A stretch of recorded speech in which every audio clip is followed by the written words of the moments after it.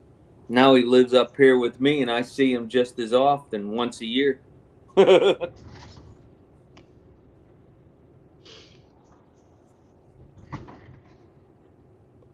were talking yesterday. We were roommates, and we first met in April 1984. He had just come back from doing a year over at Mount Fuji.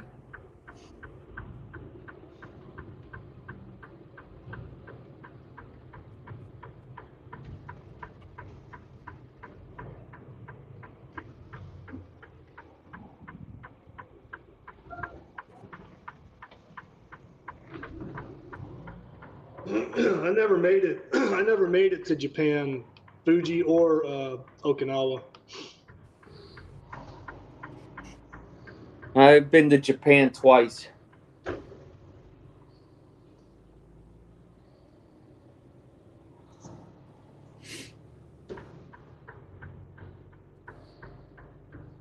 Well, you spent most of your time on the East Coast, didn't you? Excuse me. No, I started. Sorry, excuse me. I started on the West Coast and finished up on the East Coast. Okay. Did you see that General Berger, his 2030 realignment for the Marine Corps, has basically shifted everything to the West Coast? It was always that, you know, if you spent time in the East Coast, and especially as officers and senior staff NCOs had your time on at Camp Lejeune, that helped your career. Well, now everything's been shifted to the West Coast, especially to Hawaii for that littoral combat regiment that they built in Hawaii.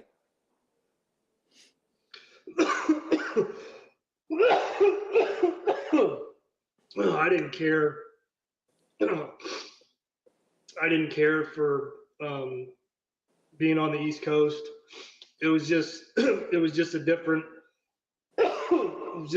mentality as opposed to the West Coast.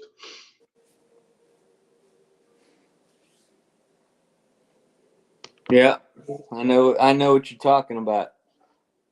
I mean, on the West Coast, you know, get the job done, and when the job's done, hey, it's playtime. On the East Coast, it was just a bunch of fuckery, man, for no reason. I was lucky that I did just about 7 years at Tustin Helicopter Station. That was good duty.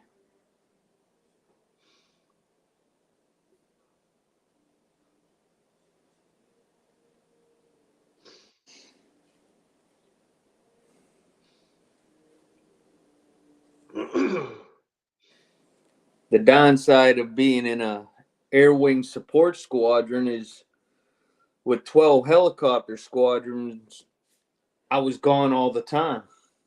I would be TAD 8 months out of the year.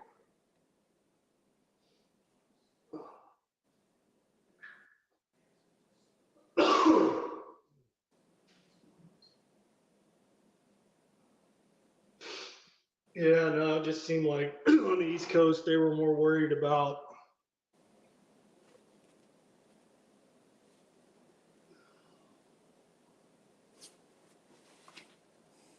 just stupid. Well, not stupid, but just especially since it was wartime, just stupid, meaningless garrison crap. You know, that wasn't doing anything to better the combat readiness of the unit. Like Charlie Fridays. Oh, you have to wear your Charlies on Fridays. Who gives a fuck about wearing Charlies on Fridays? We're not going to combat in fucking Charlies. Yeah, that was one thing we didn't have to worry about. We were always in our camis.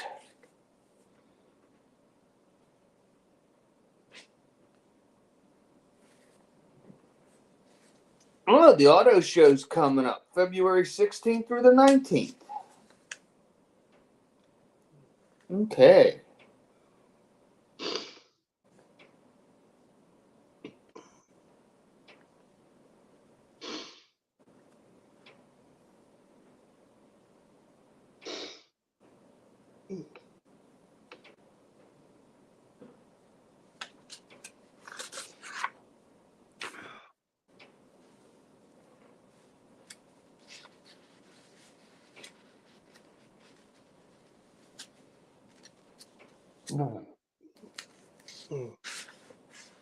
I'd like to go to Greenland someday.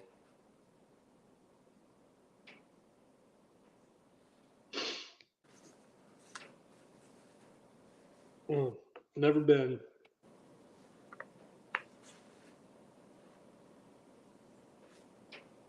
No, here's an Arctic Circle cruise. That would be kind of cool. Yeah, but isn't Greenland supposed to be like colder than Iceland? Yes.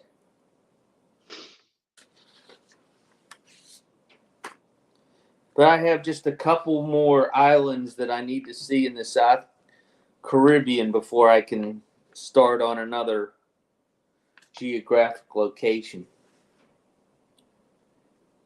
Been to most of them.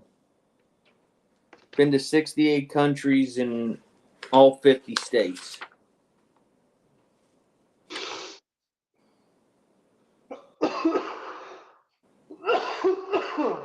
Excuse me. Hey guys, I gotta hop off here for a little bit. I gotta make a phone call, so I'll catch you guys later. See you later, Ramadi. Be safe, brother. All right, take care.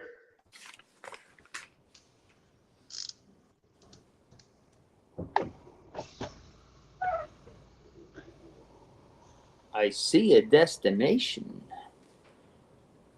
Yeah, I just had to figure out which one of these fucking buildings that all look the same was the one I'm supposed to go to.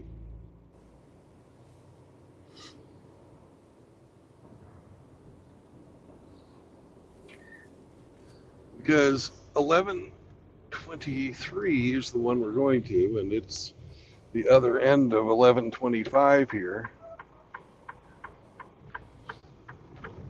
And 1125 is New Balance, and they have a sign.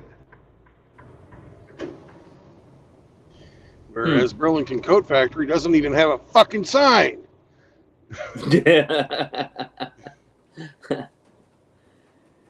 I know that angst. It's like learning a new mail route where you don't know where you just know that the mail's in a sequence and you have to figure out, okay, where's the mailbox? Is it on the house? Is it in the building? Oh gosh, yeah.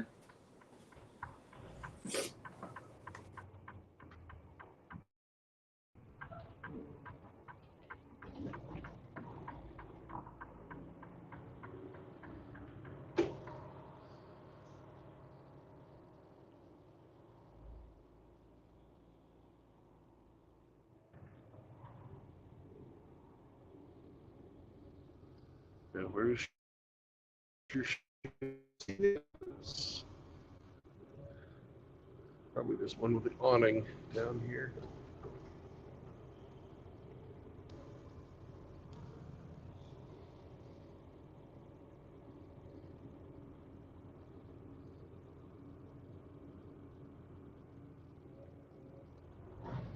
Nope. Drivers, chalk your wheels. Doesn't say shipping and receiving anywhere. What the fuck?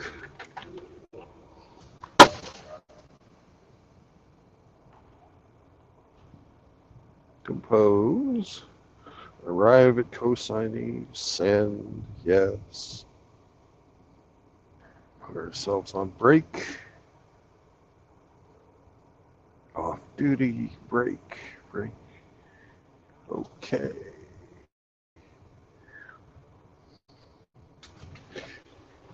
Gotta go potty, Sam? Do you? No? Okay. Then we shall take the paperwork inside.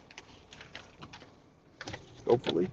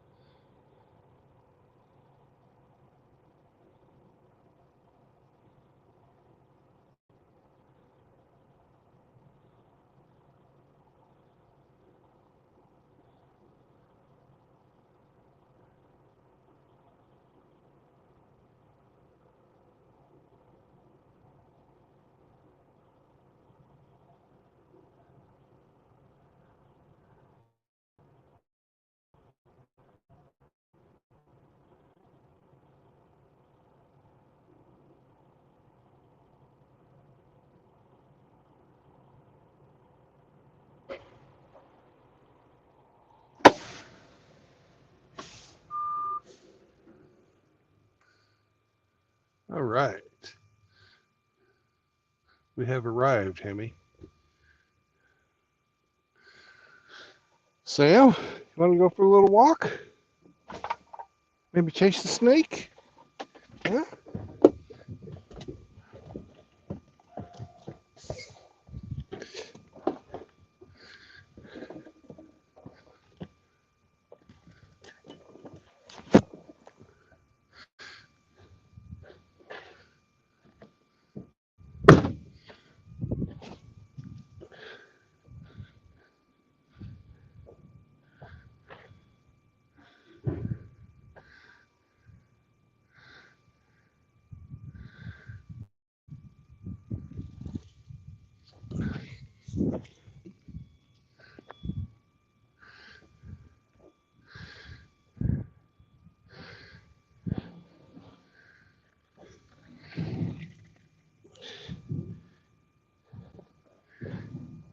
Hey, where's the snake?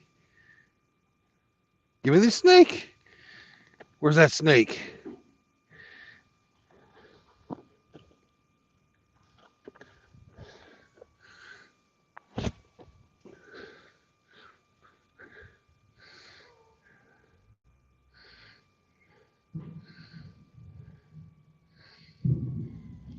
Hey.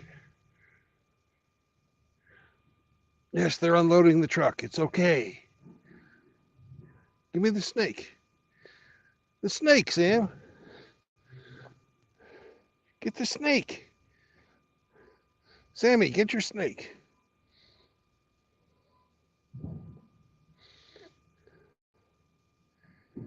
Sam, don't worry about it.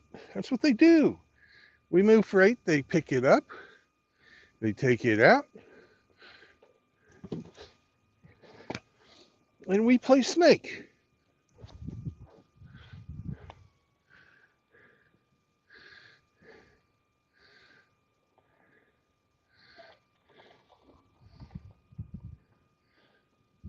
Sam, Sam, where's the snake? I need a snake.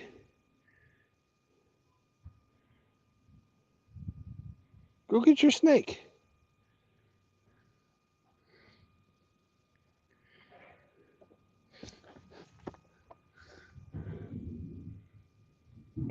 Go get it, boy. Go get it.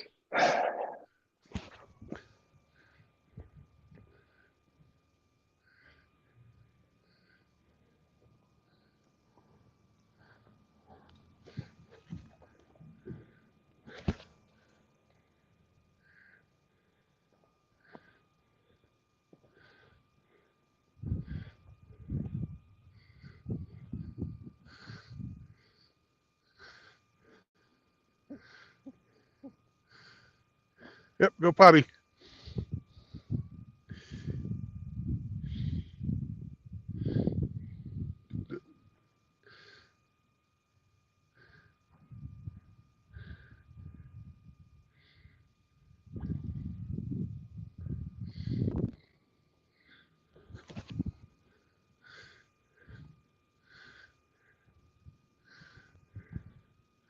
With the snake. The snake. I need the snake. Hey, Sammy, give me the snake. Oh, good boy. Good dog. Good dog. Huh? What? We should go that way? Or we should go that way? Maybe we'll go that way.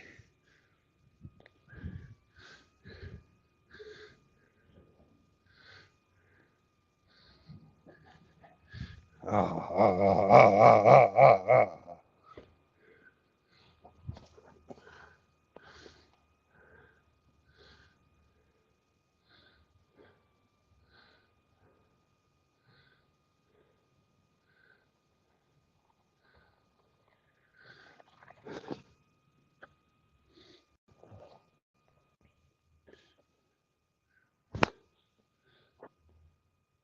Where'd it go? Where's the snake? Oh, there it is. There's the snake. Don't you see the snake? It's back over here. Look.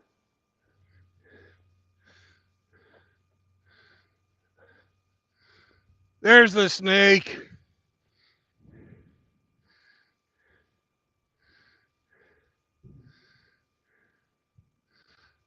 Hey, you can't be tired already. You can't be tired. You're not even a year old yet.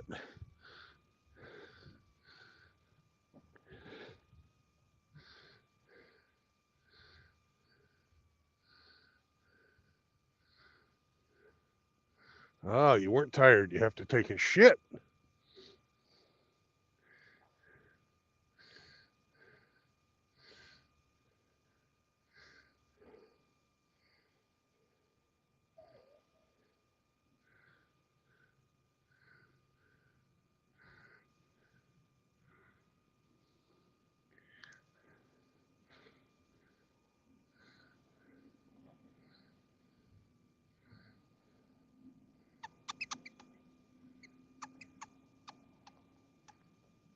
Hey, Sam.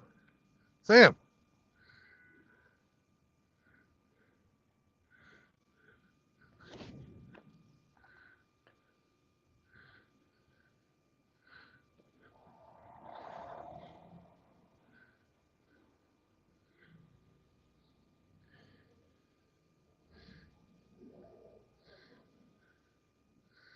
Are you done playing Snake? That makes me sad. It's a short Snake game.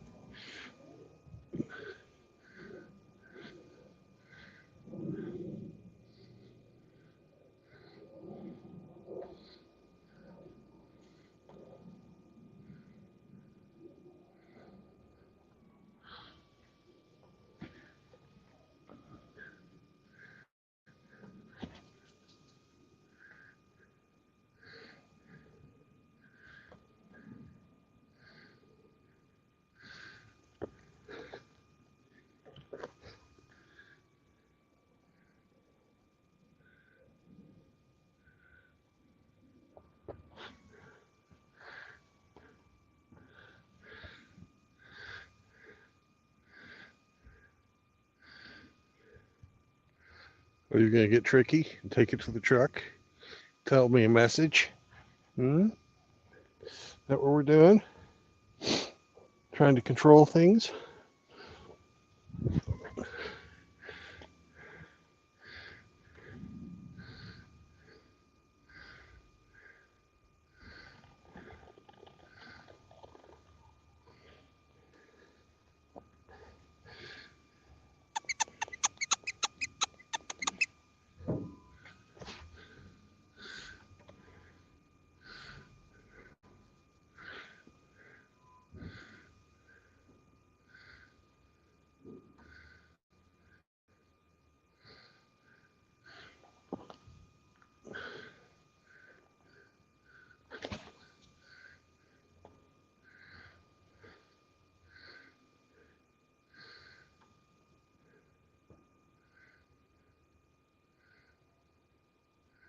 Where's the snake?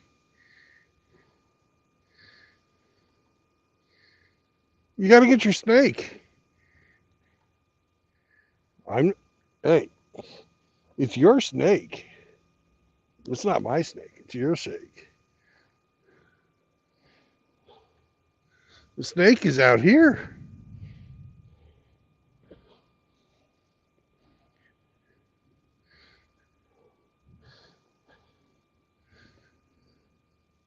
Yep, that's your snake.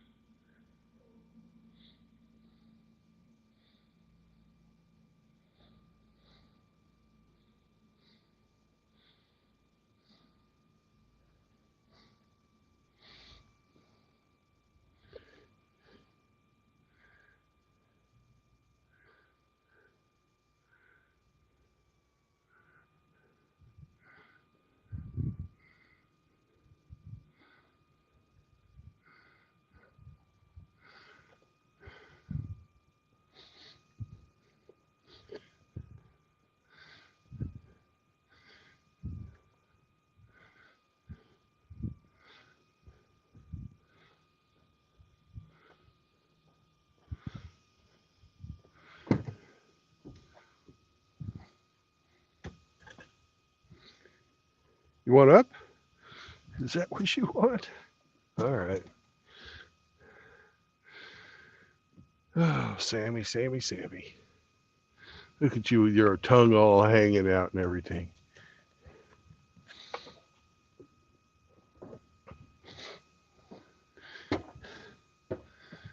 Oh, and you need some water. Some water.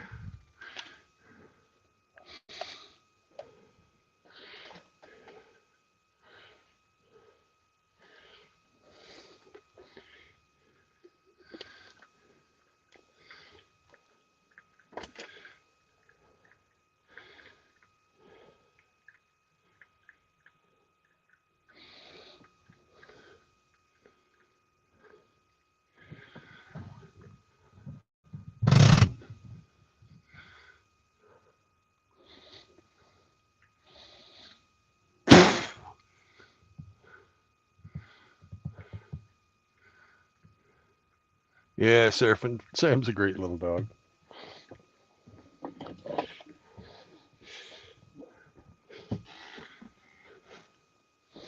Look at what you've done to the bed. Oh my God. It's only 10:30 in the morning. I've got to make it again. Blankets all tore up. Well, they're not torn up. He actually just doesn't rip the blankets. But he certainly rearranges them.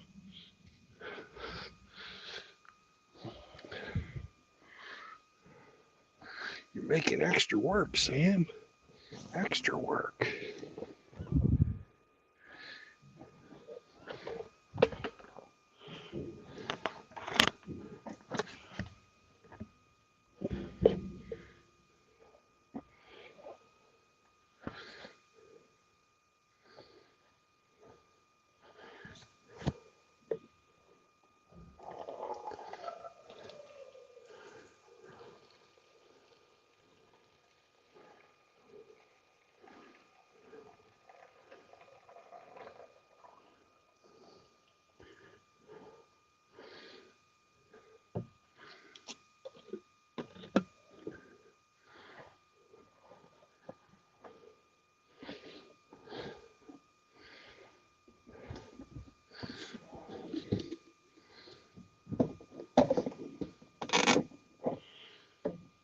All right.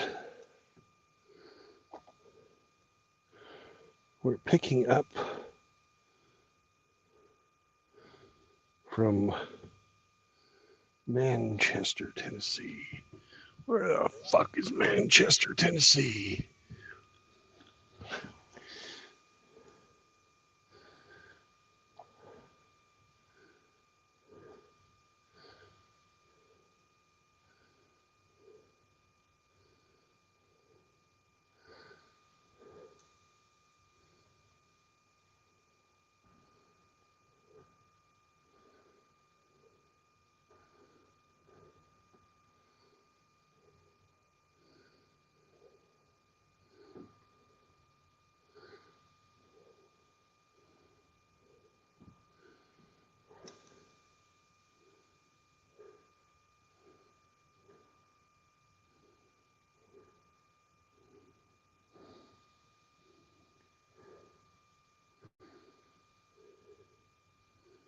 Lots of fucking Manchesters.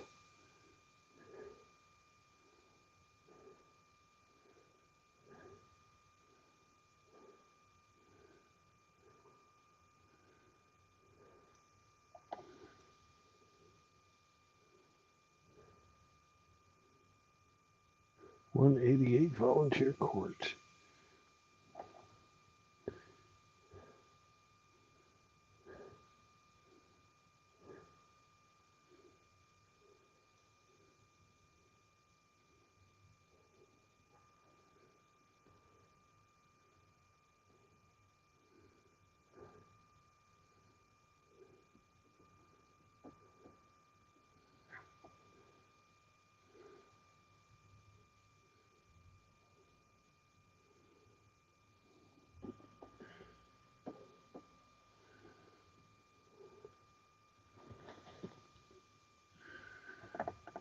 Looks like it's southeast of us. Morning, Riggs.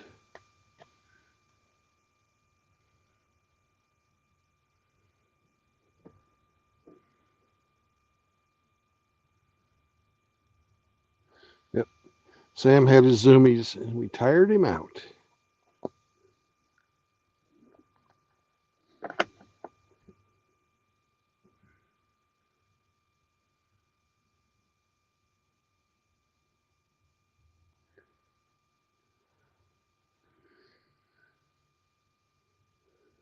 Well, I'm glad you're still alive and farting, Riggs.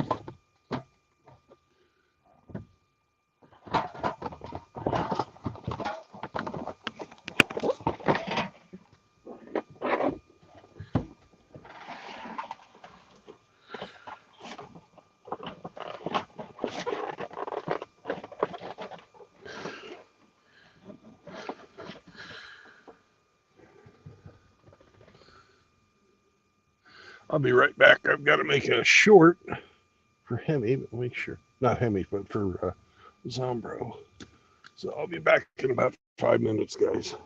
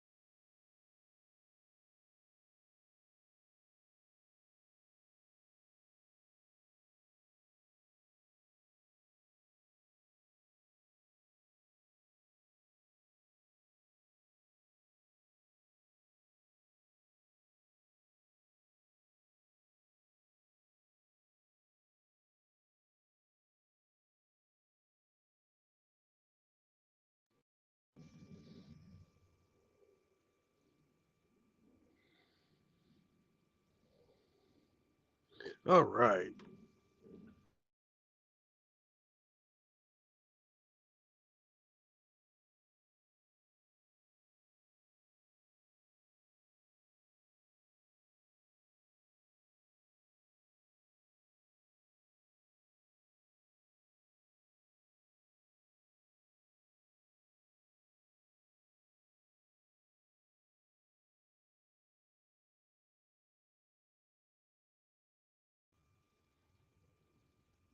All right.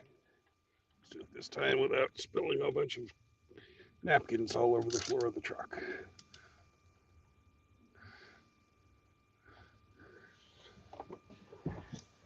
Short has been made. Destination has been set. Now we need to fill out our paperwork.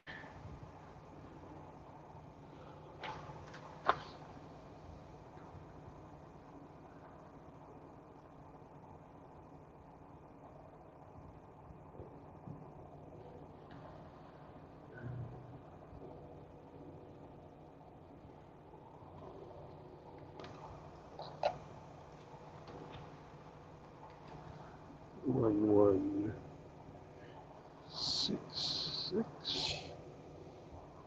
8, 6, 9.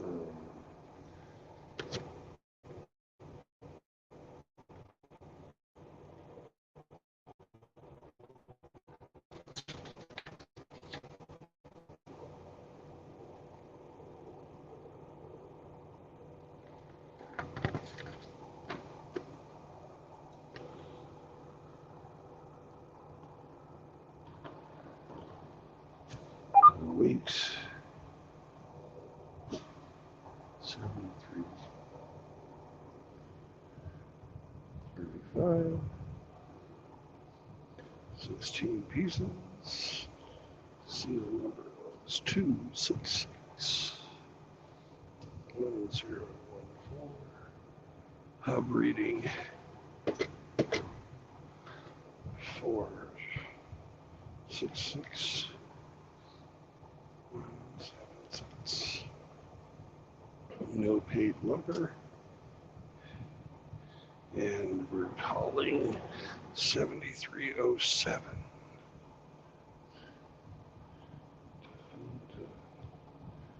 Send message. Assignment.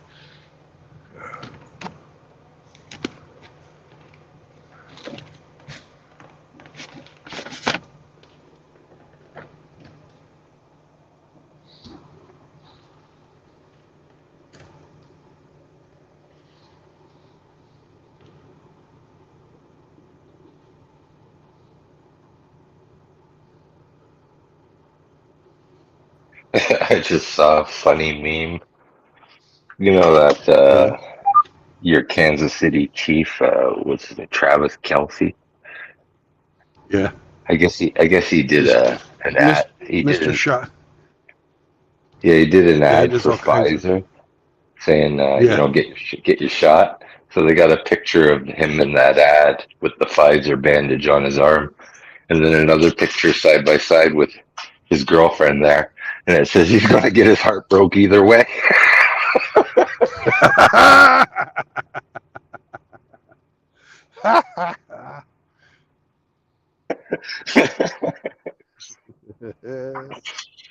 Either way, he's going to get his heart broken. Fucking internet's so funny sometimes. Man. There's some real fucking comedians out there.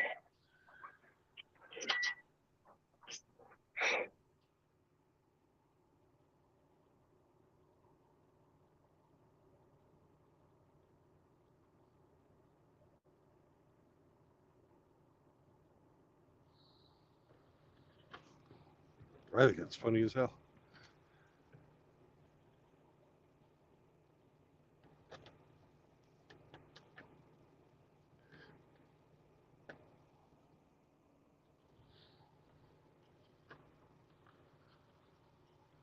All right. Just about finished with my paperwork.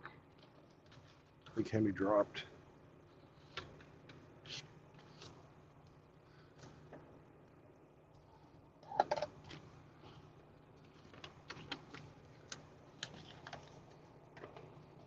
have removed our staples because the ladies at the office, for some reason, can't remove their own fucking staples. All right. You ready to go, Sam? Ready to go? You got water? You got your bones? You got your snake? Everything is good.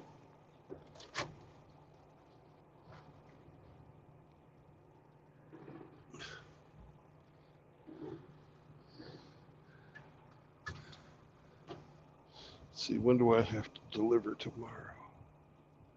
Oh, we need to do the accept the new job. And it is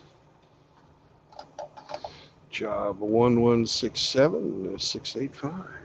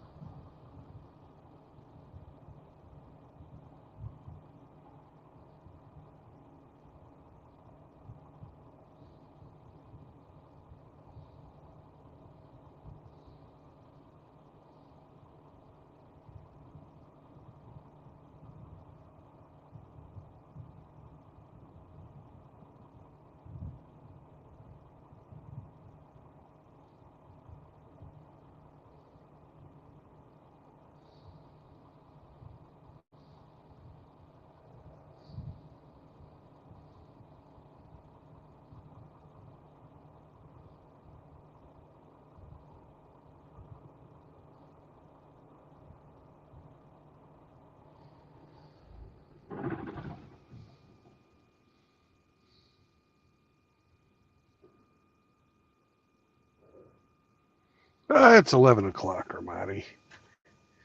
It's time.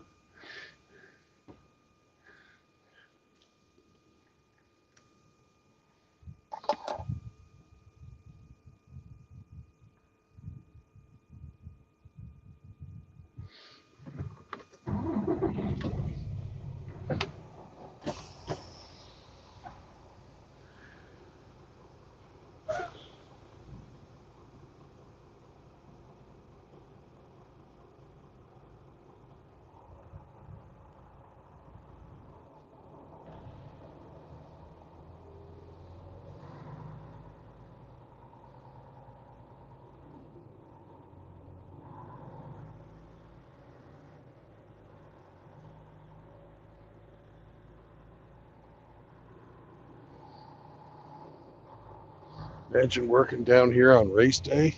Fuck. Trying to get that fucking work for other people.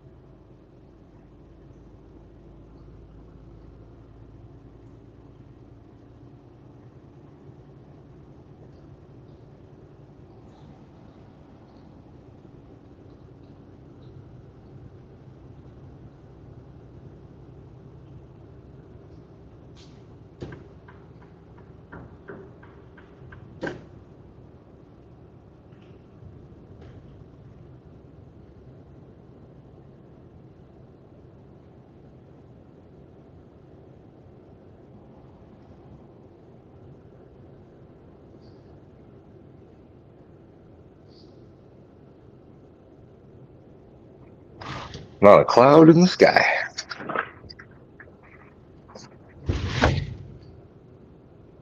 In the distance, but yeah, not directly above, that's for sure.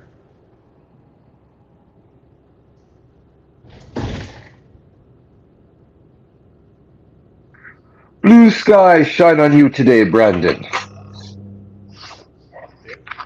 Hey, have you seen the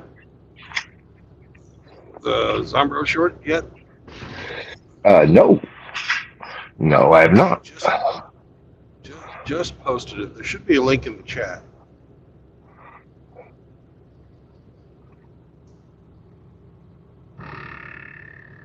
Oh, are you ready to sing?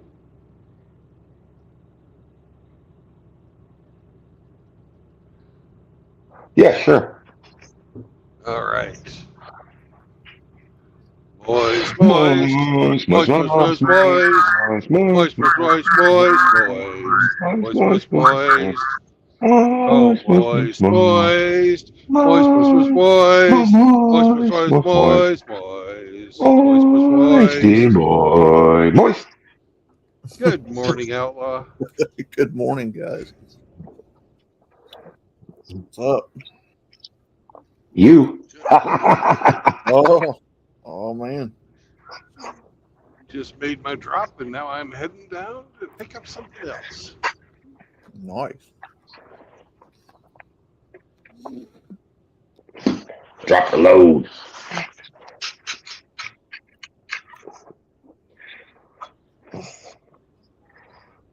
So, Outraw, Mm-hmm. what say you today? Nothing much. Got done Yeah. cooking my breakfast and You had your breakfast? I just got done cooking it. Ah. What's for breakfast? The usual. Bacon and Bacon eggs. and eggs. Yeah, I gotta go to the Lee. store and get some more stuff. And Seraphin joined us in the choir. That's nice. So we'll be getting some sausage and some pancake mix and some other good stuff, hash browns.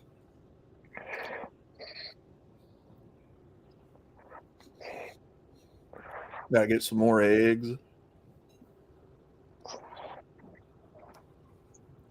Breakfast of champions. Normally, I don't even eat when I get up. Every once in a while. But Well, you've had bacon and eggs like every day this week, so. maybe just one other time, one or two other Oh, times. okay. So you go turn into a bacon and egg. Yeah, I don't eat that every day. I can't eat bacon like that. I get high blood pressure. Mm.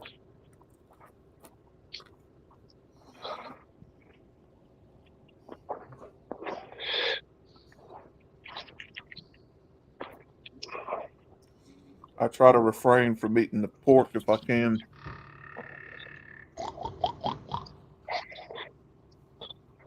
Bacon, there's a ton of salt in it. So. Yeah.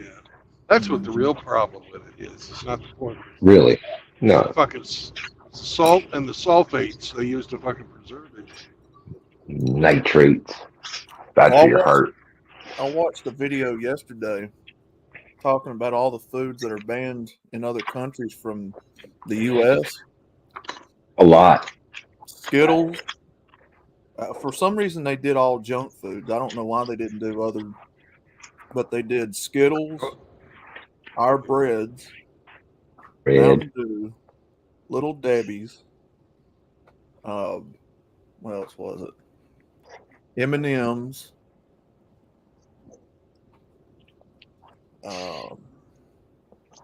What else was it? Steak. Some steaks. I think pork was on there. Yep. Because your food is poison. A lot of it was the dyes and chemicals that's in our food. Yep. Cancer-causing fucking food coloring. Just to make something look fucking a certain color. Like, fuck.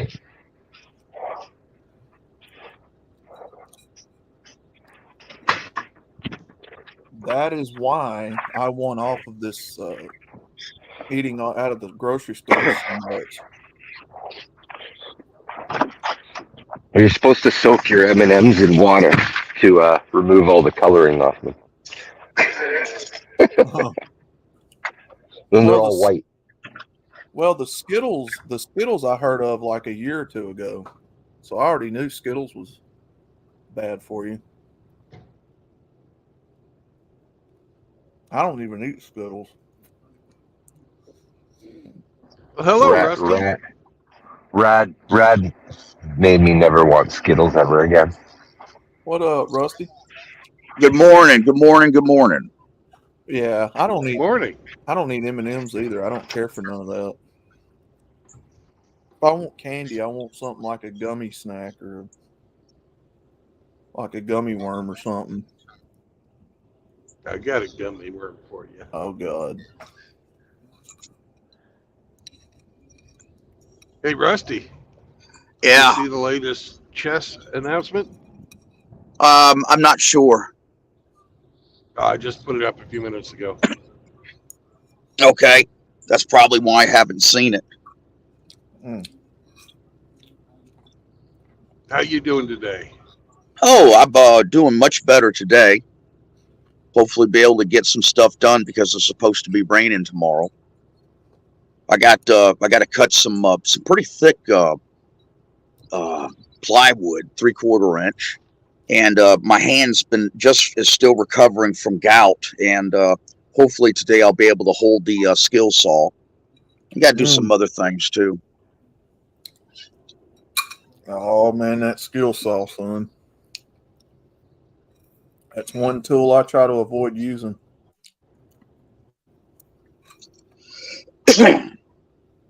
Yeah, one jam up and my wrist is done for another week, and I can't afford that. This whole entire past week, I've had very bad gout in my right hand wrist.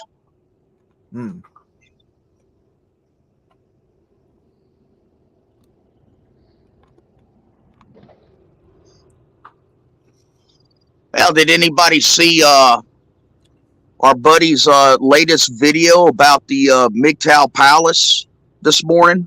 Nope. We're not even talking about those guys right now. But I guess you go ahead and shill your show. Have you heard anything from Bullet? Yes, I have some announcements. I had a good conversation, a good long conversation with Bullets last night.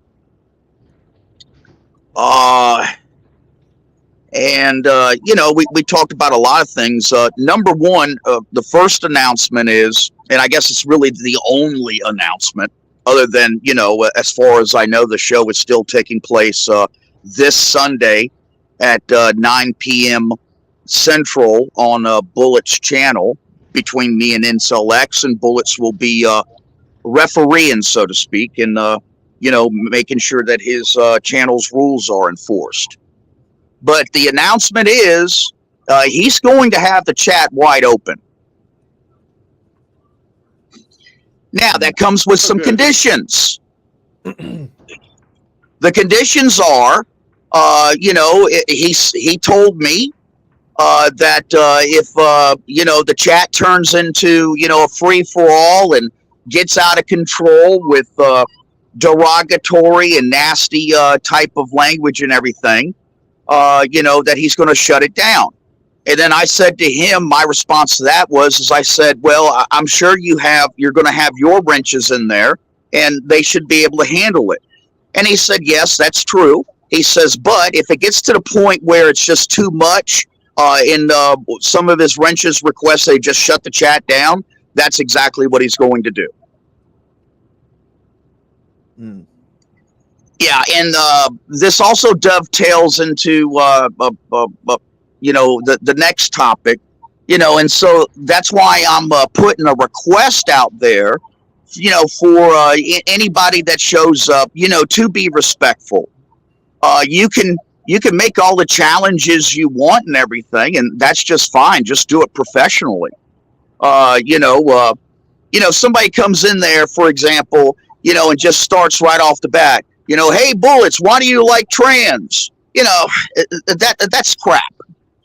The other thing too is that I did discuss with Bullets that all of this name calling and character assassination and stuff going back and forth, is one thing. I said if the accusations that Lazarus and Incel X have made against me are true, this is a completely separate issue from all the regular garbage. Because if I could be prosecuted and get up to to a 15, 20, 30-year sentence if what they say is true. What's the name of that guy? Man, it wasn't that long ago. He was pitched a real estate building project, and collected all this money. It was just a Ponzi scheme, and then he eventually went to prison over it. I forget his name, but that type of thing. So this is tantamount to a criminal matter, and not just your regular name calling, labeling, and character assassination. Okay, and number two, we have a scammer working the real estate angle on MGTOW 4. Yes, and I think that's who he's comparing me to. That, the MGTOW.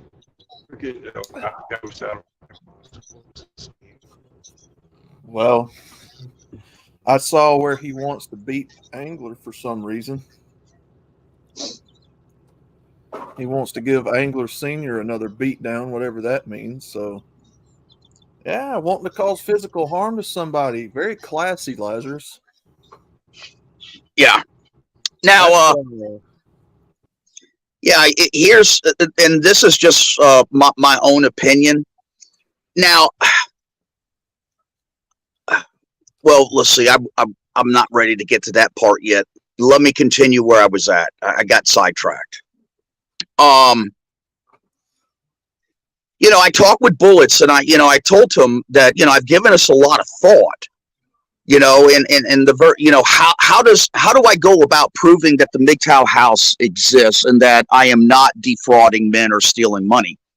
And I told him, honestly, I said, well, the very first thing I thought of was, is there any way that I can approach this with an answer through any type of paperwork? And the answer is no.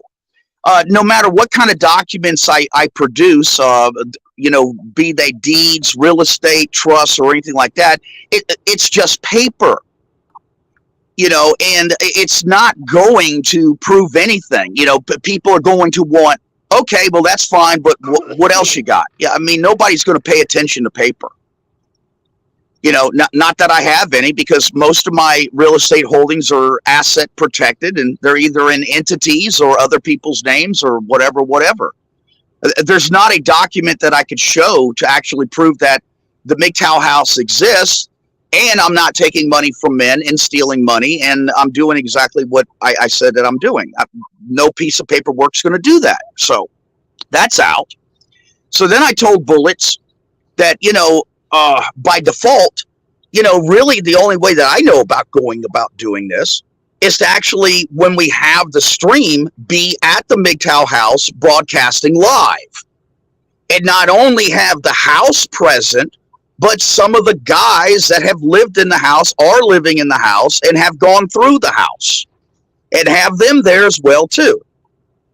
And Bullet said that, he tentatively agreed to that. I mean, he said that just makes sense, but he's going to run it by Incel X. Okay, now keep that in mind, because I'm going to come back to that in just a second. Then I told him, I said, there's, some other eyewitnesses and personal testimony, like, for example, Eric Zombro. And so, Bullets gave me his email address. And sometime today or tonight, I'm going to pass that along to Eric Zombro so that Eric Zombro and Bullets can work out a direct way for Eric to be involved. So we'll see how that goes. I also discussed the width and breadth of the conversation because immediately, and this is, not disparaging Bullets on this particular matter, but he just wanted to immediately jump into the trans argument and MGTOW and exclusivity and gatekeeping and stuff like that. And we had a good conversation about it. But at the end of the conversation, from his point of view, when he got done giving his point of view, I said, hey, that's a really great conversation. I would love to have that conversation with you in the future. But the scope of this stream that you're going to be hosting, this needs to be focused on the existence of the MGTOW house. I don't want to discuss Hammer Hand's perceived transgressions or True Blood's perceived transgressions or your gripe against this person or a gripe against, number one, I can only speak for myself. And number two, I don't want this to deteriorate where it's all over the board and nothing gets settled. I want the target and the bullseye to be the MGTOW house, and at some point in the stream, I'm going to ask, well, have I convinced you? Have these guys sitting here, has this real life property and these real life guys, have they convinced you that this stuff really exists? It's going on. Yeah. Be prepared for no. Yeah. There's also something else too that, I just recently have been putting together and call it a series of unfortunate events with timing. Okay. So I got this MGTOW house thing going. Okay. Then behind my back, without my knowledge, people out of their goodwill and charity decided to create a fundraiser for me for my cancer treatments. And then, as Bullets mentioned last night, Dak decides that for whatever reason, he's going to make a video that my condition is worse and I may be on my deathbed.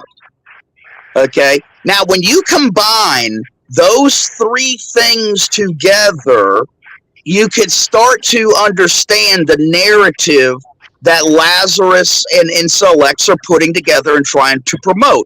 Number one, the MGTOW house is a real estate scam. It's a Ponzi scam. And number two, the Eric Zombro chess game is giving life and credibility to me taking money from men.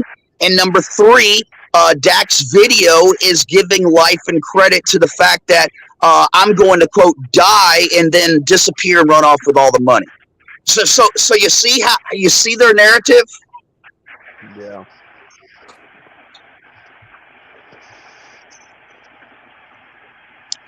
Now, as I had just said a minute or two ago when I said, hold that thought, as AKS would say, let's come back to this. Insolex video that he just made this morning talking about the MGTOW Palace. There was something interesting about that video, and you guys could check me on this. Mm-hmm. He tagged Bullets and Iridium Kush in that video. And I started going back to his other videos, and all I saw was the usual suspects. Me, Brandon, Outlaw, Mad Monk, whatever, okay? And I started checking them. And I didn't see any tags with Bullets and Kush in them, and not the ones I saw, at least. I'm wondering, did something happen last night after I got off of the phone with Bullets? Because, you see, no. I could imagine Bullets, contacting Insolex, just like he said he was going to do to make sure that everything was going to be kosher, with me broadcasting live from the MGTOW house with the actual eyewitness testimony sitting on my left and sitting on my right. And although I agree with Bullets that the burden of proof was on me, I could just imagine Bullets after our conversation last night, talking with Incel X afterwards, saying, you know what, this is going to be an uphill battle for you because this is not a philosophical debate. Either the house exists and the men who've been through it exist, or they don't. And I think Rusty's going to be able to prove it. You're far too optimistic. Be able to help you on that. He's tagged them before. Oh, he has? Yes, sir. I have no clue. I don't keep up with them. Yeah.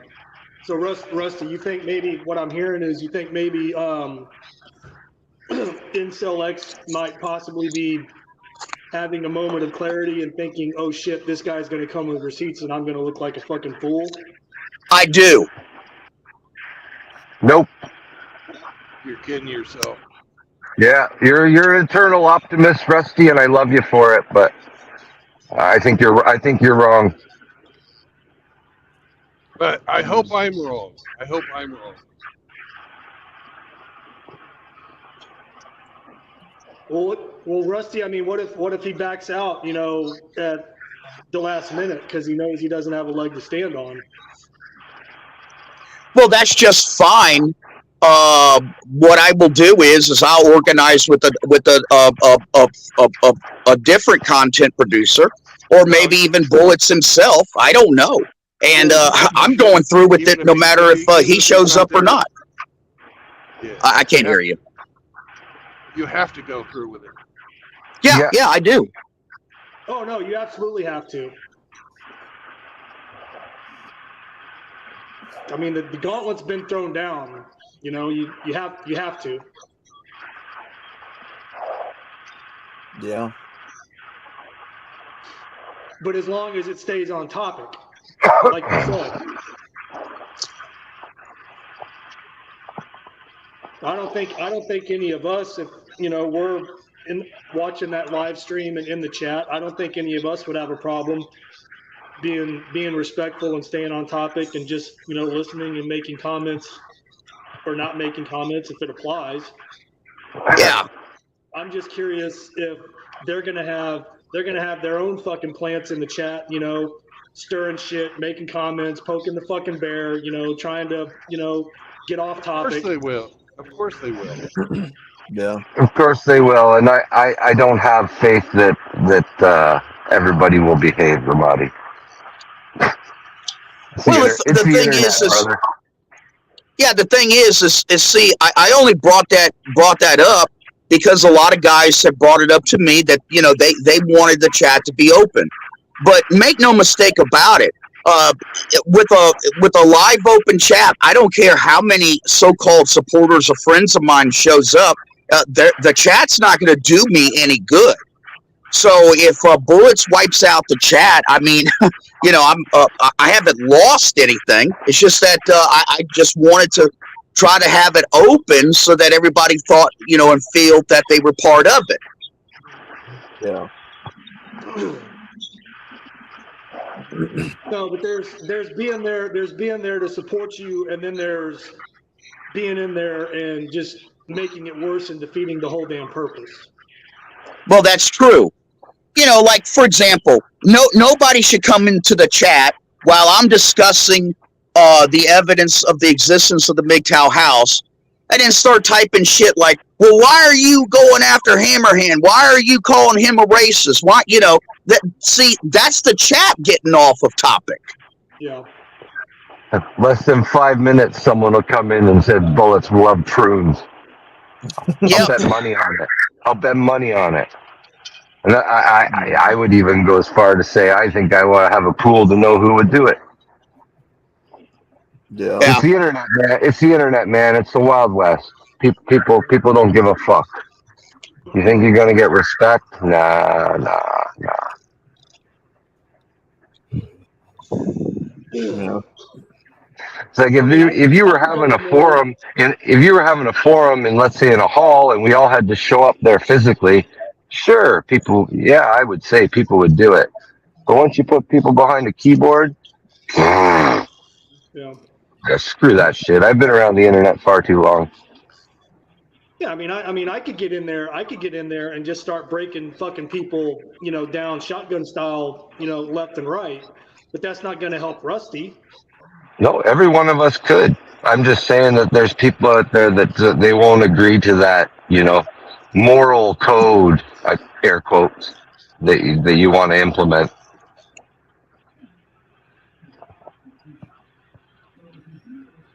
I'm not necessarily talking about that other side of the fence either. I'm talking about this side of the fence. Yeah. No, I got no problem being courteous and respectful. Yeah. And just sitting there and being Yeah. quiet and listening. But we're not the ones that started this shit either. Yeah.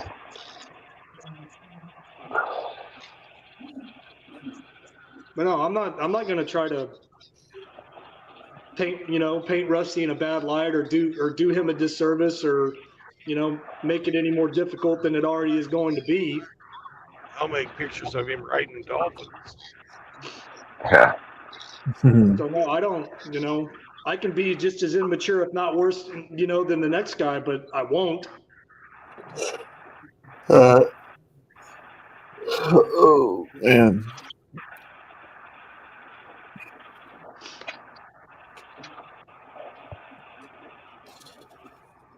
But no, like Rusty said, I mean, even if they, pull the plug on the chat, he's still going to have to stand on, his own words and the evidence that he's going to produce and show. So us talking shit's not going to matter at all. Another thing you need to be prepared for, Rusty, is having unannounced fucking guests join you on the panel.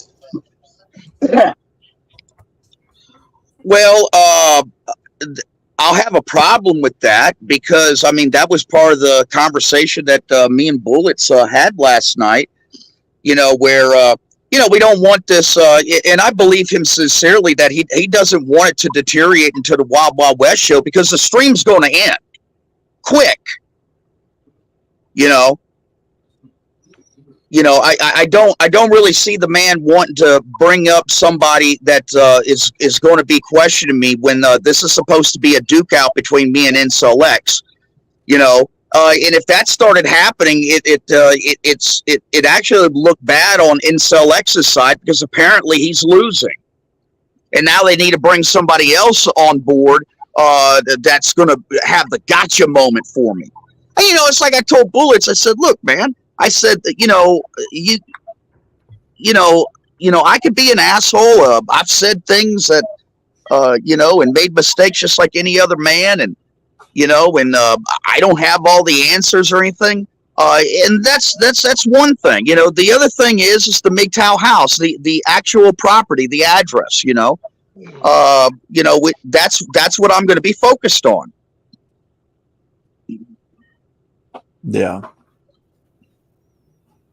So Rusty, yeah, that's, you have talking points that have been pre-agreed upon, correct? So far? Well, I wouldn't call it that. The topic is, the what the stream is supposed to be about. Right. So if you agree and Incel X agrees and Bullets for Teeth agrees because he's,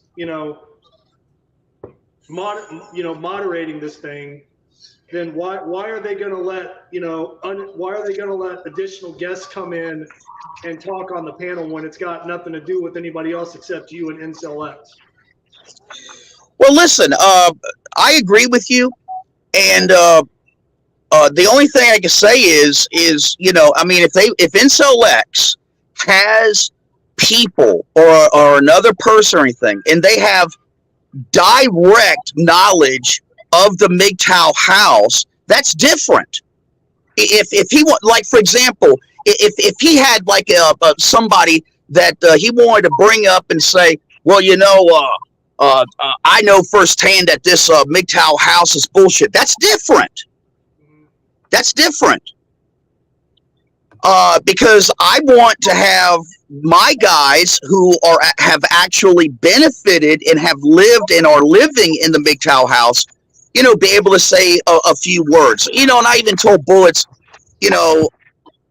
once they have been identified, if you guys want to ask some questions, I think that's all part of the purview, of the topic of the show, and that's just fine. And when they're done with them, then those guys can get up and they can get the hell off of the screen, and it's just me. Yeah. I don't have a problem with that.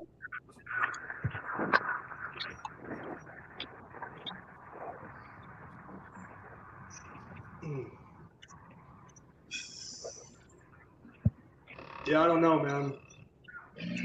I don't feel that it's gonna go the way we all like to think that it's gonna go. I think it's just gonna deteriorate into a fucking goddamn goat rodeo.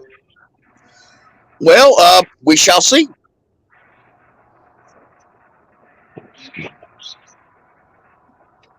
But I'll be there, to support you, and I'll, keep my mouth shut and just, listen, be there for moral support. Yeah, and while this is going on, keep in mind, I'm not even going to be paying attention to the chat. I mean, I won't be able to. Yeah.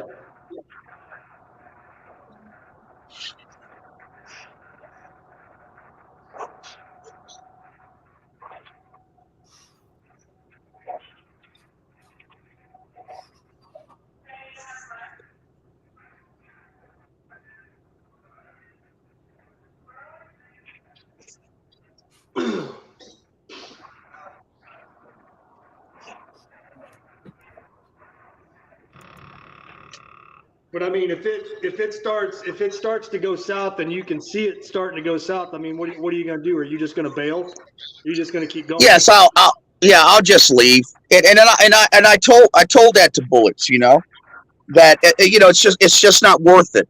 And Bullets has a particular word for it, and it's called struggle session. And that's a word that I use, in acknowledgement of his definition. And I told him, I said, yeah, I agree. I said, if it even looks like it's turning into a struggle session, it's over with. Mm-hmm. I mean, what's the point? No, at that point, nobody can hear anybody. Right. But again, that doesn't necessarily mean, that you concede or the other side be like, aha, gotcha. I just exposed you. No, that's man. how It's it'll just like get this. spun. Exactly. Well, That's I how would it'll like get to spun. address. Rusty Rage quit. Rusty Rage quit because we defeated him. No, Yeah, that's I fine. understand that. I'm just saying that's not going to be the reality of the situation, but that's how they're going to take it and try to put it out there. Yeah, that's fine. To answer something that Frost brought up in the chat, no, Frost, giving the address away to the house is a form of doxing, but it's actually a worse type of doxing in this particular case because it's multiple men. And keep in mind some of these men, they may or may not be on the run from their ex-wives or something else. Okay, so no, we're not doxing the address.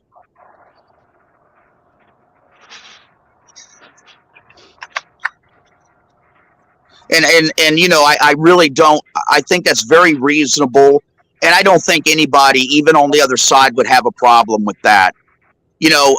Putting forth the address to prove the existence of the MGTOW house would be tantamount to just turning over the deed, which is not going to prove anything. It's just an address. However, to people that want to cause harm to the MGTOW guys, that's entirely different.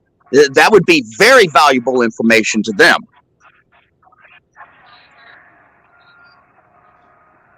Yeah, no, Rusty, I mean, you gotta produce receipts, but at the same time, yeah, you're not trying to put anybody, out there or hang them out to dry just to prove a point.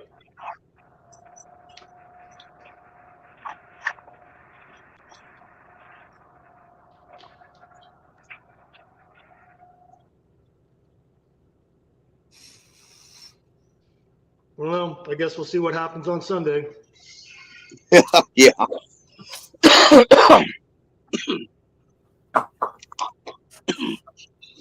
Why so late? Why 9 o'clock Central Time? That's what That's time just they what- do it. That's what time his stream's on. He's always does something after Hammer. There's nothing unusual about that.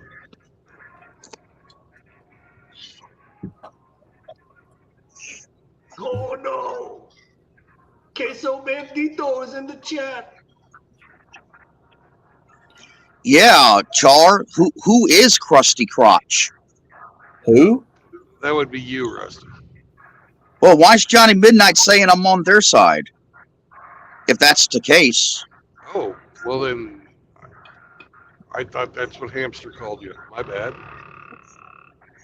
Oh, I don't know what they're talking about.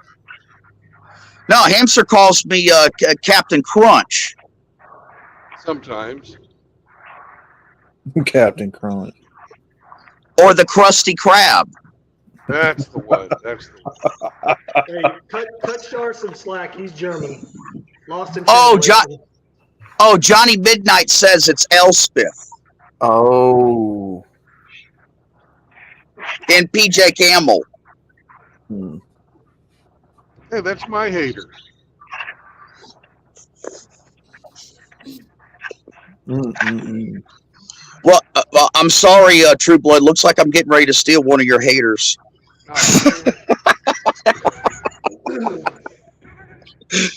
Hey, we could all use more haters.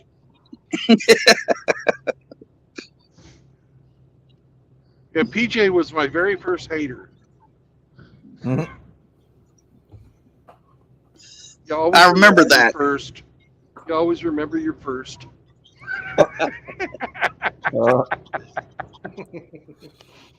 Mm. I just, when you start pulling other brothers into this, angler and Who's your hater? Let's not get into that again. We know what you're going to say. They'd stop it. It's immature. well, Don't voice no, for it. But anyways, who's your hater? you know who it is. Okay. You don't have any others? Not I've that got I'm a aware of. I just have the one. I've got a stable. He's got No, I a was going to say when you're now threatening violence against somebody, like Lazarus just did, that's low. Physical violence. Well, you've lost the fucking argument when you fucking start threatening people like that. Hey, Every- he told him that Angler looks like he's going to need another beatdown.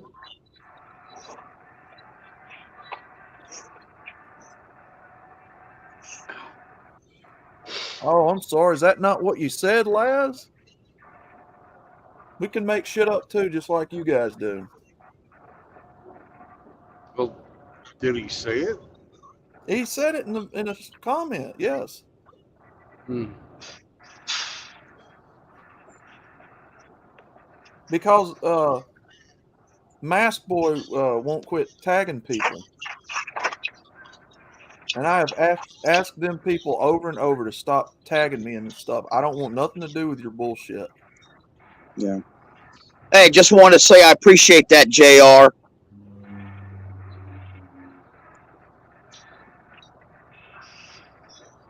Matter of fact, all right. hold on, Brandon. Hold on. I'll send it to you on Discord. All right. Let's just talk about something else. It's a beautiful day here in southern Tennessee. All right, I got it. Yep. I got a happy dog. We played a bunch of Snake at the last delivery.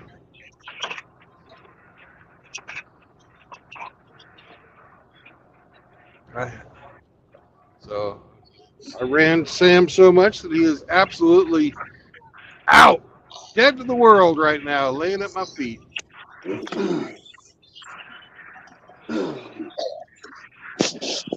I had to walk up to the office and pay my rent, and I helped a lady catch her little dog that was running around the parking lot. And so I go and pay the rent, and then there was a package waiting for me up at the office. And then when I got back, my dog gave me the fucking 3rd-degree sniff treatment for like 30 minutes. Yeah, you messed around with another dog, you cheater.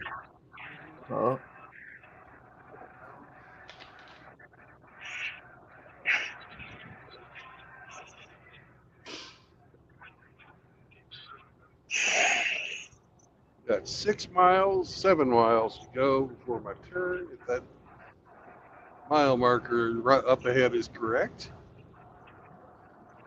we're going to be getting off at exit 114. Right now, we're at 108. That's 6 miles.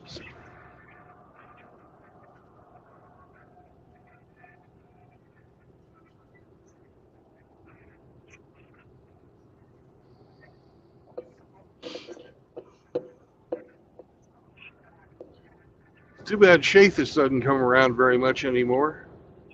Pretty close to his place.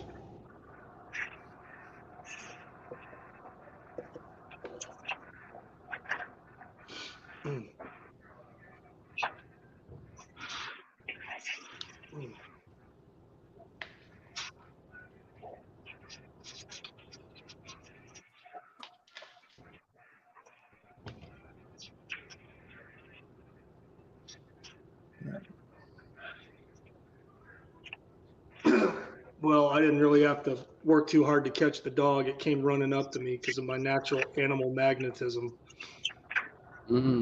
Is the snake still alive? The snake, it's dying, but it's still alive. Oh, he's talking about the toy. I thought he was talking about Mr. Pliskin. Oh yeah, that snake's alive too. It'll probably that snake will probably outlive the toy. Call him Hey, snake. look, there's an Arby's at the exit I'm going to be getting off at. You guys want some Arby's?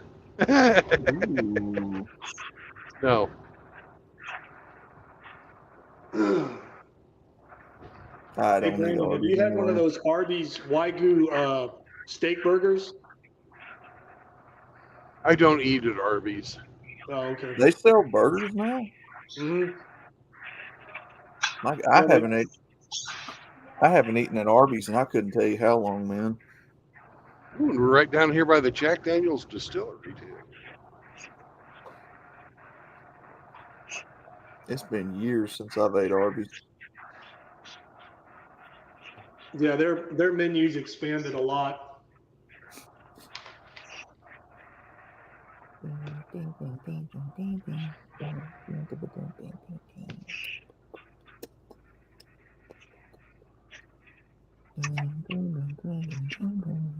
Now gonna make a stop off at the Jack Daniels distillery and pick you up a bottle? Nope. I don't drink. At least I don't drink very often. No, you're a Bloody Mary guy.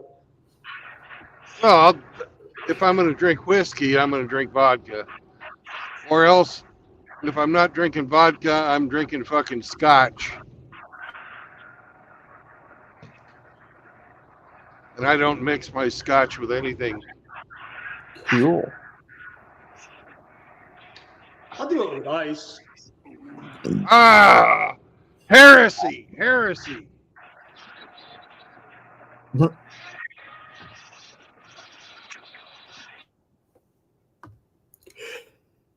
It's too warm. Burns. Scotch should be drunk neat.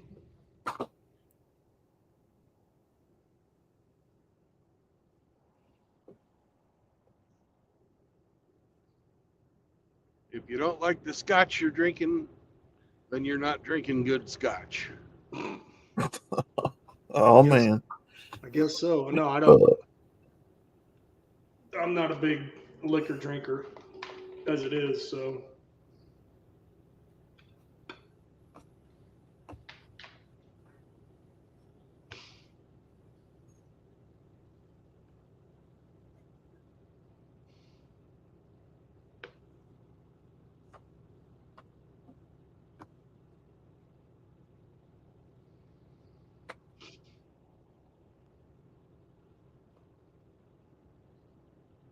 Mm.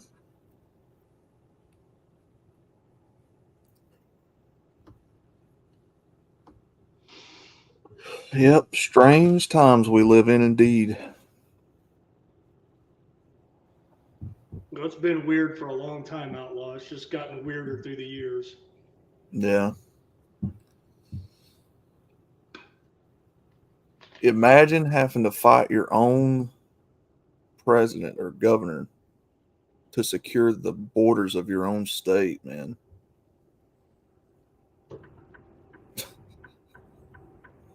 Texas has been trying to secede for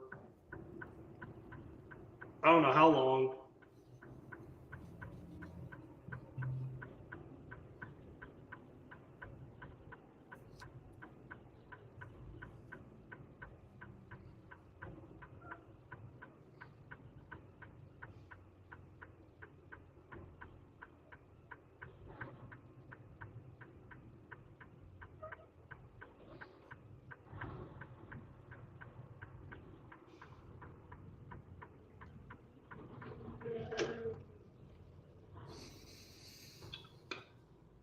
Sing Outlaw. Seems like Hemi is gone. Yeah, I don't know where he went. I'm still here. Don't you dare. Oh, yes, I will. Hemi's sleeping. Sleeping.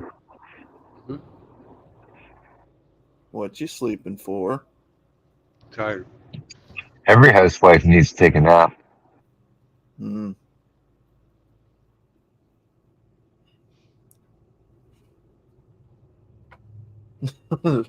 No, I'm talking about the fucking toy, man. No, Hemi's accomplished all his wifely duties and waiting for the kids to get home from school so he can start all over again. They're homeschooled. Oh, Scottish Inn. The chain you're in gets bought out by shortly before it's demolished.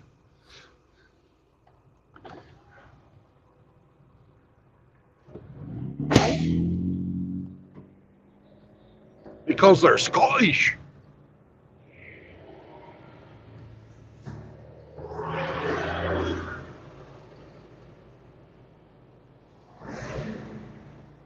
where'd Rusty go? Did he just dip out? Don't I know. don't know. No, I'm right here. Oh, Hmm.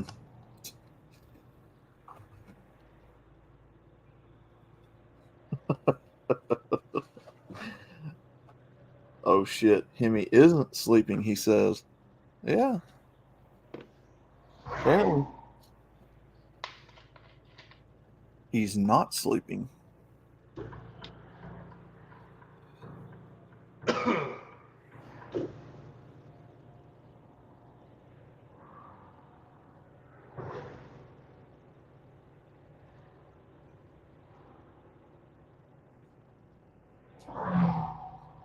Volunteer Parkway. Where the fuck is Volunteer Parkway?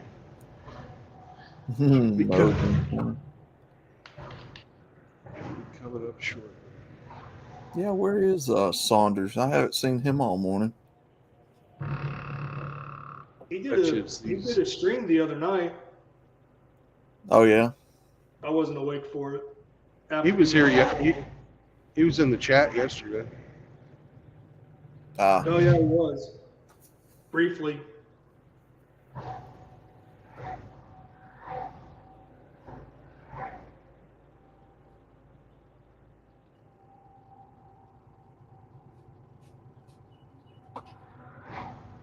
The birds are outside singing. I'm turning off the camera so you guys can't see where we're going. Ha ha ha ha! Mm. Well, okay then.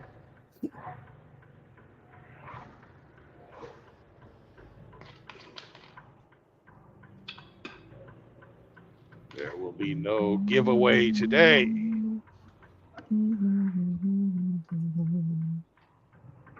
Give them nothing.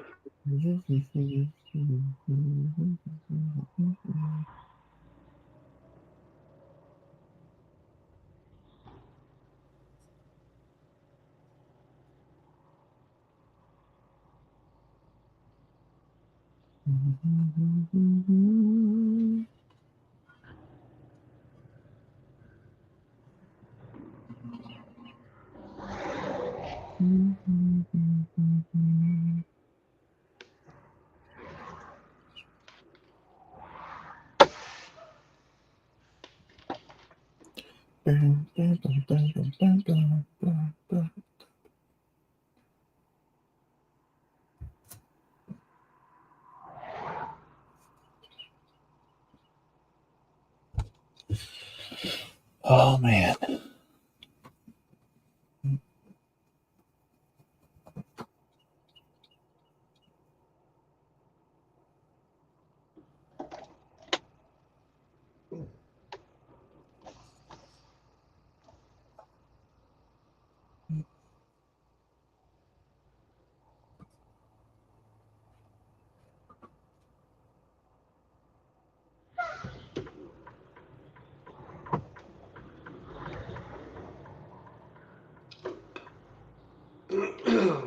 So Outlaw, you liked my comment the other night Where at? in your that video you did about that Oh, fucking Gorlock. whack job that was marrying her dog. Let me go back and see. I don't know if I got that comment or not. Sometimes you guys' comments don't show up for me. Well, I got a notification that you liked it or you gave it a heart or whatever. Yeah, Did you do a video on Gorlock? I did. Let's see, which video was it now? It was I'm genuinely frightened by that.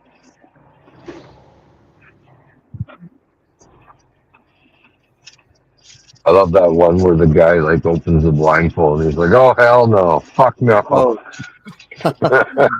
dog pal.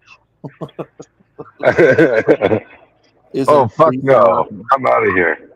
Isn't bestiality and animal abuse a crime? It used to be mental illness on full display. They don't try to hide it and are proud of it. Dog tell. That comment, sir? Yeah. Yeah. Yeah, I did a video on Gorlock last night. No. I haven't caught that one yet. What a fucking mess. That fucking chick scares me. Not chick. It's not a chick. It's a guy. Yeah, that's a dude. Now I'm more scared. All right, I'll be right back. I've got to go to the office. Okay. Okay. It's one ugly fucking dude, man. Sweet.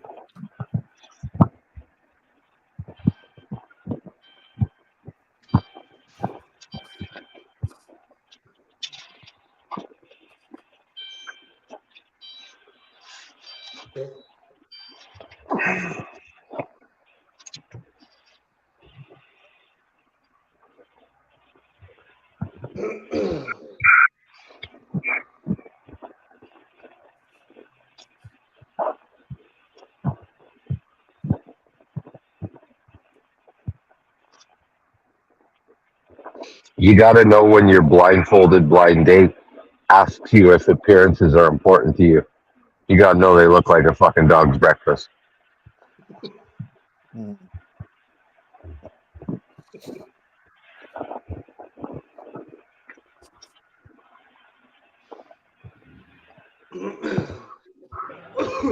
Yeah, looks don't matter. And then you take the blindfold off and you're like, fuck this, I'm out of here. Fuck no. I saw a clip, chick, I think I talked about this already, but I can't remember. Chick said she went on a date with this guy and they're standing in line to go into this restaurant or something. And he's like, oh man, I got to run to the bathroom. And she's like, well, can't you wait till we at least get inside and get seated? And he's like, all right, yeah. So then they're getting closer to getting inside. And then he goes, oh shit, I forgot my wallet. I left it in the car. And she said she saw the guy like running across the street towards his car, got in his car and sped off. Because apparently she was not 100% forthcoming and transparent about her looks.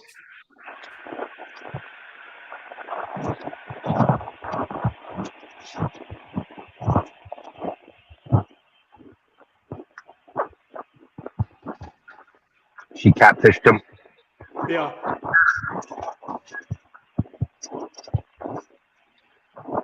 Yeah, but at least he was smart enough to get out of there before he spent any money. Yeah.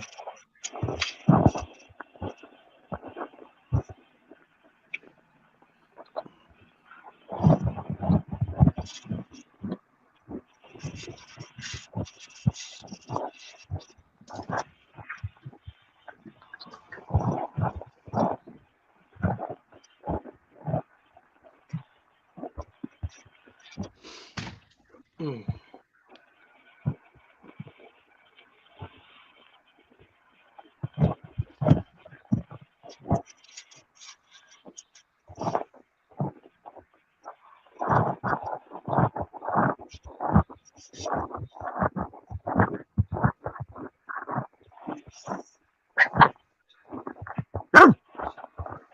Oh, I hear a Scruffy. Yeah. I was wondering what the hell that noise was at Sam. Shammy.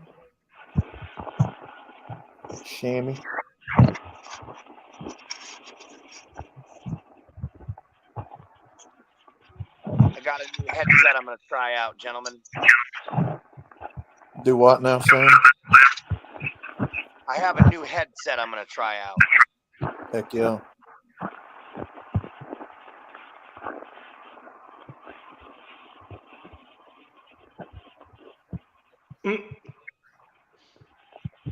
Ross said in the chat, all of the richest men in the world earn their money. The richest women in the world divorce the richest men in the world. Oh, man. True.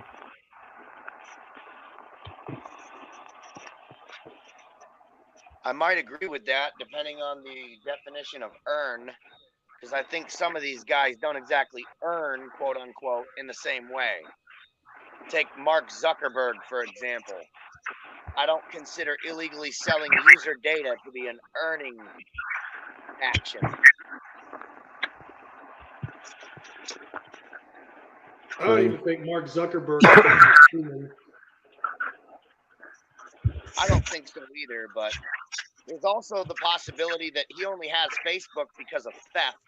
So, Yeah, I've heard that.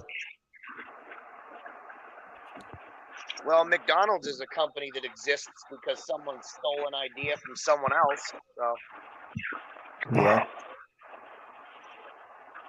The McDonald brothers, and then Ray Kroc swooped in and franchised it. yes, sir. Yeah. I watched that documentary a while back. Yep, founder. I'm not. No wonder his last. I mean, with a last name like Kroc, no wonder, right? Yeah. Hey, you guys ain't giving Ray Kroc enough credit. The new thing that he brought to McDonald's that the original guys didn't understand is Ray Kroc came up with a real estate plan. Ray Kroc wasn't in the fast food business. He was in the real estate business. He knew how to choose the most valuable, foreseeable, appreciable property in the entire country. He used to take helicopter rides and go survey an area. You know, I mean, he brought a lot of, you know, he built McDonald's up because of the real estate angle. Yeah. Doesn't change the fact that he stole their business.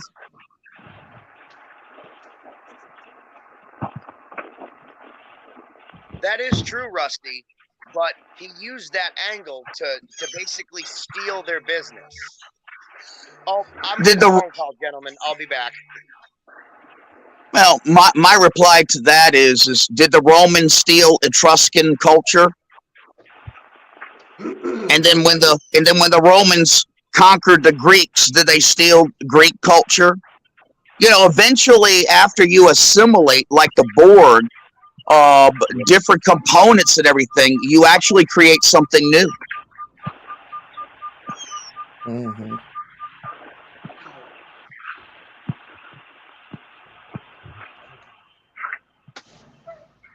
We'll open the door, shouldn't we, Sam? Back straight in. Well, I don't eat at Mickey D's anymore, so I'm not really a fan. So not really. Not when they're charging you $16 for a fucking Big Mac. No, shit. I quit eating there a long time ago, man.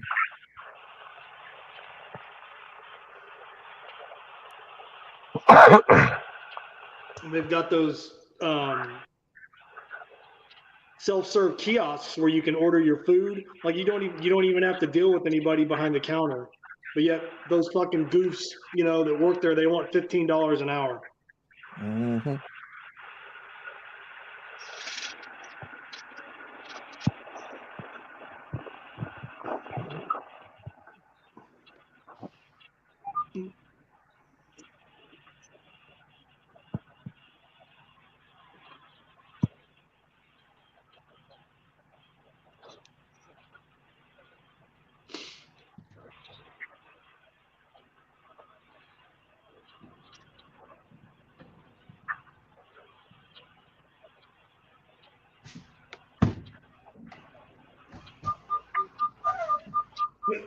Excuse me.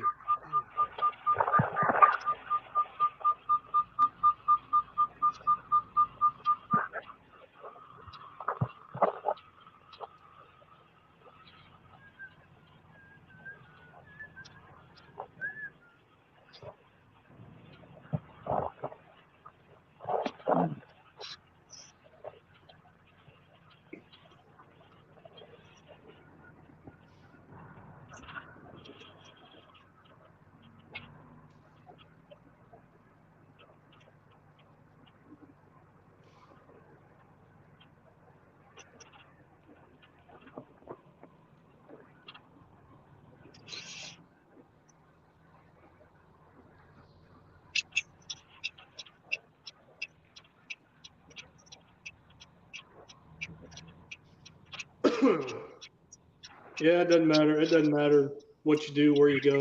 There's always going to be somebody trying to screw over somebody else in some way, shape, or form.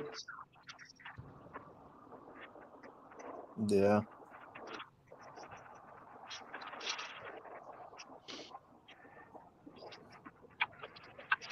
Present company not included. I didn't mean that when I said that. I wasn't talking about us.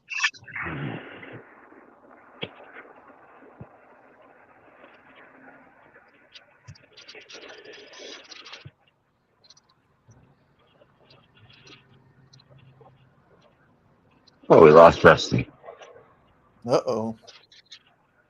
Rusty, no. Man overboard. Toss him a life raft.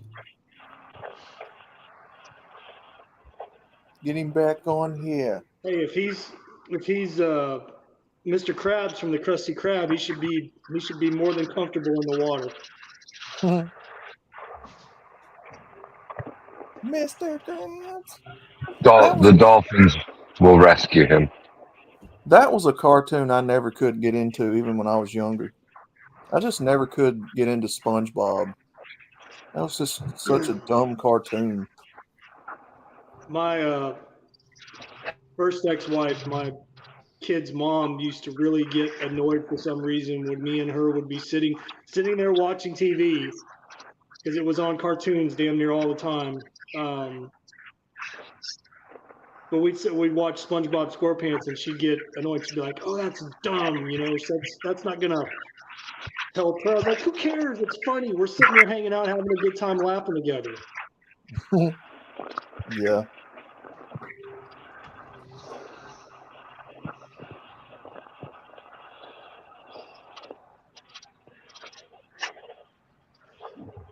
Well, it's like my mom wouldn't let me watch The Simpsons. Yeah. That's how my mom was too about Family Guy.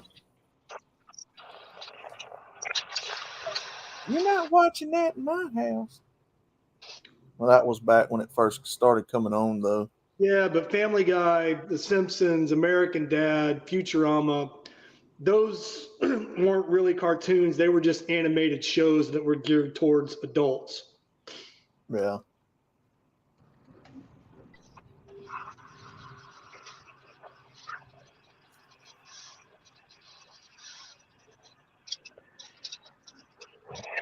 Well, heck, even GTA San Andreas, I couldn't play that when it first came out.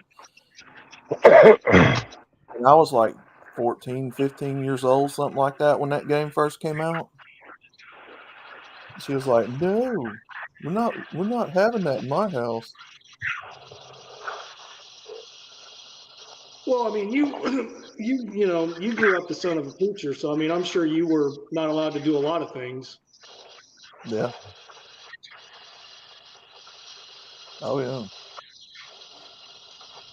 Yeah, I mean, when you have a pastor of a dad, there's a lot of things you don't get to do that other kids do. Mhm. He didn't like us watching certain things and going and doing certain things, and that's just how it was. I mean, Well, that's not saying that's bad. I mean, that's just yeah. Oh house yeah. rules. Oh yeah. Yeah. You wanna watch that crap. Get your own place, get your own TV, and pay for your own cable. Hmm.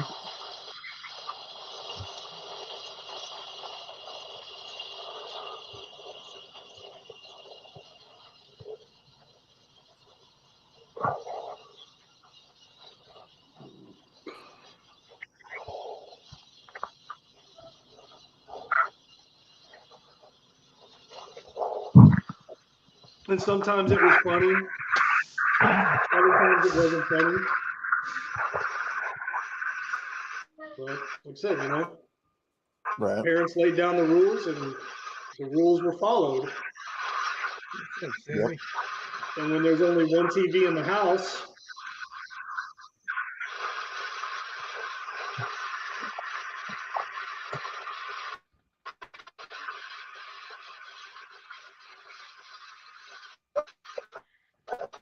you don't like what's on the television, go to your fucking room or go outside. I don't care. Yeah. And that's usually how it went too. You just went outside and played with the neighborhood kids. I mean, you know.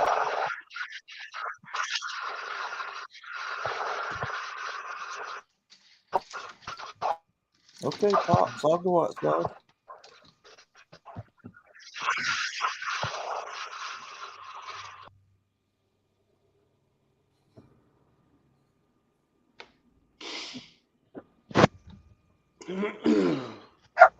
Ian Blades, what movie is Chaos playing?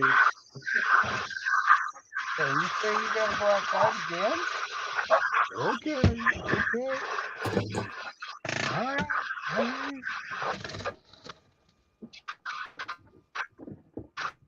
right. There's a commie backstage. Well, come on.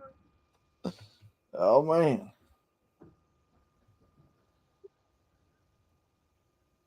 There's some grass right here.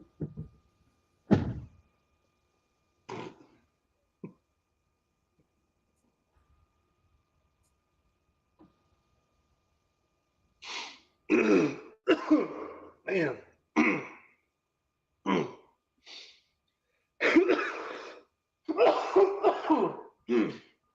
Excuse me.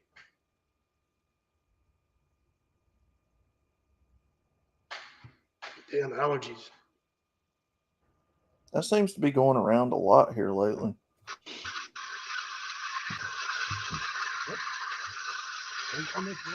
No, I was sick for a couple of days. I think I caught some kind of 24, 48 hour stomach bug, and I don't know where I would have picked it up from because I'm not really around that many people.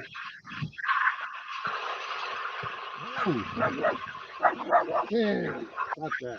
Yeah, there's no telling. Here's your trucker. Thank God I didn't have whatever the hell Hammer had. He was like down for 2 weeks. Yeah, I don't know what that was. He says it possibly could have been COVID, but he don't know. Yeah. Hey, Chaos. Chaos, what up, brother? Yes, brother. I just posted a new short and copied you on Discord. If you could throw that in your channel, actually, if all you guys could throw it up on your community pages or something, link to it, get the word out there for the Rusty Rivers Charity Chess Tournament. Yeah, I can do that.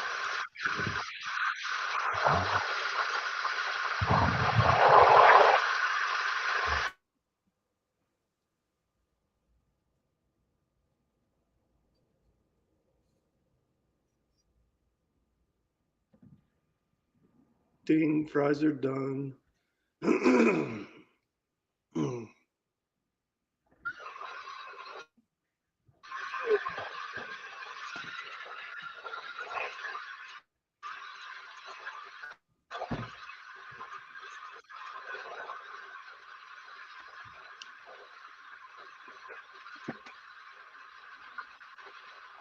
Excuse me.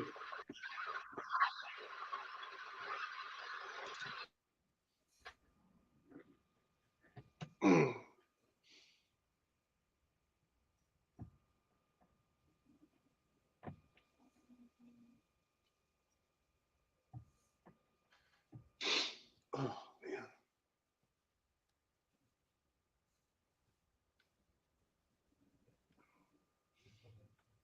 And then Outlaw, I've got seasonal allergies that last all year long on top of that. Oh, goodness.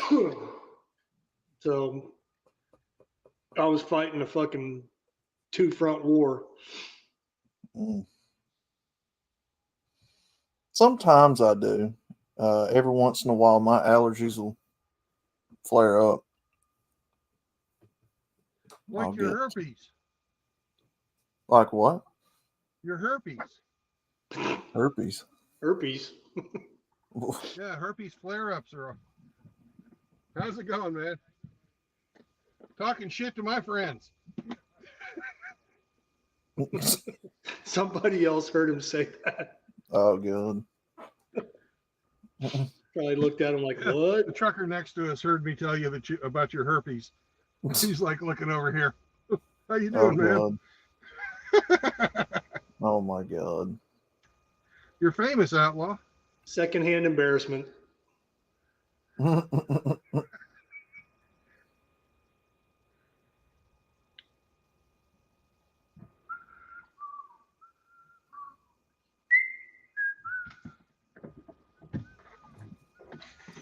But yeah, sometimes my allergies will flare up. It's not often, but sometimes they do.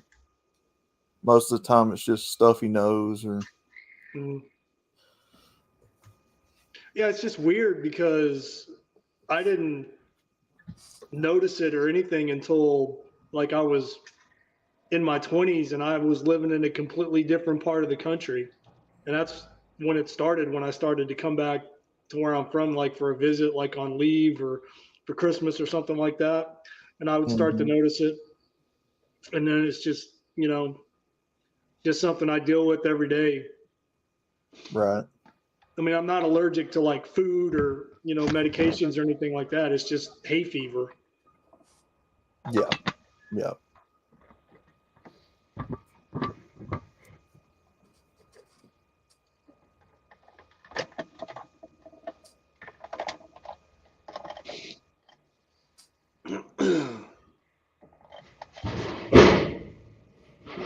Oh, somebody throwing stuff, man.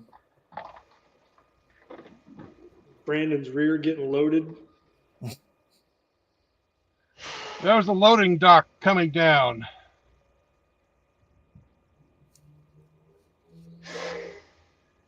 Ah, shit. Bingus is talking about welding in the chat. Bingus, I want royalties for you copying the tool shed. The Bussy Barn. Come on, man. I want my royalties. Give them to me. The Pussy Barn. Who calls it that? He's got his own version of the tool shed. Oh. Oh, He yeah. calls it the Bussy Barn. The Bussy Barn. Yeah, Bussy, Bussy. Mm. And I'm like, bro, why Show you some copying me respect, for? man, to your elders, man. Give props and credit where credit's due. Yeah, like, why are you copying me, dude?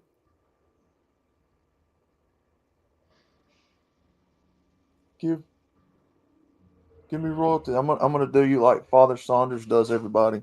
I want my 10%. I don't know. I'm just wondering how wet those panties get when Bingus starts fucking really talking hard and heavy about the welding. Oh God. Let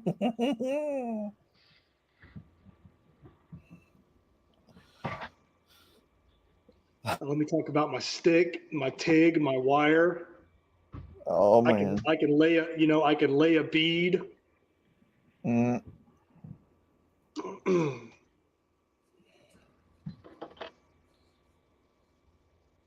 Oh yeah, I bet the chicks eat that shit up with a fucking spoon.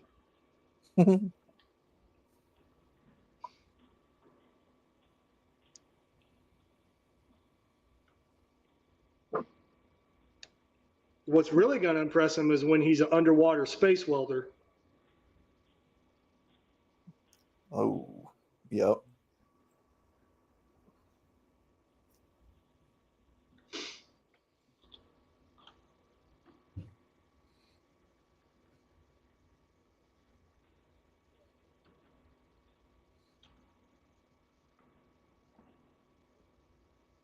I want my 10%, you fuck.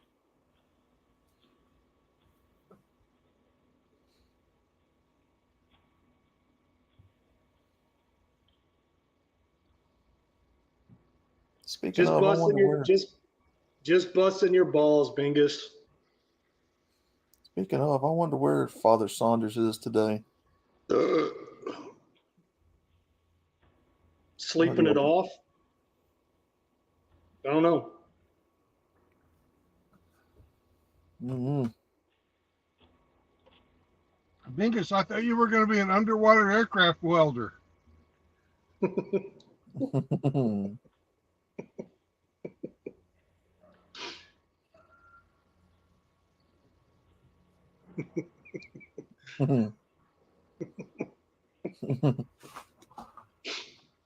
It's funnier when True Blood said it. It wasn't as funny when I said it.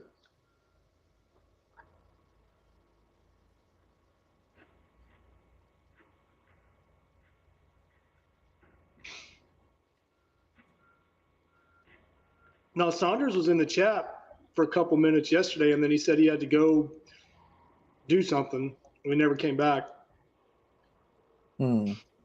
No, sometimes the summoning works, other times it doesn't. He just kind of pops in whenever. Yep. He's probably watching though. Probably. An underwater aircraft welder.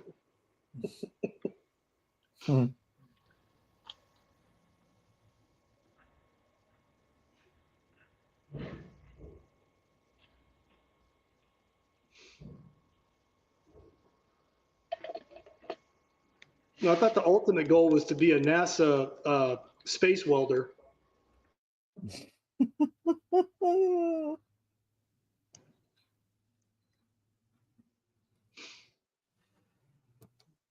NASA space welder.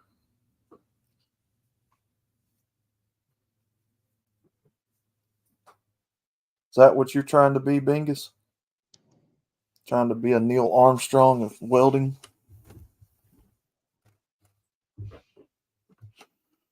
Underwater basket weaving.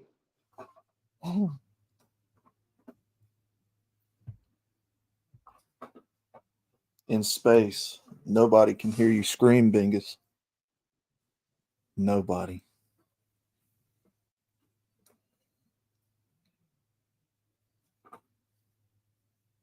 Nobody. There's a lot of money to be made in that if you've got the fucking nutsack and testicular fortitude to do it. I personally don't, but Me neither. I don't either.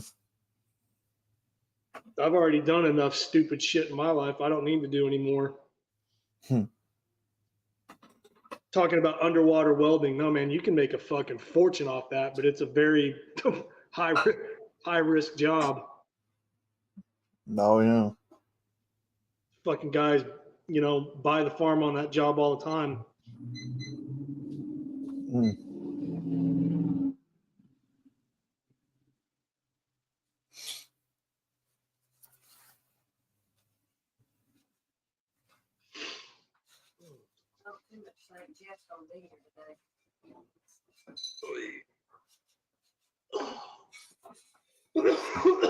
Excuse me.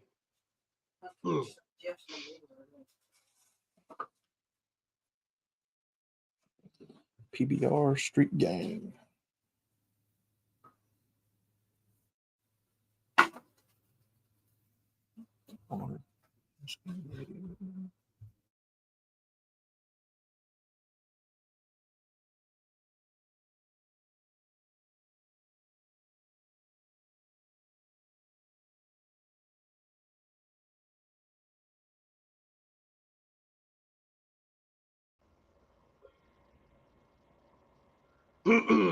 No, I heard you, Outlaw. You don't know what the PBR Street Gang is? Sorry about that. Got some stuff going on in the background. You never heard of? Oh, you muted again. Never mind.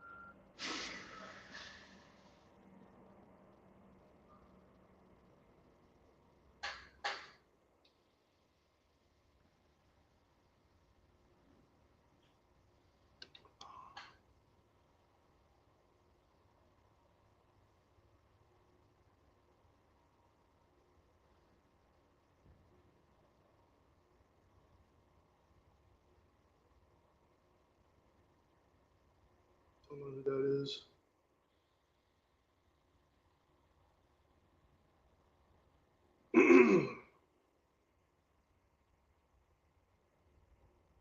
Go ahead, brother. Who are you talking to, Outlaw? You were telling me about PBR. Oh no, I was asking you if you knew what that was in reference to. Oh no, not right offhand. Have you ever seen the movie Apocalypse Now? Can't recall. I don't think I have. Well, it's a war movie about the Vietnam War, and I'm not going to ruin it for you since you've never seen it. I don't even know if that's something you'd be interested in, but this Army officer was being taken down this river or up this river in Vietnam, and he's on a Navy river patrol boat, and they call themselves the PBR Street Gang. Yeah. Yeah, I might check that out at some point. Sounds like it'd be a good movie. No, it's good. It's an awesome movie, man. I mean, you're gonna have to sit there. It's probably 2 hours and some change long, depending on which version you watch. Yeah. So, you're gonna be sitting there for a minute, but it's a good movie.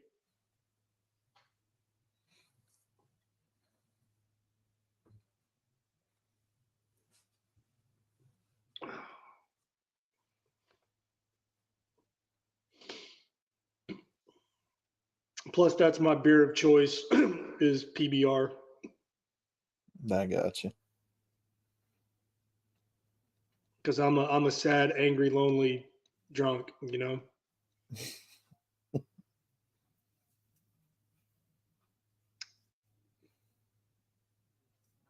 that lives lives with my parents and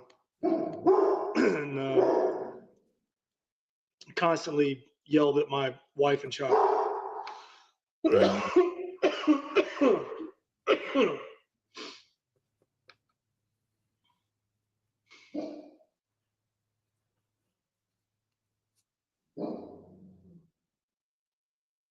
guys hear my dog?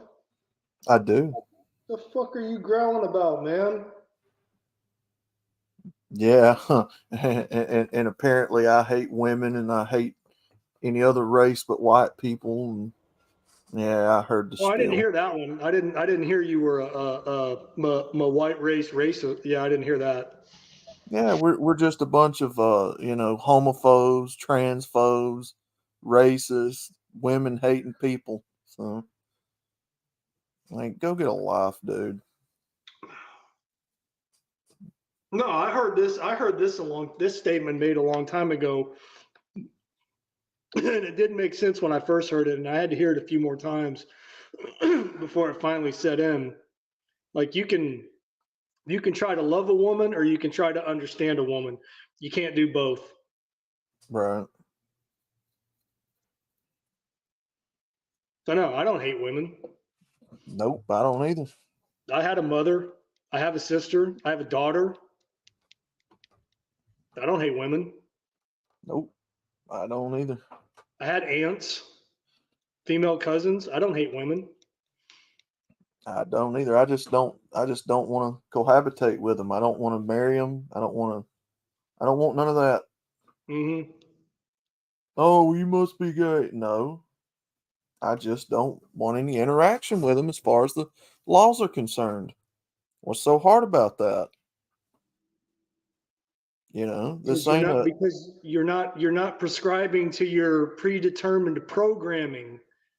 You're Yeah, thinking for yourself, and you're going in the opposite direction. yeah,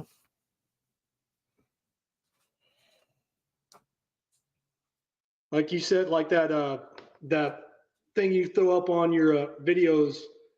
304 error, 304 error. Like, we have, somebody's thinking for themselves. We can't have that. yeah. Like, just get over yourself, dude. Mm. Life ain't that cut and dry. Not everybody is destined to be with people. Well, here's the other thing. Here's the other thing too. Like if we hadn't started talking about this on here, I wouldn't know who that person was. Had no clue. Like I said, if he fell out of the sky right now and landed on me, I would not know who that person was. Mm. But because he chose to come after us specifically and directly, that's the only reason he popped up on my radar. Yeah. He, she, it, whatever. You know who I'm talking about. Yeah. Yeah. I know who you're talking about.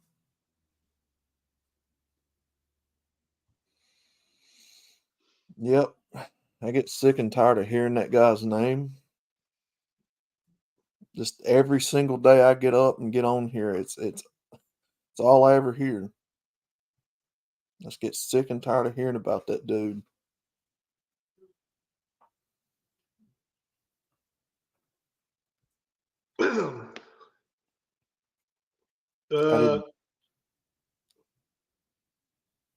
I didn't ask you to come over to my channel and start harassing me and tagging me and stuff, making your stupid little hate videos.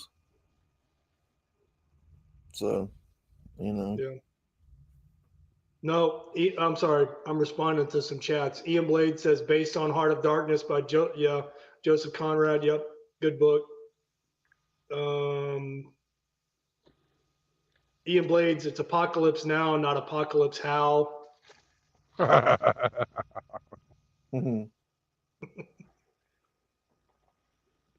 Seraphim, neither one of my grandmothers had a basement. Then yeah, I went and paid my rent. So to the apartment complex that I currently reside at. So yeah. I'm a responsible functioning adult that pays my fucking bills and pays them on time.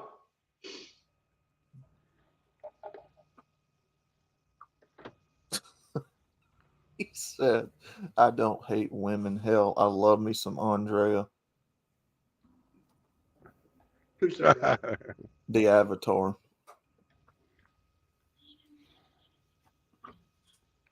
That's her name. Oh, is that the chick's name in your avatar? Yeah, she's part of a comic book that I'm thinking about writing. So I had to give her a name. Get a life, Viper. Wow. Quit thirsting over fake chicks. Safer that way though, but Get a sense of humor. That don't bother me. No, I'm telling Ramadi to get a sense of humor. So I've got it, man. I'm just messing around. I don't do nothing. Oh yeah. Yeah. I'm glad somebody likes the Avatar. I mean, that's kind of why I created it, for people to enjoy. And I even made one for you. You did. But you never use it, you bastard. Don't lie, outlaw. You low key undercover made a thirst trap. A thirst trap? Avatar. A thirst trap? Yeah. Yeah, thirst trap. Well, I mean, you want to make her appealing. You don't want to make her look like a 304 feminist. But you're trying to lure sad, pathetic, lonely men to your channel. Except for that time you put all the muscles on her. Yeah. Well. Yeah. I mean, that's a matter of preference. That wasn't the intention. So you like a buff chick, outlaw? Say again? You like a buff chick, somebody that can pick you up and like military press you over their head? No, I was trying to find a realistic photo of her that looked close to her that I could use for like a Rumble intro clip or whatever. And I found that chick, but apparently she's too muscular, so I quit using her. Too masculine. Yeah. You dig it? She had a little tone to her.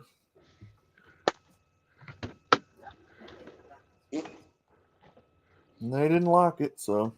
Yep, one man's tones, another man's trans. But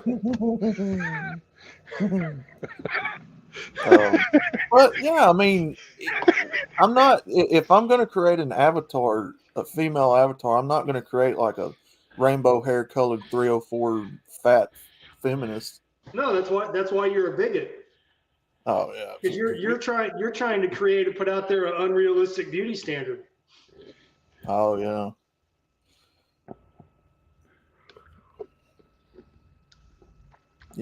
I wanted her to be appealing. If I was going to watch a channel that had that, I wanted her to be appealing. It just matter how I would like to see one. So.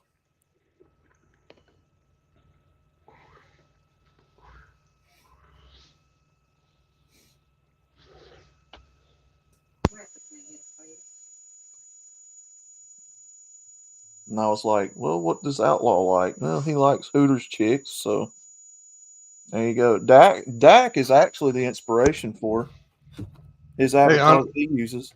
on a completely different subject, angler. I can't remember if you're in Tennessee or if you're in Indiana. He's in Indiana. Okay. Yeah. Oh, never mind. I was going to say, hey, let's have fucking dinner tonight. Mm. Seraphim, yeah, brother. I was just being sarcastic, man. I didn't mean nothing by it. You're all right, man. And yes, I'm a MGTOW, Seraphim. Yes. Well, you got to be careful because there's people that tells you can or can't be MGTOW here. Well, if We you're don't MGTOW, you do your own thing anyways. Yeah. They don't want you in the community. We're trying to get rid of y'all. Yeah, I was having this conversation with Shar on Discord, man, and I was like, how are you going to get banned from something you were never a part of to begin with? In terms of our gatekeeping, like how do we ban somebody or something that was never a part of it to begin with, except in their own fucking mind? Yeah. Well, and again, this is why a lot of them don't seem to understand what gatekeeping is, right? We just hate it. We don't gatekeep. Anybody can be MGTOW. Well, no, you can't. No, you can't. And I'll present the question to you like I present it to anybody else. What can this philosophy do to help trans or gay people? Oh, nothing. This philosophy does not help trans or gay people in any way, shape, or form. If they're bi Mm. and they're married.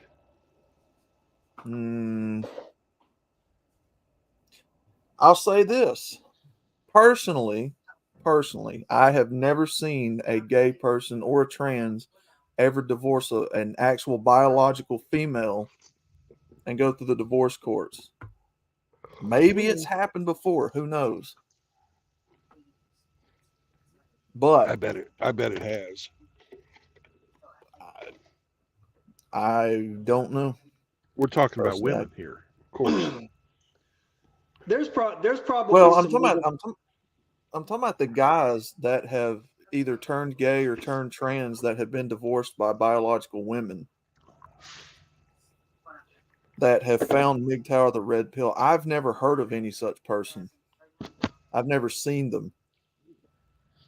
There's probably some legal precedents for that. You might have to do some digging and some sniffing and snooping around, but they're not going to tell you about that because that doesn't fit the agenda. Yeah. I mean, that's the outliers. I mean, that's, the very infinitesimal, percentage of relationships, which is what those fucking people are. That's not the norm. That's abnormal. Right. Now, I'm sure that there are men out there who have divorced women and turned gay or whatever. I can tell you one right now, really famous. Bruce Jenner. Bruce Jenner. Used to be married to fucking Kim Kardashian's mom. Yeah. Oh wait, it's Caitlyn Jenner now, right? It's Bruce Jenner. Yeah, I know. But no, he didn't get raked over the coals and drugged through the. I mean, hell, he was a fucking applauded and put on a pedestal, and was ESPN's fucking woman of the year, even though he's not a fucking. So no, man. But like I said, I've never seen these types of people.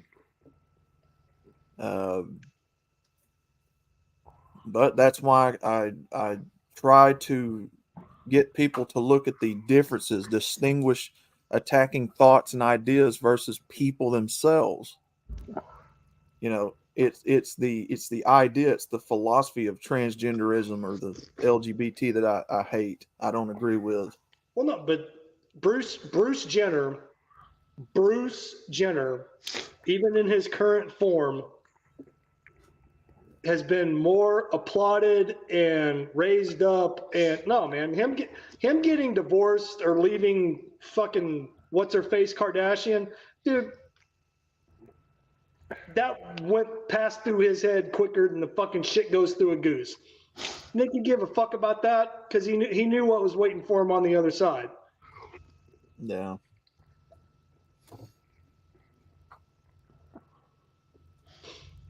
But a normal man, you know, making the decision or not making the decision to leave his wife or his wife left him, no, he's gonna get fucking crucified. What if a chick becomes a dude? No, because a chick it's still a biological born chick. Just because she takes testosterone and all that other stuff don't make her a man. No, she's still a female down deep, biologically. This philosophy would not be for her or him or whatever it wants to go by. It's for men who have been done wrong in the courts by women, cohabitation, all that. And for men who may not have been through it, who are normal, who don't want to go through it like these men have. No, this is not for gays, ain't for troons. This philosophy is for men, normal men. Well, as Lazarus says, it's not for gays, PUAs, or MRAs. Yeah. That's a Lazarus video. Yeah, and he's right. Yeah. But now look at him. Yeah.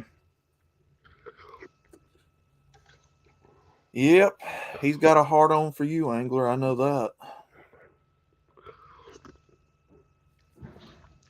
But the student has become the master. Well, no, the MRA community, you know how it used to be. Nah, man, they fucked themselves and shot themselves in the foot when they started bringing women in,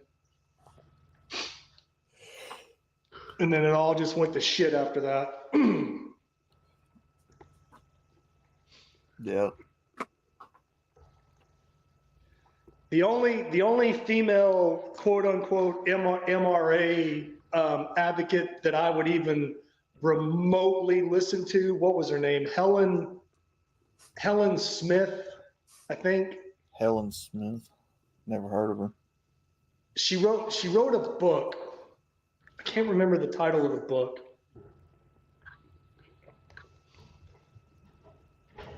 Yeah, I don't know. I'd have to Google it. Yeah, I don't think I've ever heard of her. You know, like Paul Elam and they sold out, man. Yeah. Because I used to listen to a lot of Paul Elam stuff, but then when I started seeing him doing videos where there was like a 3-person panel and it was him, a female, and another guy, and I was like, that's it, I'm out. I don't want to hear anymore. Mm-hmm.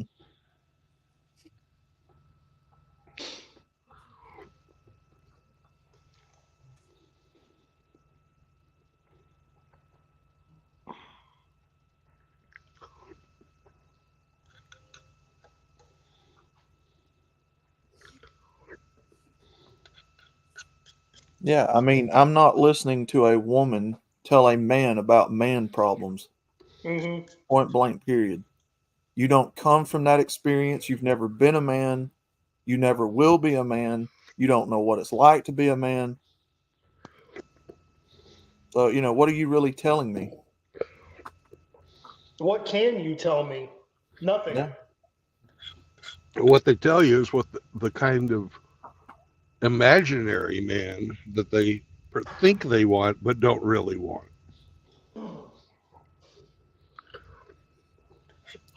Yeah, angler, I know it. I don't know why.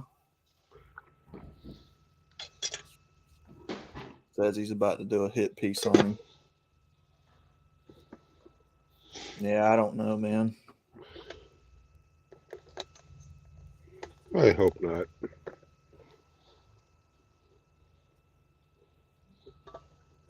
I do too. I hope he doesn't. There's no need in bashing a man just for pouring your heart out to people.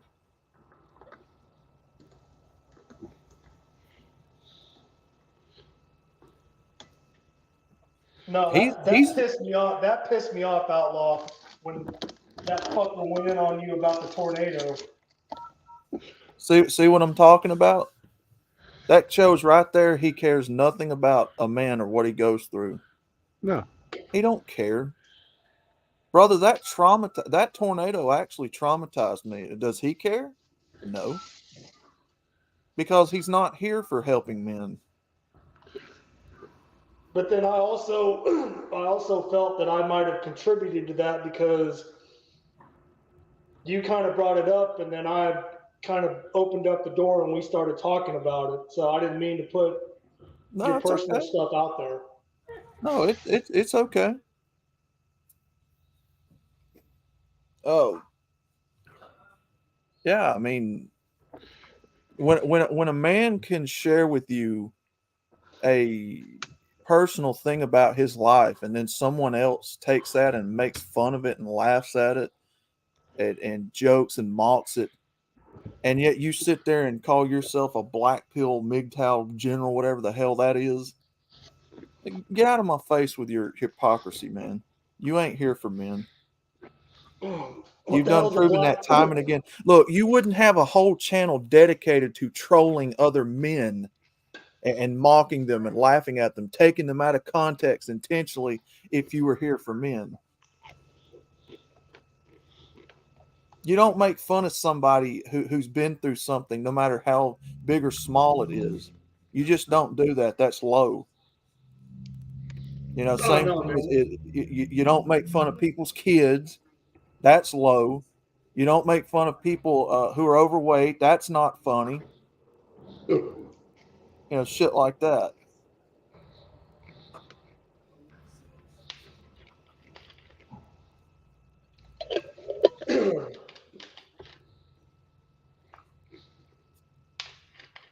Black pill general. Get the fuck out of my face with that shit. See where I come from, and I'm not advocating or condoning, retaliation, but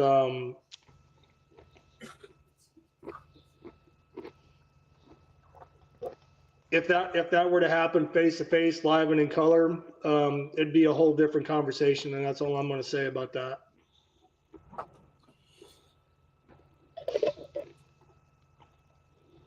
You know, it's the same thing, the same reason why you don't make fun of people who lose animals, who lose good friends, you know, they lose loved ones.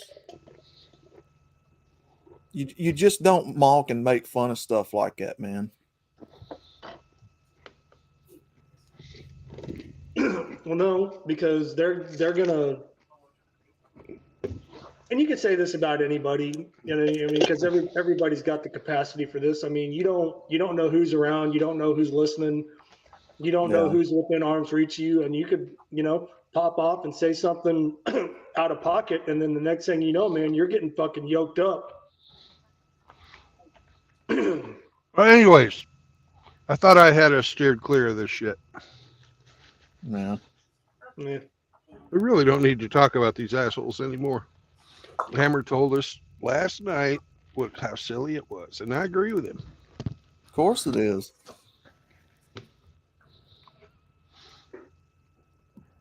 He also got after me privately about that. Mm. So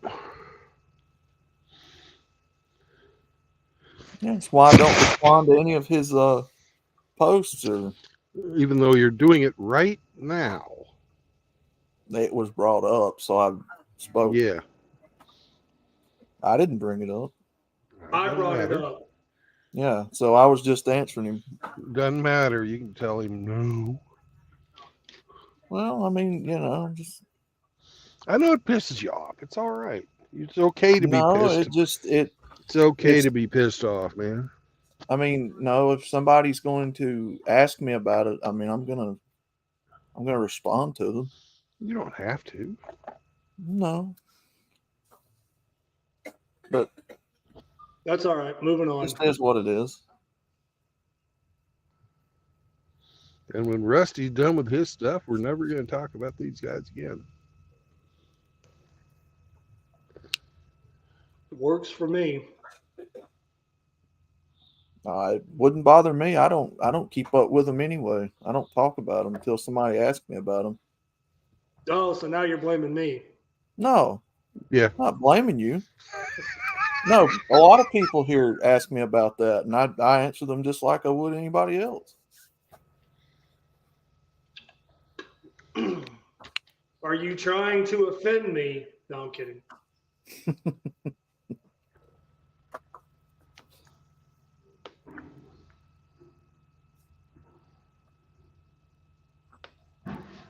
Seraphin, yes, it does. But if you lose yourself, you will not notice.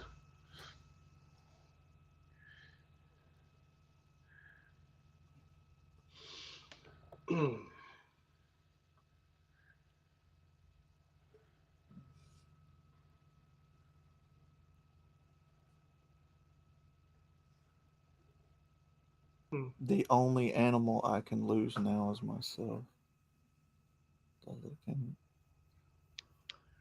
We are animals. We are a part of the animal kingdom, Homo sapien. Yeah. My point exactly, Seraphin. I mean, just answering somebody. Just let it go. Say, fuck them guys. I have. Fuck those guys. But I was asked a question. It's what I'm trying to say. It doesn't matter, is what I'm trying to say. I know, but I wanted to answer him. Well, thank you for answering my question, Outlaw. Yeah, I won't bring it up again. Oh, you're all good, man. So it's good. Look, the thing about me, I don't keep up with none of that, so I don't.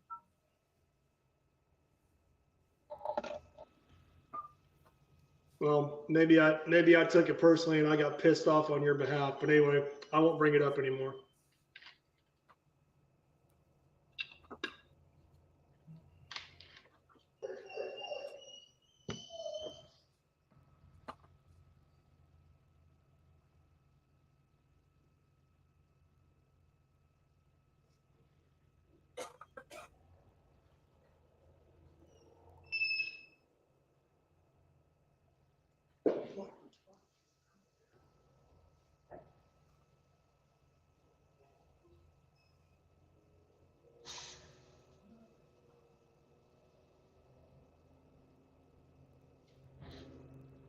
Hold on a sec, guys. I'll be back in a minute. I gotta take my dog out before he pisses himself.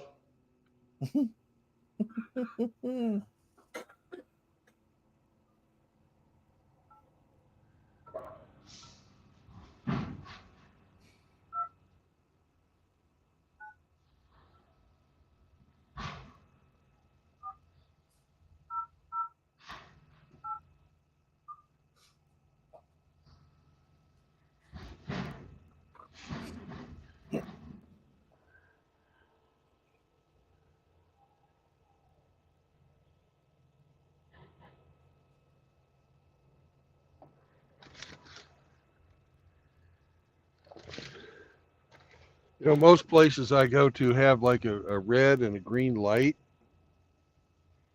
Red means don't go away. Green means you're loaded. This place ain't got none of that. We're in the fucking middle of nowhere, Jackwipe, Tennessee, man. They're like, oh, okay, we'll call you.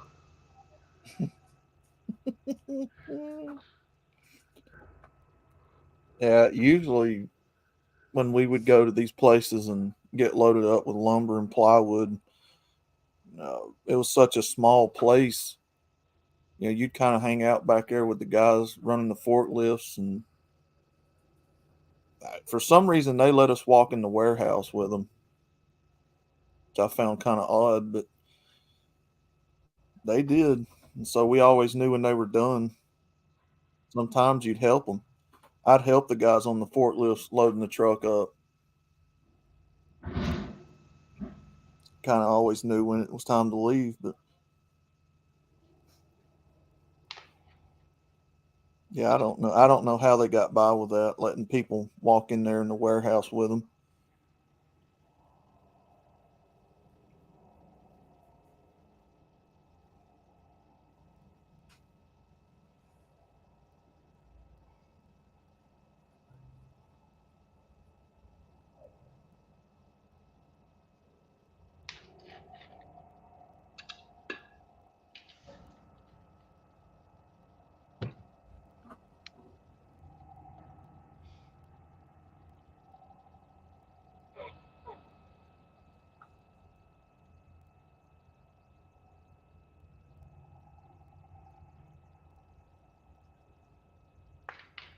What is he listening to? No, I figured out what his problem was. There's a female dog the next building over sitting outside on a lead, and he was getting a whiff of that fucking girl dog puniti.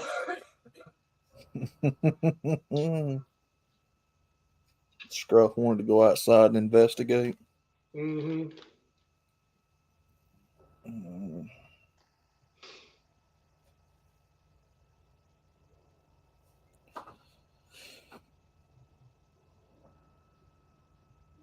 So I took him outside. He pissed. He looked at her. I said, nope. We turned around and came right back in.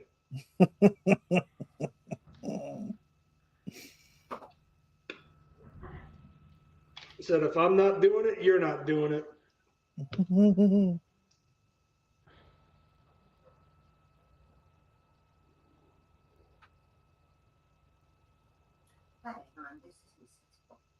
Oh, hot mic. Hold on.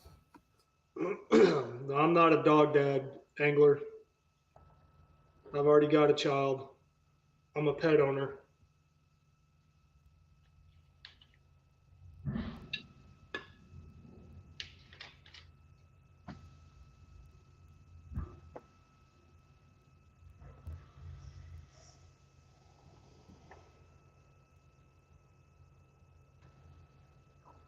No, it was just like, no pussy for me, no pussy for you.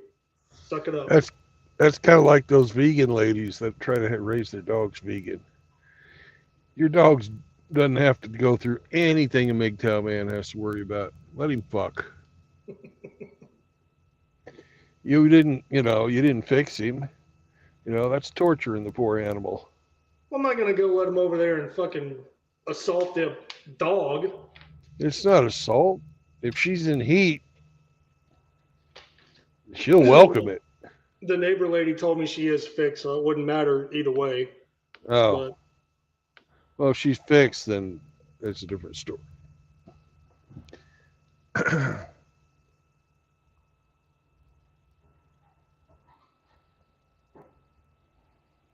I need to charge my vacuum cleaner.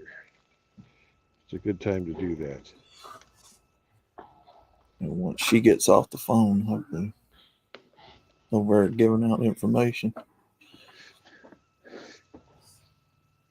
should be good to go.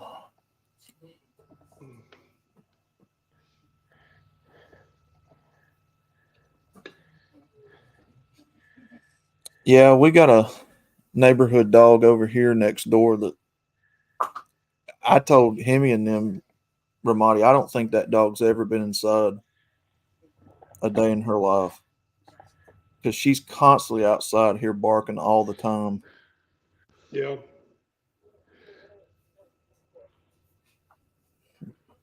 Well, I mean, even dogs that have homes, sometimes they're just outside dogs. Mm-hmm.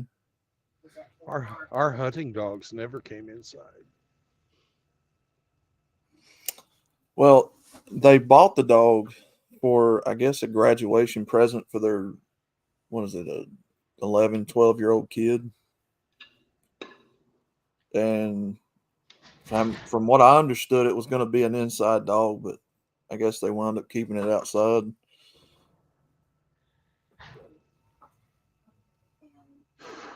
Pretty dog. I'm going to have to get a picture of her so you guys can tell me what kind of dog she is. Yeah, I might take a, if I can get him to hold still long enough, I might take a picture of my dog and throw his ass up on Discord.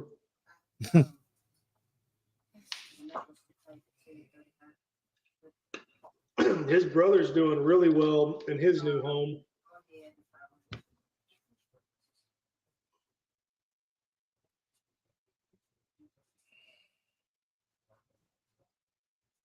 Yeah, she sits over there in that fence all day. It's not that big of a backyard, but it's plenty spacious enough for what she does, which is nothing.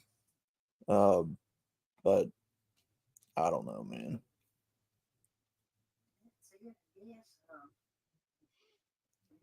Part of me kind of feels like I would like to see her go inside, but that's just me.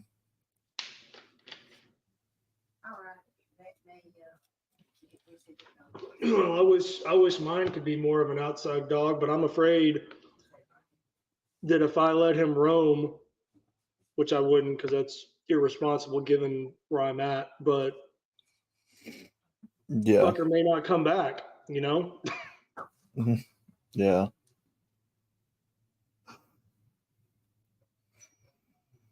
Yeah.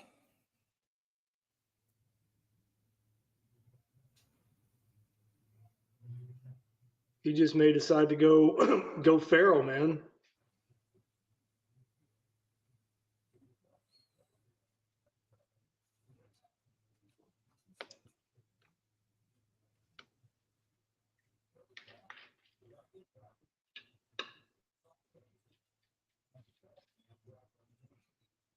But I'm trying to do the best we can with what we have to work with. So. Yeah.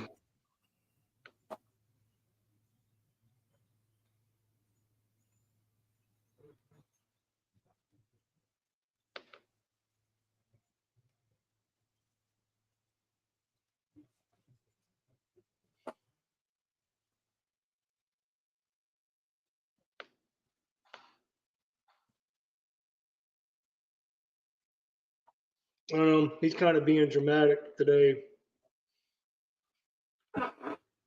Just keeps laying on his blanket and just staring at me and hasn't really eaten anything today or drank anything today. I don't know if he's being dramatic or if he's on a self-imposed hunger strike.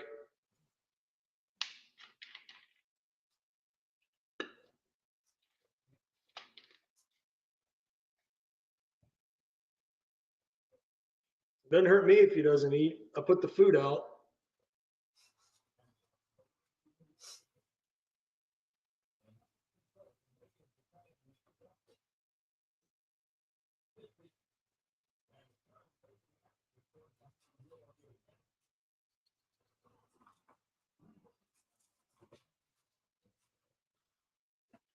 Guess when he gets hungry, he'll eat.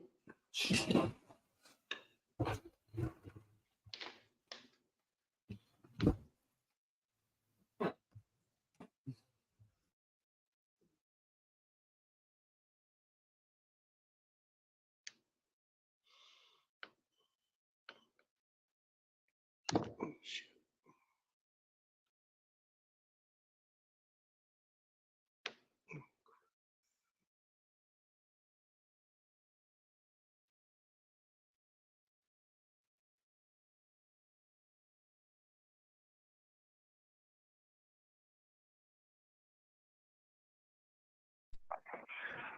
Don't be so worried when your dog stops eating.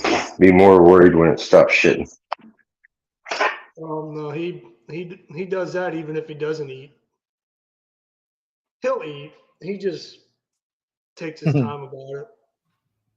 Yeah. About 4 or 5 o'clock, he'll have his face in the food bowl.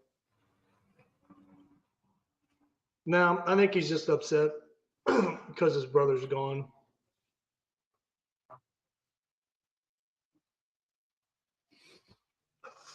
Yeah, it could be.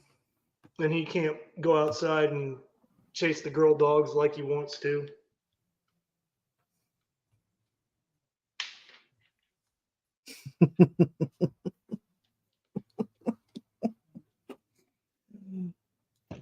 He got them women on the brain. He's 2 years old. Well, 2 years old and some change, and no, he's not fixed. But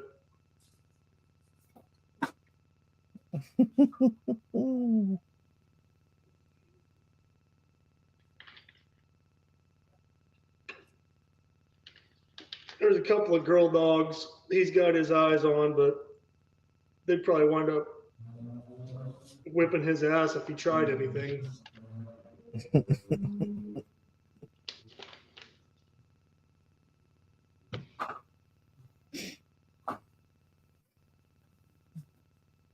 Yeah, it's okay, Scruff.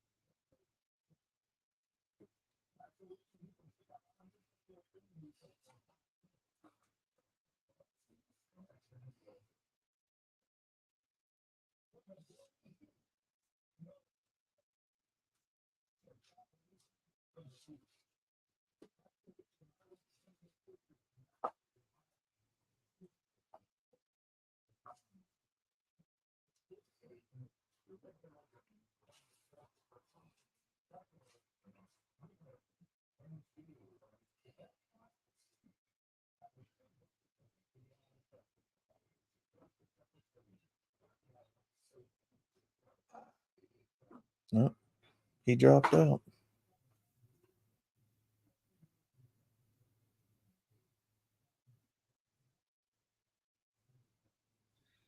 Nope, this is this is a MGTOW house, and my dog will fall in line accordingly.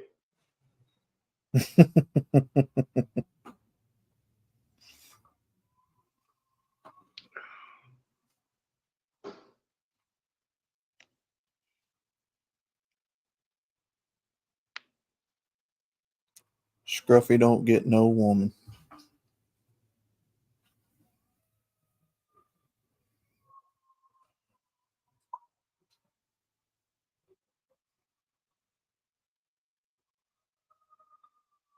Nope. Good. Not sure what you're talking about, Angler, but good for you. Progress.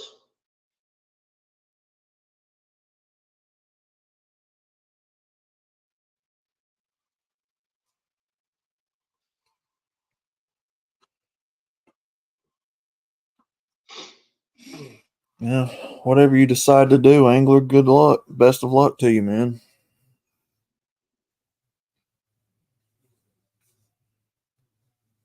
The brothers will still be here, Angler. Yep.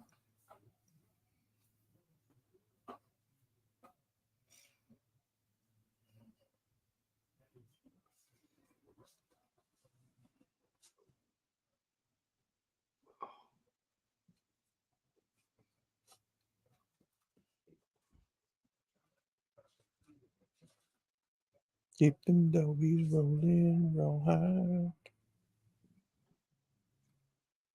Bam, bam, bam, bam, bam. Bam, bam, bam, bam, bam, bam. Stop it. Bam, bam, bam, bam, Stop it. bam. No. Stop what? You know what you're doing. Oh, am I offending someone? hmm Am I really, man? Come on.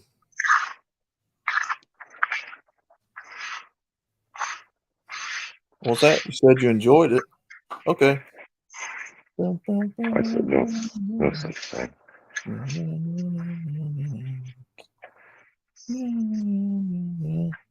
I'm surprised you guys can even hear me that low. We Oh, can yeah. hear everything. Nails on a blackboard. Oh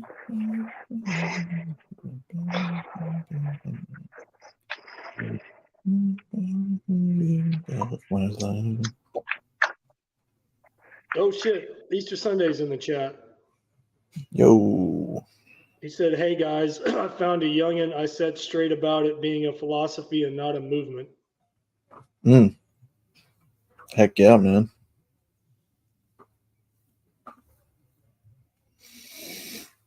Yeah, that's another thing that people gets wrong with this philosophy is they think it's a movement. No, this ain't no movement. We're not following people over here. We don't have leaders.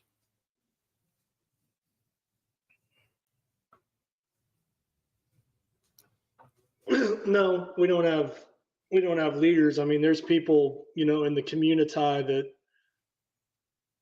have been here longer and have more sway and have more influence, but that doesn't mean that we follow them.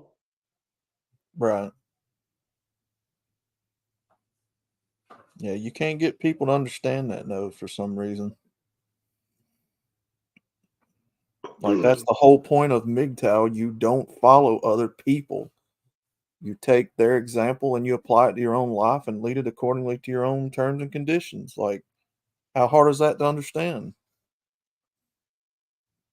Yeah, I mean, I've been led and I've been in leadership roles, and I don't answer to nobody and I don't bend the knee to anybody. I do whatever the fuck I want. Yep. That's what we do.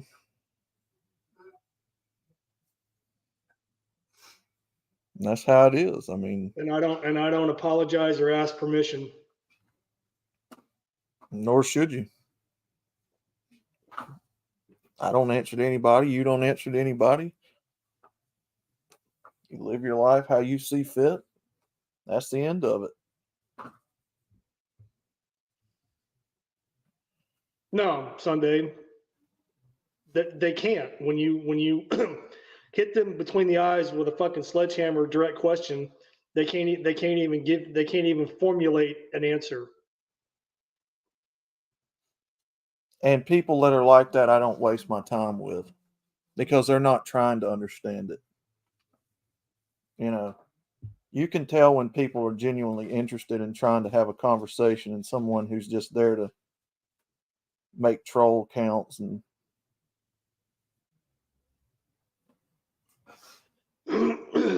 they take the time, energy, and effort to learn when they're sincere about it.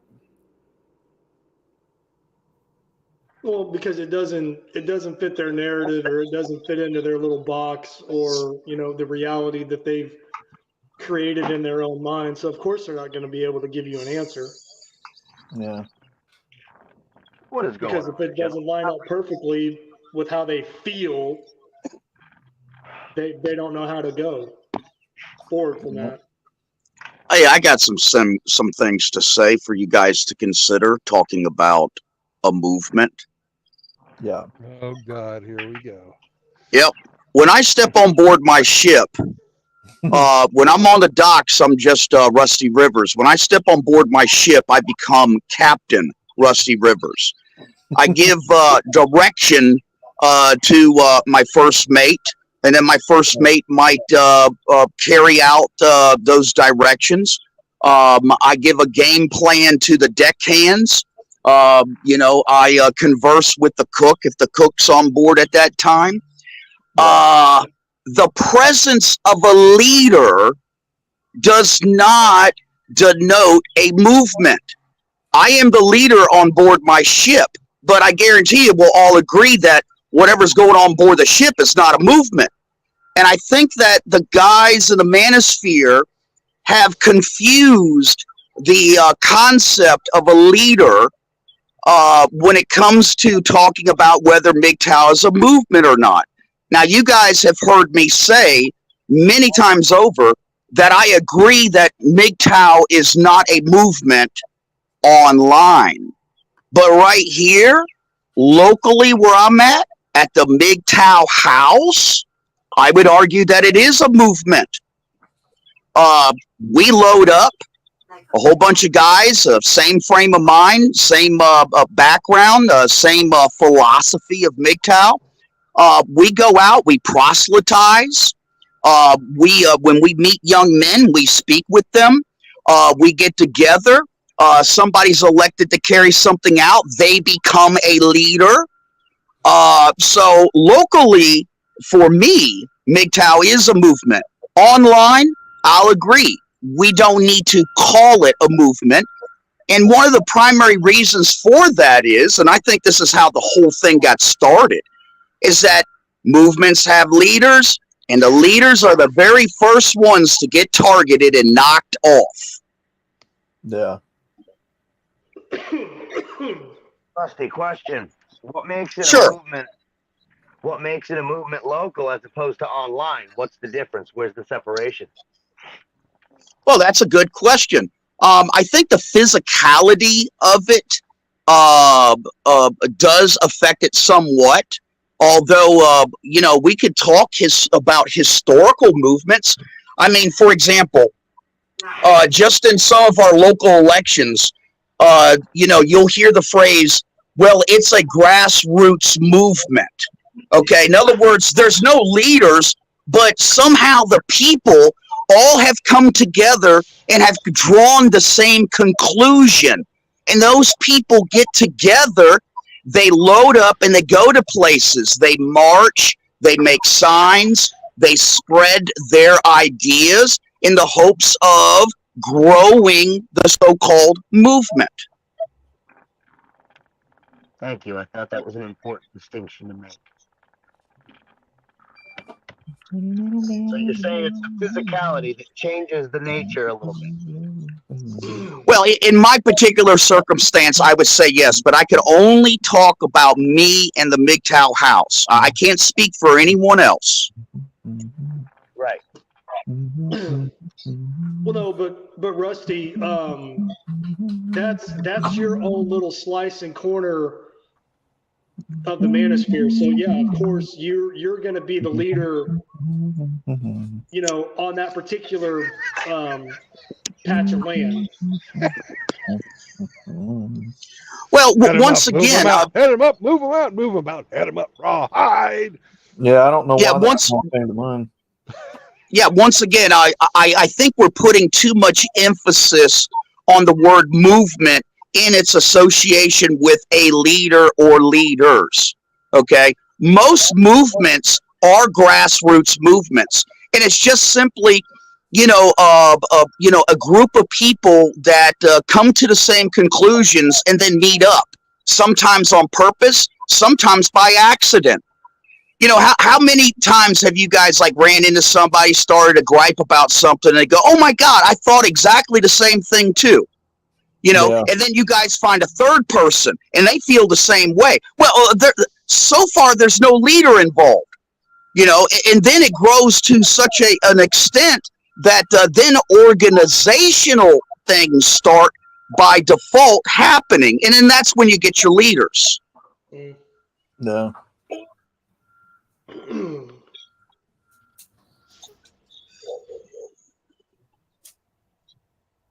I mean, I hear you and I understand where you're coming from. I just don't think that really applies to us and what we're doing in real time.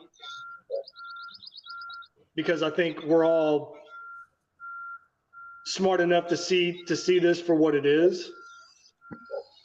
And I don't follow anybody. I don't take anybody's direction.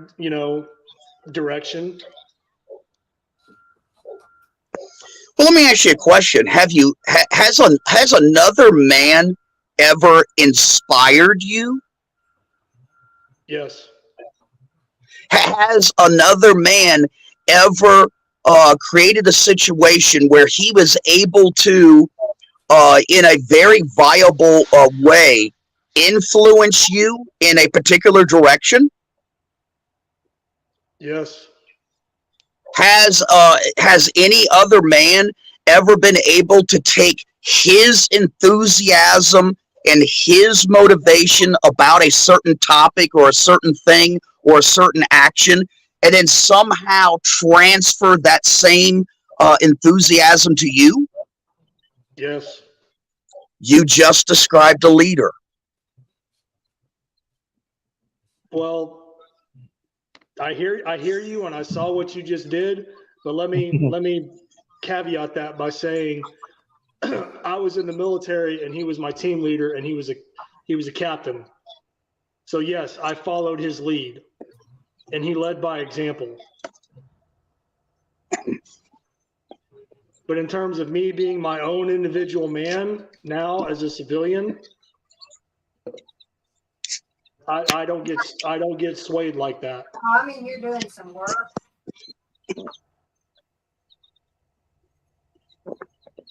Move them on, set them up, move them on. Add 'em up. Because that man I was just talking about was one of the finest men that I've ever known, and he's 6 feet in the ground in Arlington National Cemetery. Marty, I would argue once a soldier, always a soldier. Even as a civilian, by technicality, you never stop being a soldier, stop being a warrior. You just choose not to serve specific organizations, individuals, or governments. I would say that just because you're no longer under that banner doesn't change the nature of who and what you are. Well, I mean, I'm not trying to start an argument here. I'm just. Oh saying, no, we're just talking. No, all I'm saying is I will not recognize or promote or pedestalize anybody in our sphere. You know, Hammerhand, True. I mean, anybody. No, No. you don't want my ass above fucking nose level. And you shouldn't, because the whole point of the philosophy is to self-govern. Right. Sure. That's Well, where I was wasn't trying to go, arguing, Outlaw. Thank you. Pointing out that I think once you undertake and I guess that's kind of just off topic. I view it as, you know, sort of something you choose to embody is all.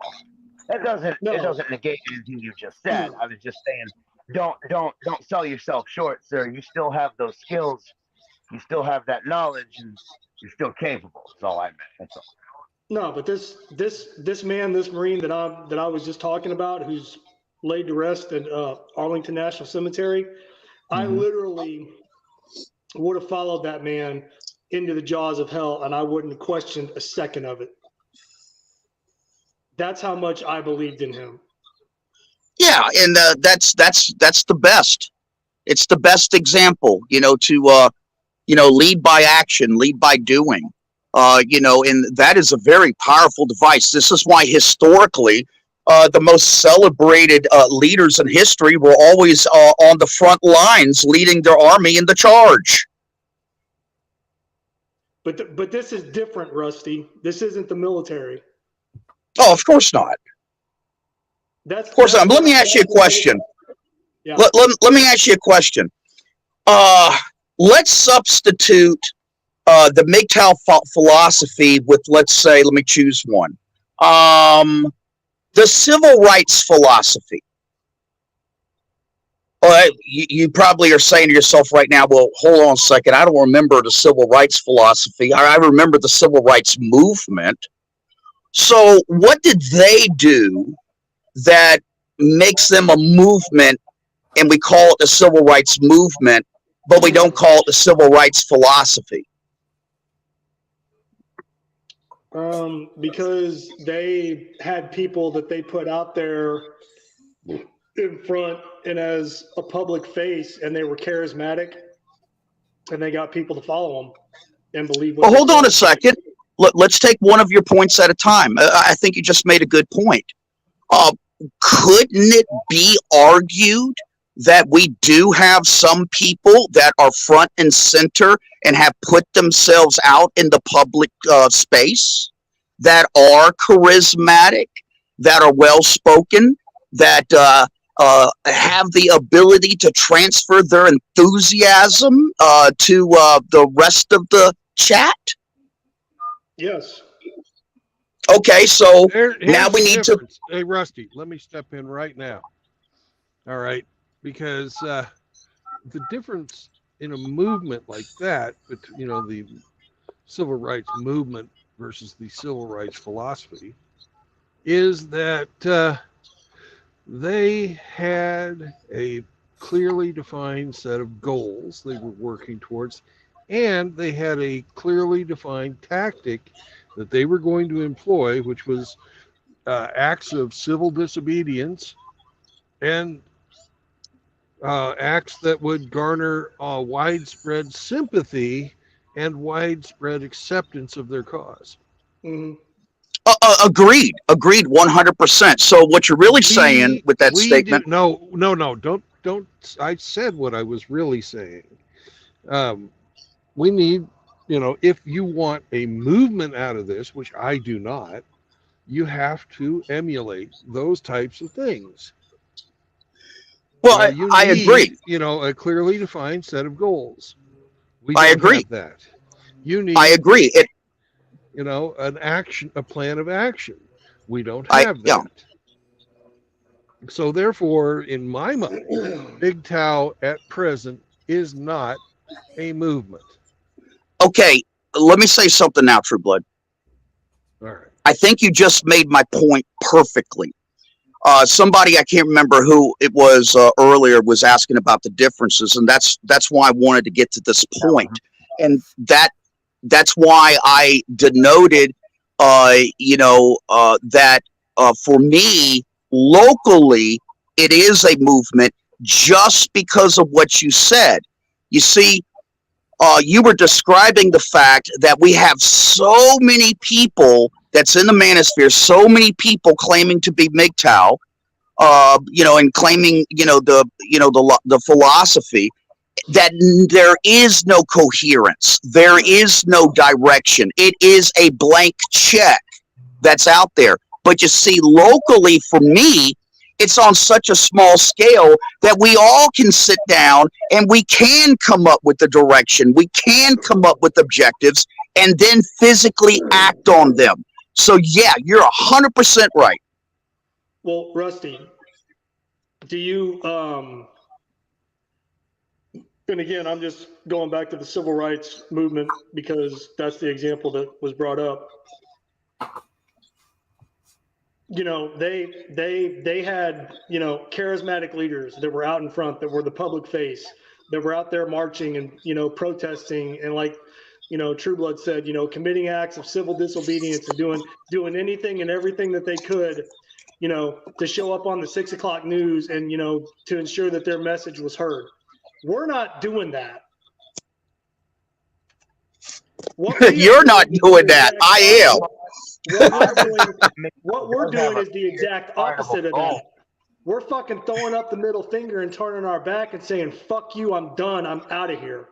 Yes, and I agree. I agree 100%. But, when I show up to the my local courthouse or a couple of counties over holding a sign, when on Tuesdays and Thursdays when they have family court and men are getting divorce great, and I'm out there protesting with a few other guys, I'm doing exactly what the civil rights movement did, only MGTOW style. So once again, for me locally, it is a movement. Online, it is not.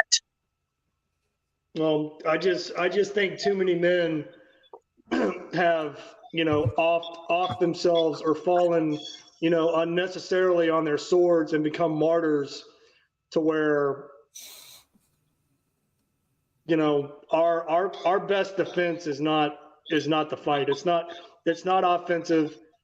It's defensive, and it's protective, and it's self-preservation. What do you mean by that? That's our best tactic. Ramadi, what do you mean by that? Falling on their swords?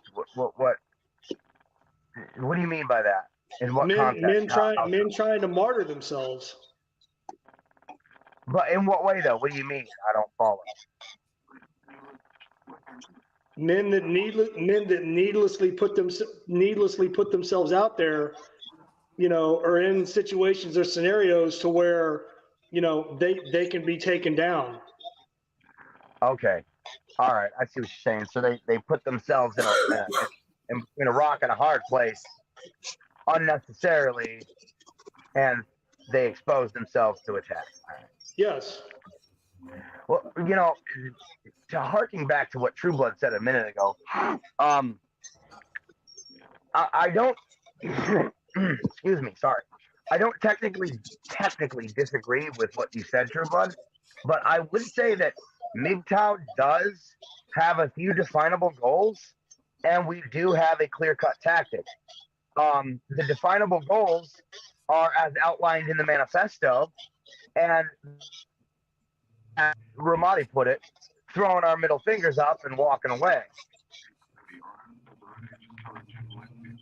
But when it comes down to calling it a movement, I mean, I can see Rusty's difference, but I think the difference between a movement and a philosophy is that a philosophy is more or less a way of life, a mode of living, and a movement would be more of an actionable way of behaving with leaders and cut heads of the group. You know what I mean? Sam. Hey, I got a question. Sam. Yes. Hold on. Let me jump in here real quick, Rusty. Sam. What's up, Ramadi? Isn't that exactly what we're doing by trying to live, and abide and, walk this path and live by the philosophy? We're choosing to live our lives on our own terms. Yes, and that's what makes it a philosophy. It's a choice, and it's a way of life. So that right there tells you that it's not a fucking movement. We're not recruiting anybody. We're not, either you want to do it or you don't want to do it. It's your fucking choice. Because I'm going to do what's best for me. If you want to come with me, that's fine. If not, sorry, man. Good luck. Right. And I think that's one of the definable differences as opposed to a movement and a philosophy. Okay. So what we're doing is we're putting the message out there.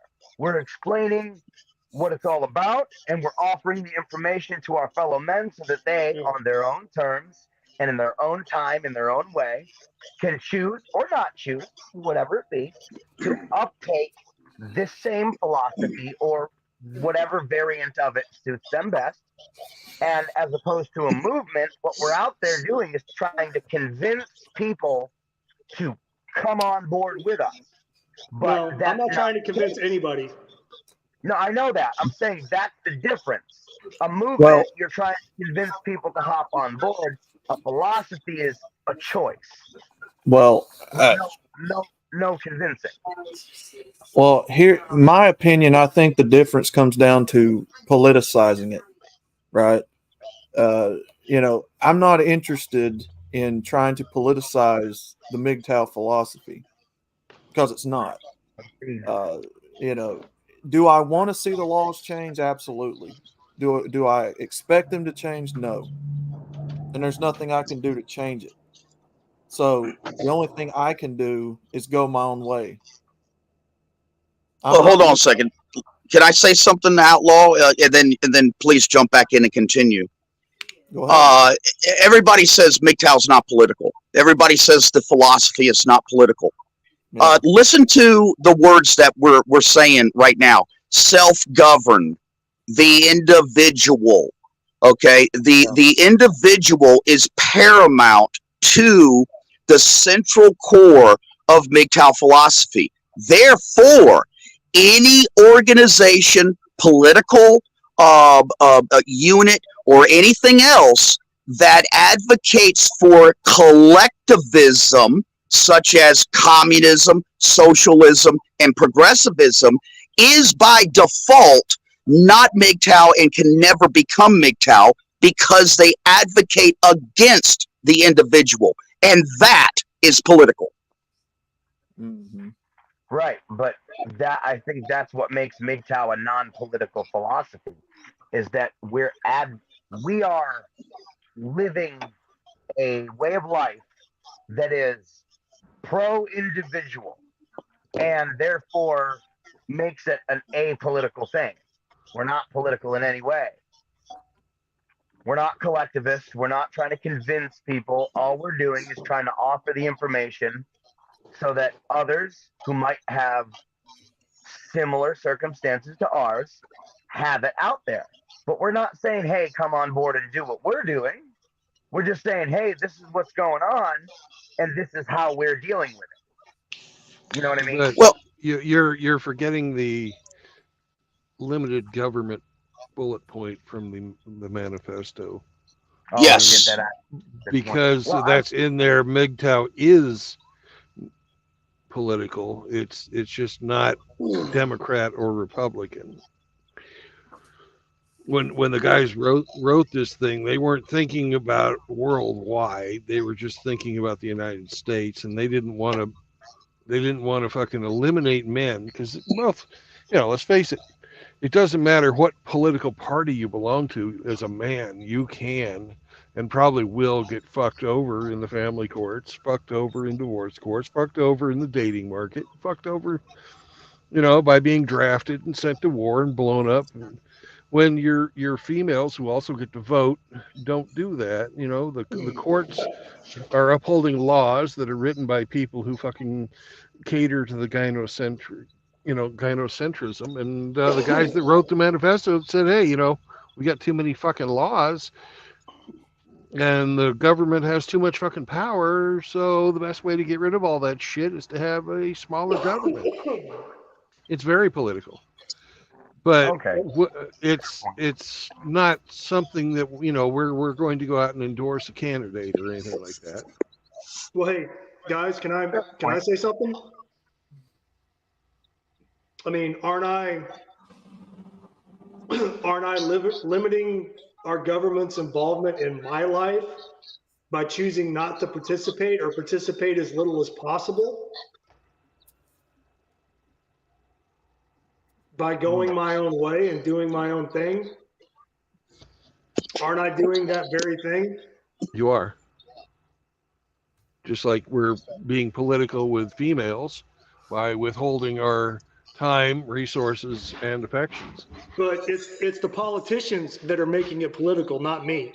No. If anytime you interact with another group, you're being political. Hey, can I read something Easter Sunday wrote? I hope so. You've got an education. Easter Sunday says, I look at it this way. Take Stoicism, which is also a philosophy. If a bunch of Stoics got together, hung out, and promoted Stoicism, does that make it Stoicism? Does that make it a movement? Nope. And I would agree with what Easter Sunday wrote there, and use that as a really good point to make. It wasn't that long ago, me and a couple other guys went to the local prosecutor for the county. And you see, when a man gets accused of domestic violence, the woman in question is automatically assigned what's called a court advocate, and it is paid for by the taxpayers, and most of that tax money comes from property taxes in the local county. I went in with my tax rolls for that particular county with a couple of guys, sat down and said, look, here's all the property taxes on all the properties that I pay for in this county, and I'm here to see if we could create a new thing here in the county where in any domestic violence situation where the woman gets assigned automatically a court advocate that she doesn't have to pay for, that the man also gets assigned a court advocate that he doesn't have to pay for. Now, see, that is a philosophy where men are acting on the philosophy and then transferring from knowing to doing, and that is the difference between a philosophy and a movement. And that's why I say here locally, it's a movement for me.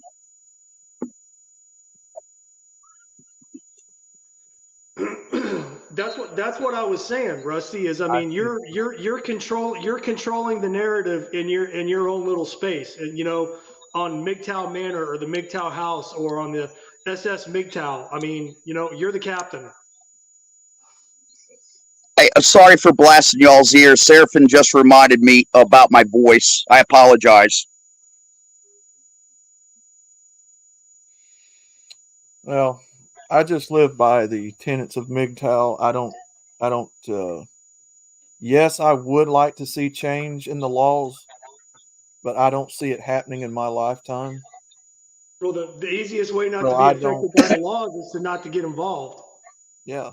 So I don't go the political route with it. I just say nope and live my life.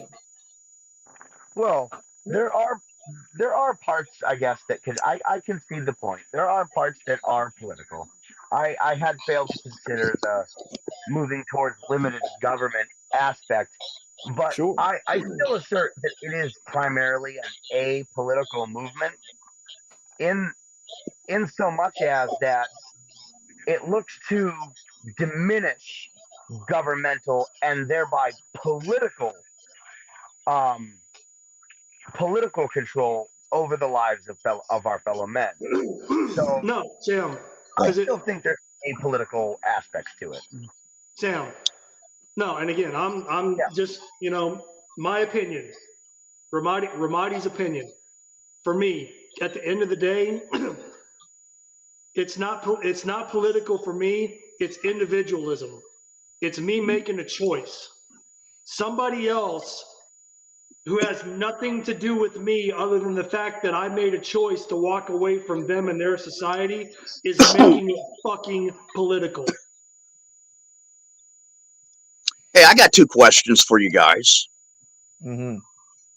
Who here did not celebrate when Roe versus Wade was overturned? And who here did not celebrate when Tennessee passed mandatory paternity testing? Raise your hands. I might have cracked a couple of beers open in honor of those two events. You know, at the heart of it, you could make the argument that that you know, at the heart of MGTOW philosophy, you know, is the old beating heart of the MRAs who tried to change those laws and failed.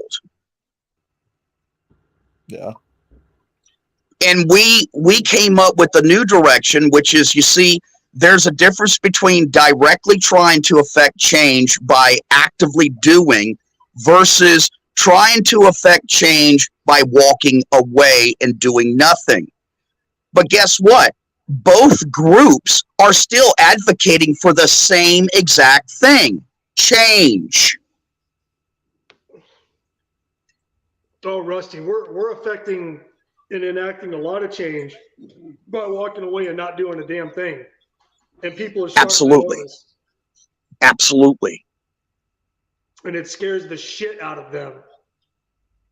Yeah, and I believe that in the short term, things are going to get worse, and there's going to be unintended consequences. You know, you guys have long since heard me argue that, you know, the basis behind this freaking illegal immigration is just a stopgap measure, a Band-Aid on the fact that nuclear families are no longer being developed and created in the United States. Babies are not being born anymore, and they got to keep that workforce bottom number up high enough so that it could keep paying out for everybody who's currently retiring from the system. And it's going to get worse. Rusty, not only that, they're purposefully bringing in military-age males so they can bring them into the United States military so they can turn them loose on the fucking indigenous population. Because they won't give it a second thought about pulling the trigger. Well, the problem with that, Ramadi, is, well, you're correct there. That is absolutely the intent.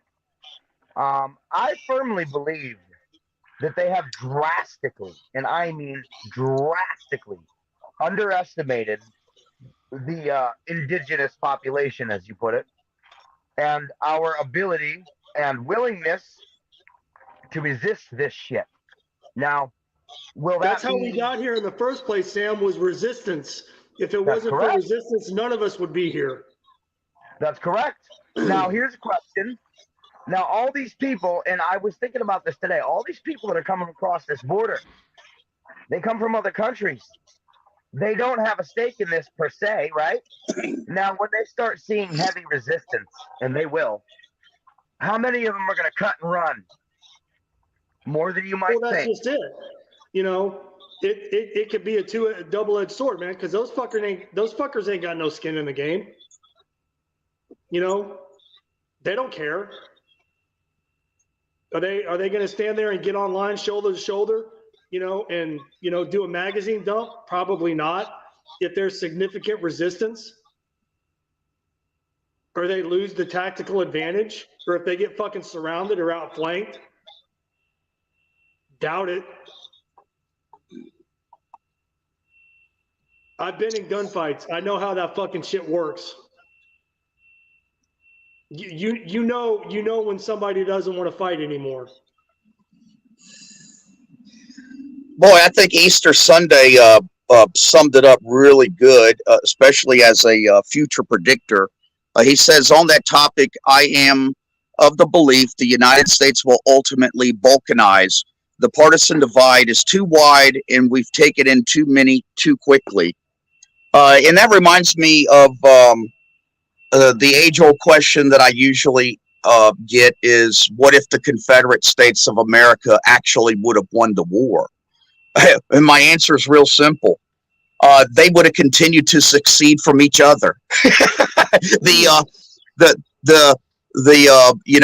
First each individual Confederate state would divide in half, and then out of those two halves, the local counties would then succeed from the state.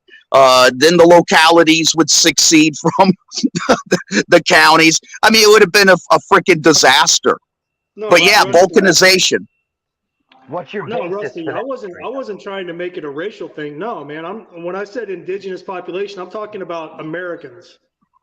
Oh no, I wasn't answering based on race. I was just making a comparison of what Easter Sunday said about the divisions and all the divides across this country.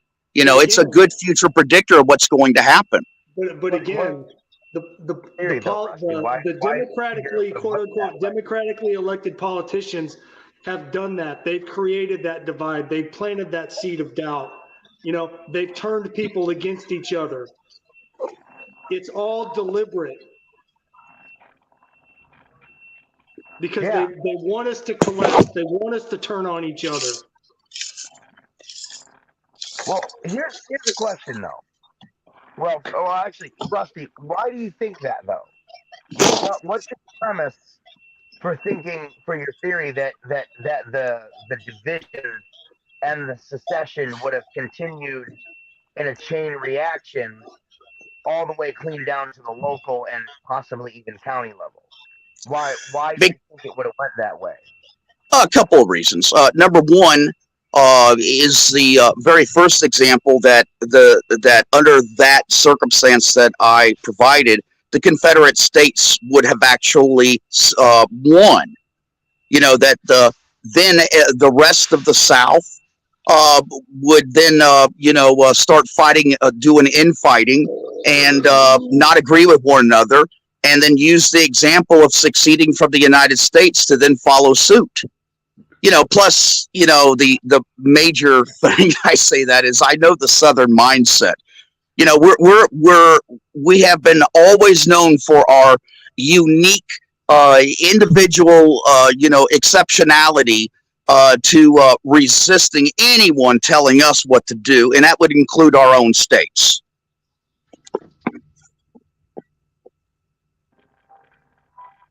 That's a fair point. Well, I mean, I don't know. I honestly think that if the shoe had been on the other foot, and the Confederate States had been victorious, I don't think it would have gotten that bad. I rather think that yes, I do kind of see your point. I think it would have gone a little further, but I think you're missing that some of the people who would have seceded would not have been successful in that secession. And I would suggest that the pendulum would have swung the other way, and we would have seen a slow but gradual reunification of those states and possibly local municipalities, depending on how far it went beforehand, and therefore amending of the union. I honestly think that the division we would have seen in that light would have been way more short-lived than the division being caused now. I mean, maybe I'm missing something, but I think a lot of folks down there, and countrywide, would have they would have been against all of that, unnecessary secession, because your premise, of course, I do, it has merit. I'm not denying that. What I'm saying is, most folks, they would still be being told what to do on the county level, right? On the local level, on the state level. And being that they had seceded to that level or to that degree, the tyranny would have been to a more severe degree, since there wasn't a larger body to oversee it.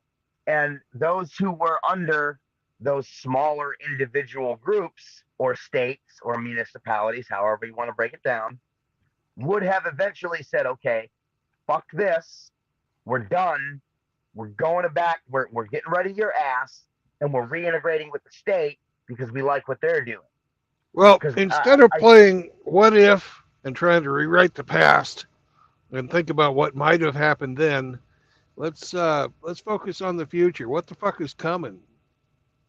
If you want to play what if, that's a much more productive way to do it, because the past is written. It's the way it is. It's not changing.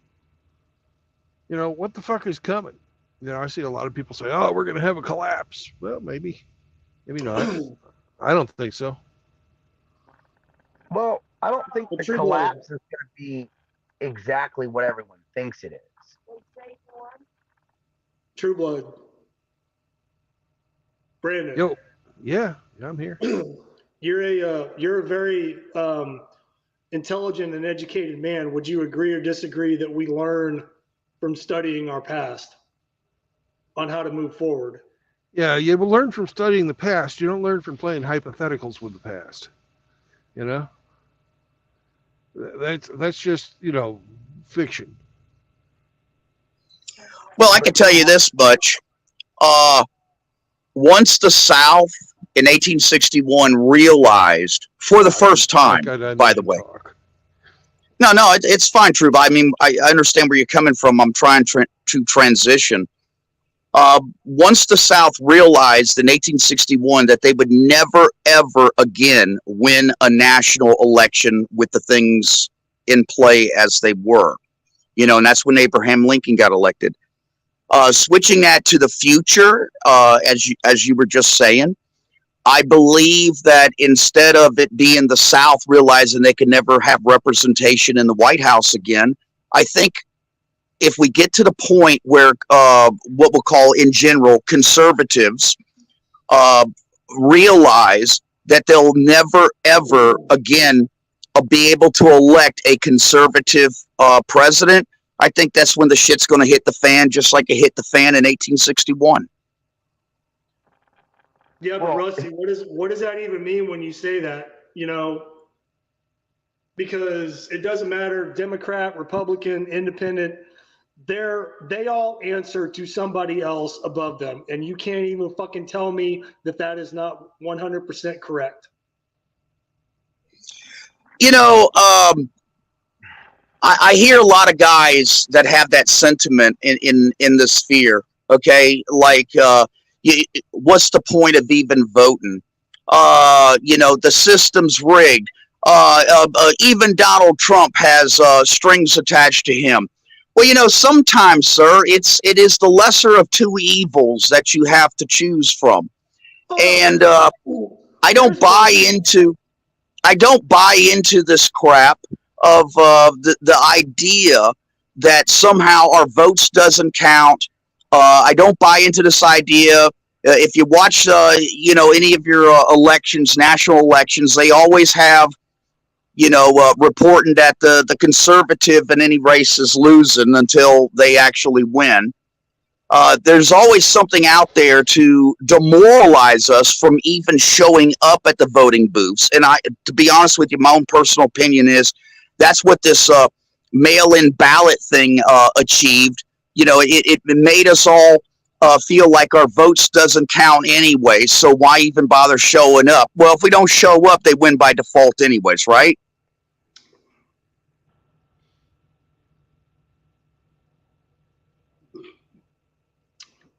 Yeah. To that point, Rusty, here's a question for you. How do you define lesser in regards to evil? Because in my opinion, I say fuck that. Evil is evil. The degree is irrelevant. And when someone is intent on doing evil or attaining a position of power for their own gain, the degree of malice they harbor is in my opinion moot. Okay, Well, do you want my answer? Yeah, sure. My answer is, are you better off today than you were 4 years ago? That's my answer. No, I'm worse.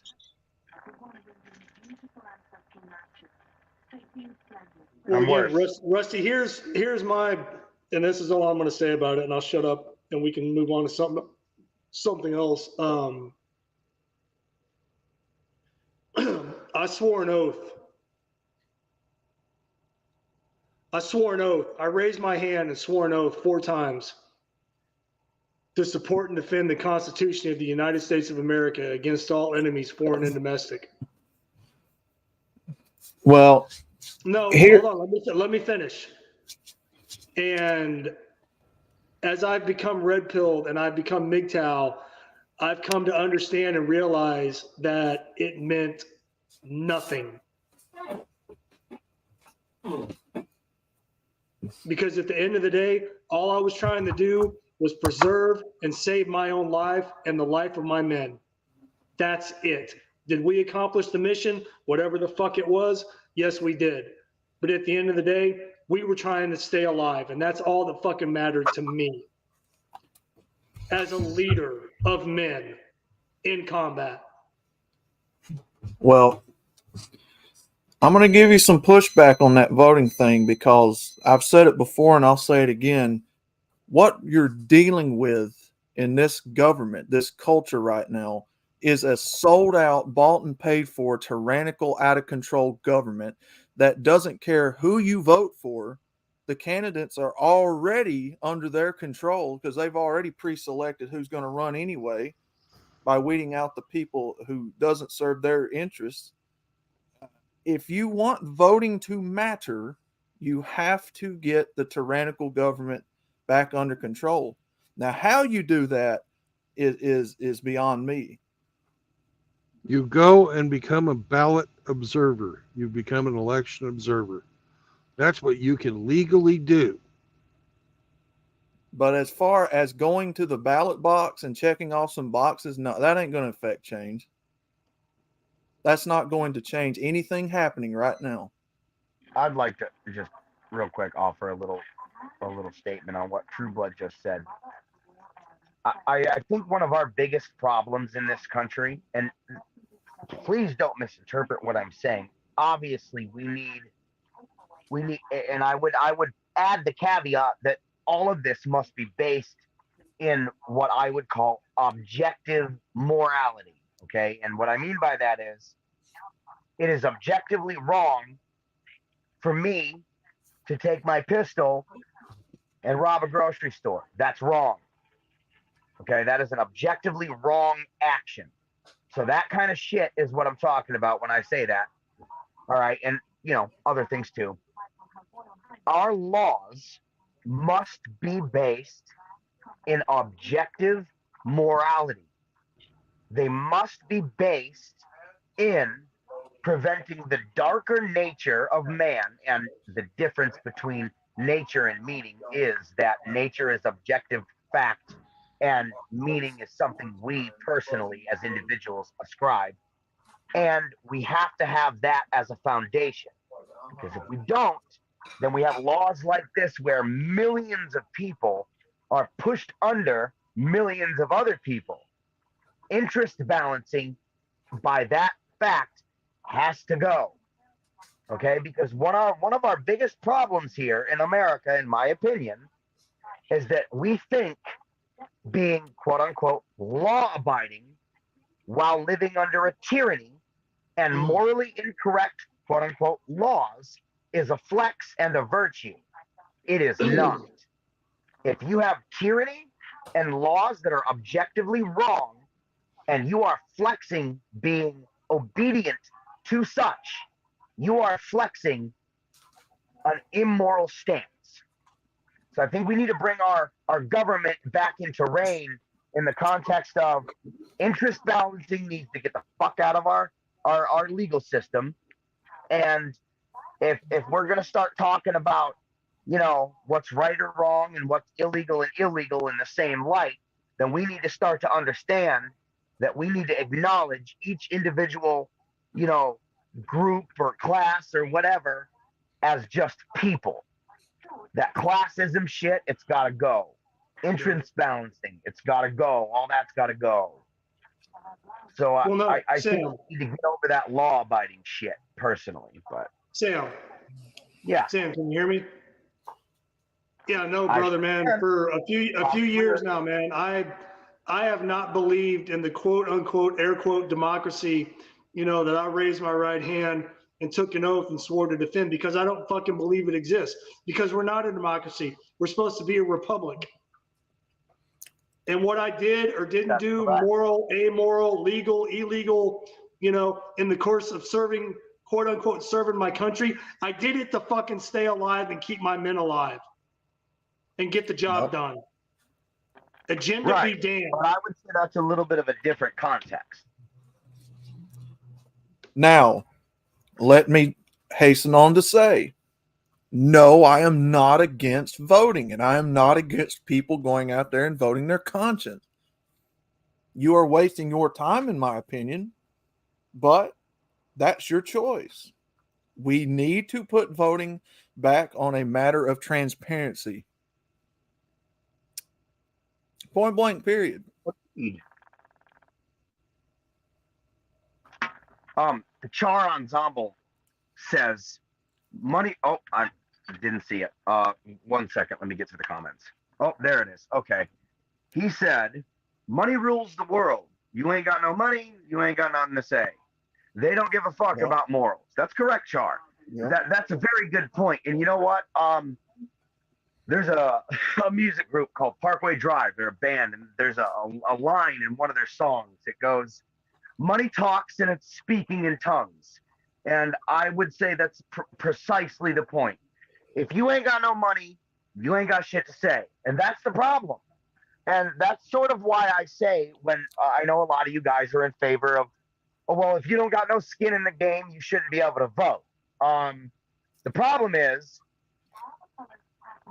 but yes, that's correct, True Blood. Democracy is thank you, fucking thank you.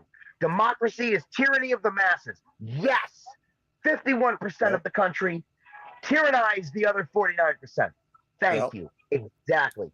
Thomas Paine. Thomas Paine. Okay, I did not know that. I'm gonna go look him up a little more extensively now. But back to the point I just wanted to make real quick is that if you expect, okay, so say if I live in the city and I have no land, okay, I don't own land, I'm an apartment renter, but the landowners are all voting for laws, regulations, and rules that I, as a renter in the city, will be forced under gunpoint to obey, while at the same time having no fucking say-so in the matter. I have skin in the game, because men with guns will come, and if I choose to resist, murder me, or if I comply, put me in a cage. That's skin in the game. That is skin in the game. Sam. Yeah. Did you register with Selective Service when you turned 18? No, because I don't know what that is. And when I was 18, I was in prison. So you didn't have to register for the draft? I did not have to. I don't think I'm eligible to. No. I'm not allowed, Yeah. dude. I cannot, by the laws that have been written in this nation, have anything to do with firearms, voting, the military, the police force, and a whole slew of other things. Yet, Okay. again, and Okay, this is but another reason why Sam, I have listen, such a Sam, listen. When I said skin in the game, I wasn't referring to you. I wasn't singling you out. I wasn't calling you out. Your circumstance is different. We all get it. Nobody in here is judging you. Well, Nobody's I didn't saying think you were. Huh?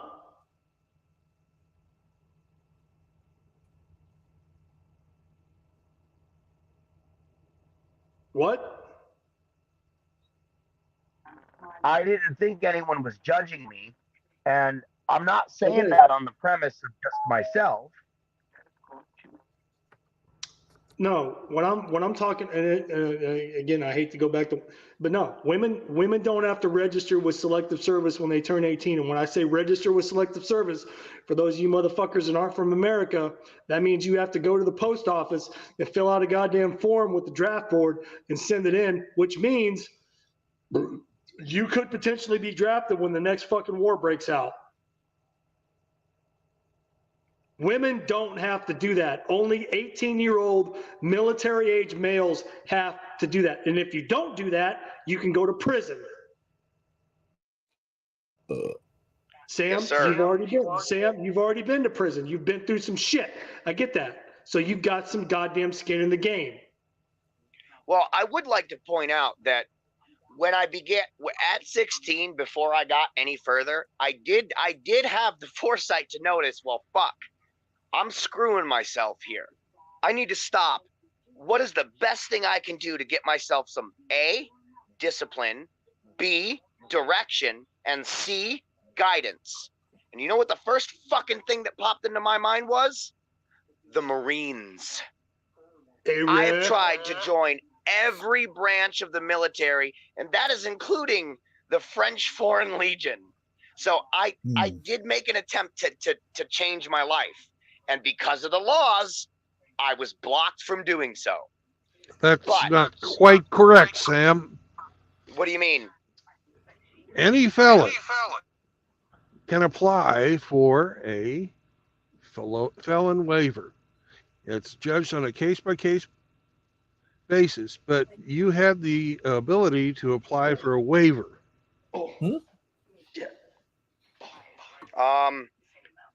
That's I just actually. That is absolutely correct. I just looked it up. Okay, in my case, that was incorrect because I was not 18 at the time of the commission of the crime and required a parental figure to do so. And it doesn't matter. There's no excuse for the ability, just because you didn't know about it, which I firmly believe you didn't know about it, doesn't mean that the ability for you to join the military was not out there. They just didn't fucking tell you about it. And the recruiter, they did. The recruiter knew about this. I guarantee you. The Army recruiter told me about this. When I spoke to the recruiter for the Army, he said, "Listen, man, once your shit is all done in court, go apply for a felony waiver or some such thing like that. You can get it through the courts and you can still join." The Army recruiter did in fact tell me about that. And when I went to look into it, I was told you need a parental signature. You need your parents. Were you over 18 at the time? No, I was 16 years old at the time. And I told my mother that I would like to join the military because I'm fucking up and I need to find something to do with my life that will give me better direction. And I said, you can either sign the papers now or you can wait till I'm 18 and I'm doing it anyway. And she said, you know what? Why don't you go talk to the recruiters first and then come talk to me? And she sent me off to the recruiter and I went and spoke to them. And the Army recruiter, which was like the third or fourth recruiter I spoke with, he did in fact tell me about that. And my mother was not on board with any of it. At 18, why didn't you go back and do it yourself? I was in prison. I didn't get out of Okay. prison until I was 19. When you got out of prison at 19, why didn't you go do it yourself? Because at that point, my life had already taken a different turn, and I decided that, well, it's all over now. I have the choice to make my life different. I don't need any of this.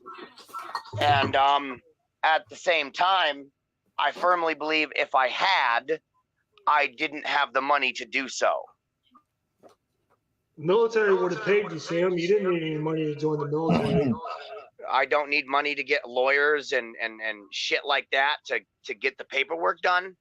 You can do it all yourself. That's interesting. I didn't know that. I was of the belief you needed attorneys for all that shit. Well, wait, Because wait a I've minute, even Sam. looked. Yeah. Sam, I'm not trying to sing. Why am I echoing?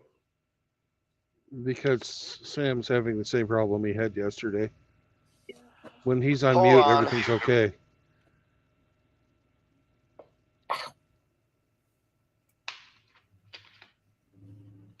Anyways, Johnny Midnight is correct. The French Foreign Legion. You even take a different name when you join the Legion. Oh, that's their whole damn shtick is, no questions asked. We don't care where you come from. We don't care what you're running from. We don't care what you've done in your past. But if you join the Legion, all is forgiven as long as you fucking serve France. For 20 years. Right. Oh, heck. That's not what I was told. I was informed you had to have dual citizenship, speak French, and no criminal record. Well, let's look it up. So they'll beat the French into you. You don't have to learn it. They'll beat it into you. Well, my primary reason for attempting the French Foreign Legion in the first place at the end of the day was because I was under the impression that mostly what they did was humanitarian peace works. And that was more appealing to me than I figured that would be the reaction. I know better now, but that seemed more appealing to me than going overseas and fighting for, a country that really just had you fighting for profit. But Hell yeah, Juan. The fucking Frenchies, they love their cheese. Fromage. Changed my name to El Queso Bandito.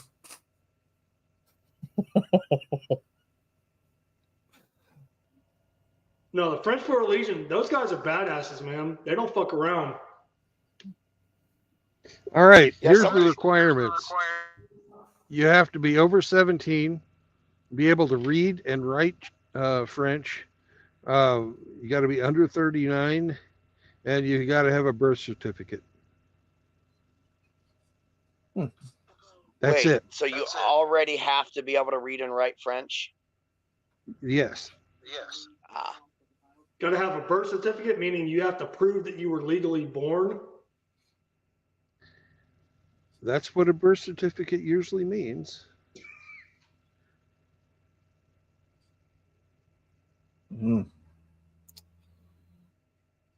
But I thought your identity didn't matter if you joined the Legion. That's the whole damn point. It's like you're running from your past. Argue with the French. I'm just reading what their fucking website says.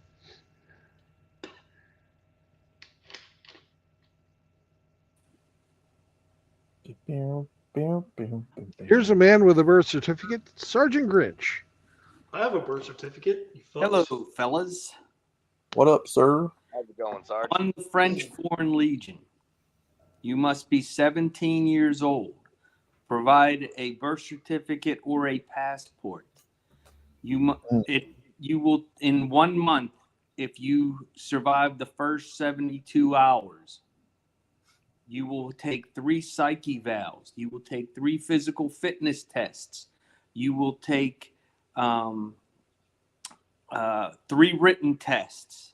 You will take 3 boards.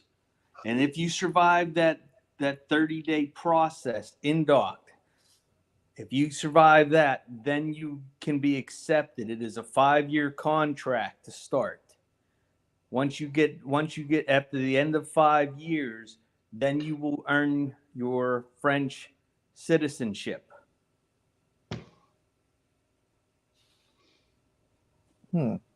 There is a channel, TAC. I can't think of his name right now. TAC TV, I think it is. Let me look it up.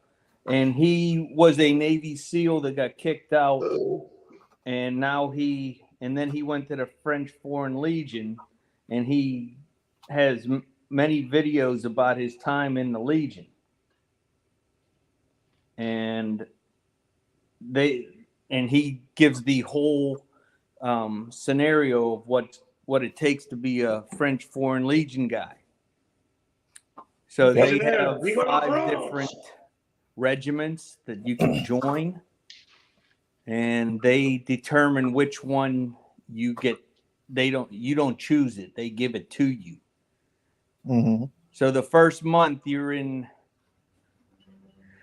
like it's an old fort, and everybody groups up by language, and you start taking your French classes and all this stuff. And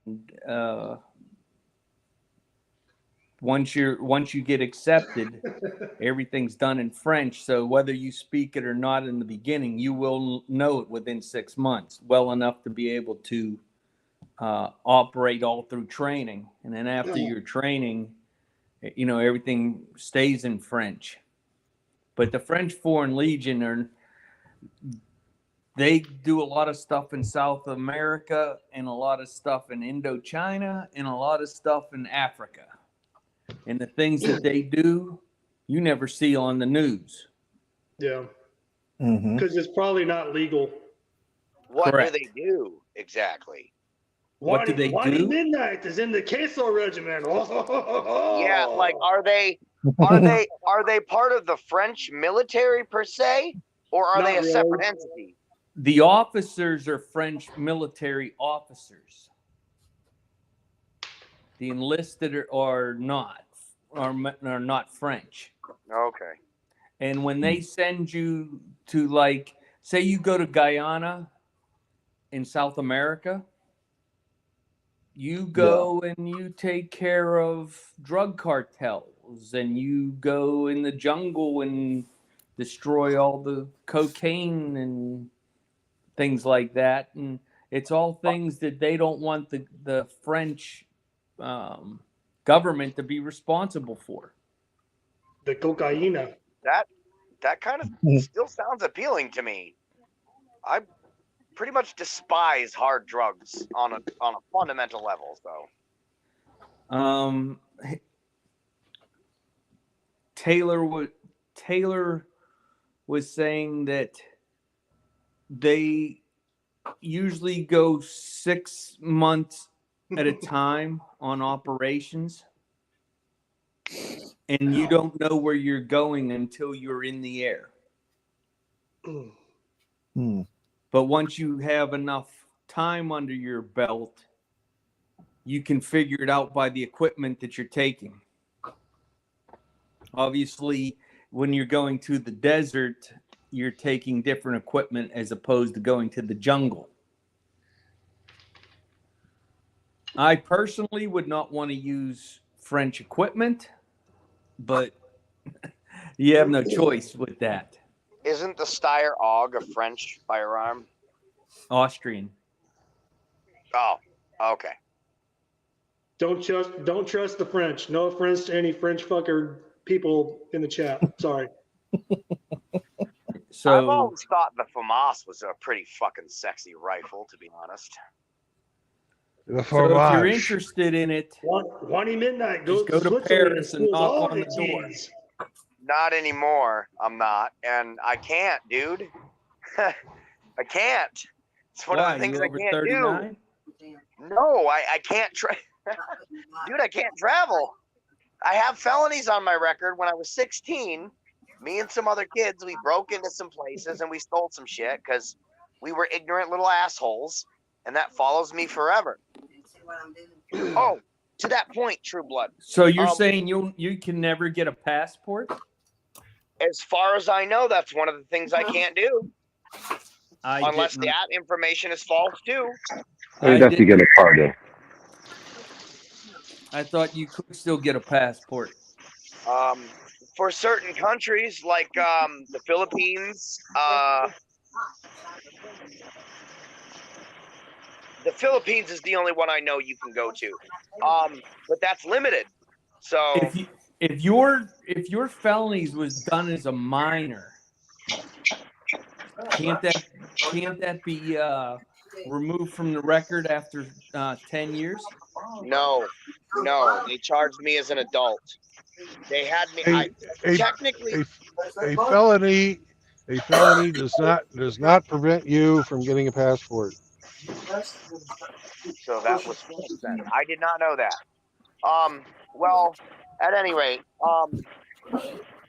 technically, when I committed these crimes, I was 15 years old, and they held me in the county jail for the 3 months required to have me turn 16 before they even officially charged me. Sounds to me like you had a shitty lawyer. Well, I didn't have a lawyer at that time because they didn't officially charge me. They arrested me under quote-unquote suspicion. And then when I turned 16, that's when I got the paperwork telling me who my lawyer was. Now, I did 1 to 3, and I had 2 concurrent sentences. And that was only the case because the lawyer I did have at the time actually did fight tooth and nail to see that I didn't get fucked, which is the only time a public pretender ever even did anything to help me.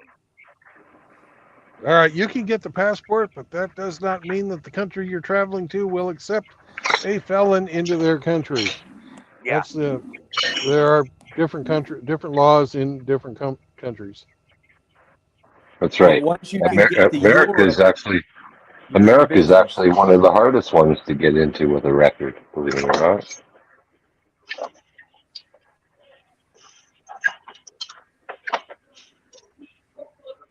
To that point, real quick, True Blood, do you remember the other day we were talking about the draft dodging thing, and you said it was only 4 years? So why wouldn't I just?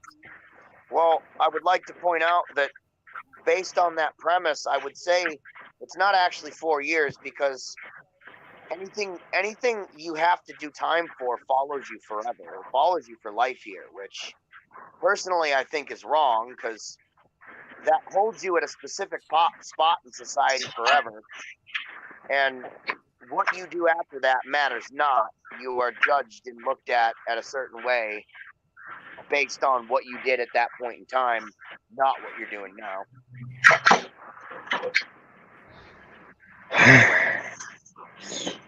Oh, there's also a $250,000 fine. Right. Well, see, here's the thing, though. I think we need to, as a country, as a whole country, I think we need to stop putting people in boxes for life. Because if you ask me, that's a double jeopardy thing, man. Or not a double jeopardy. That's cruel and unusual punishment. You're essentially laying a fucking life sentence on a person for something that is not necessary. You know? Stealing shit wasn't necessary either. Yes, that's correct. I agree. It wasn't necessary, but it also wasn't an attribute to the true nature of my character. I was a child that was raised in the state and sent back to the same home with the same people that they claim to have taken me to protect me from. And on that merit, I would say that. So hold on. Who said that? Was that Hemi?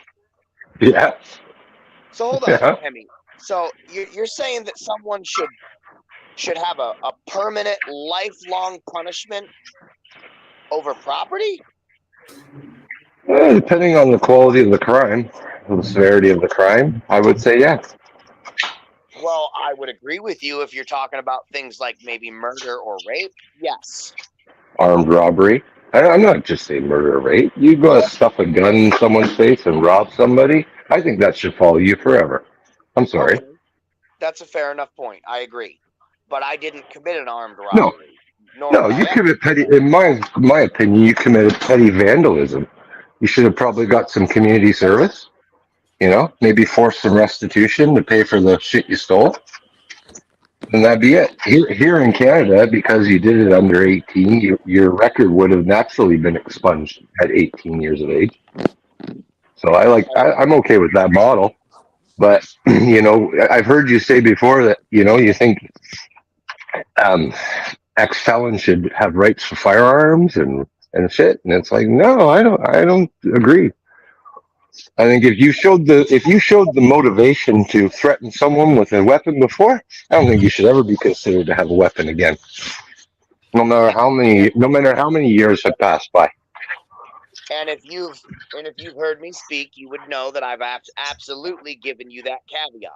I've absolutely said, if you take a weapon and you use a weapon to threaten someone's life in order to get their property or something, then yes, that is absolutely something you should pay for fucking ever. Well, let's talk. Let's talk to Johnny Midnight. He is the queso bandito. What type of weapon do you use? Queso bandito. I have the French fromage blaster. Привет. I'm gonna sneak cheese all over the place. You have the pomme de terre. Nobody will recognize me in my sunglasses. That's why I joined the French Foreign Legion. Vive la France! Vive la France! Vive la Mexico! Yeah, I don't know. Sam, I mean, it sounds like, okay, you were 15 when the incident happened, and then they charged you, like, threw the fucking book at you and charged you as an adult. Like, dude, I mean, what happened? It's like, what, did you rob the Federal Reserve or some shit? No, Not that dude, there's any money in there, but no, man. Listen, me and some other kids, I was hanging out with this chick I went to school with, and it started out, me and this other dude, these other dudes were all trying to impress this chick, right? Sure. So these idiots started talking about kicking in doors with weapons and shit. And I said, dude, no, that's stupid. You're going to get shot, stabbed, or just caught outright. And I said, you got to use finesse. So it turned into my stupid ass trying to show these morons up for the sake of making them look like idiots for my own ego's sake. Okay? Okay. So I ended up using the skills that I learned in the state to help them do it. Initially, I didn't actually do anything. It wasn't until after I saw them meet with a modicum of success that I chose to do anything myself. Month just started. Include them. Okay. So you kind of masterminded it, and when the people that were taking your tutelage and resources were getting away with it, you're like, hey, I'll give it a shot too, and then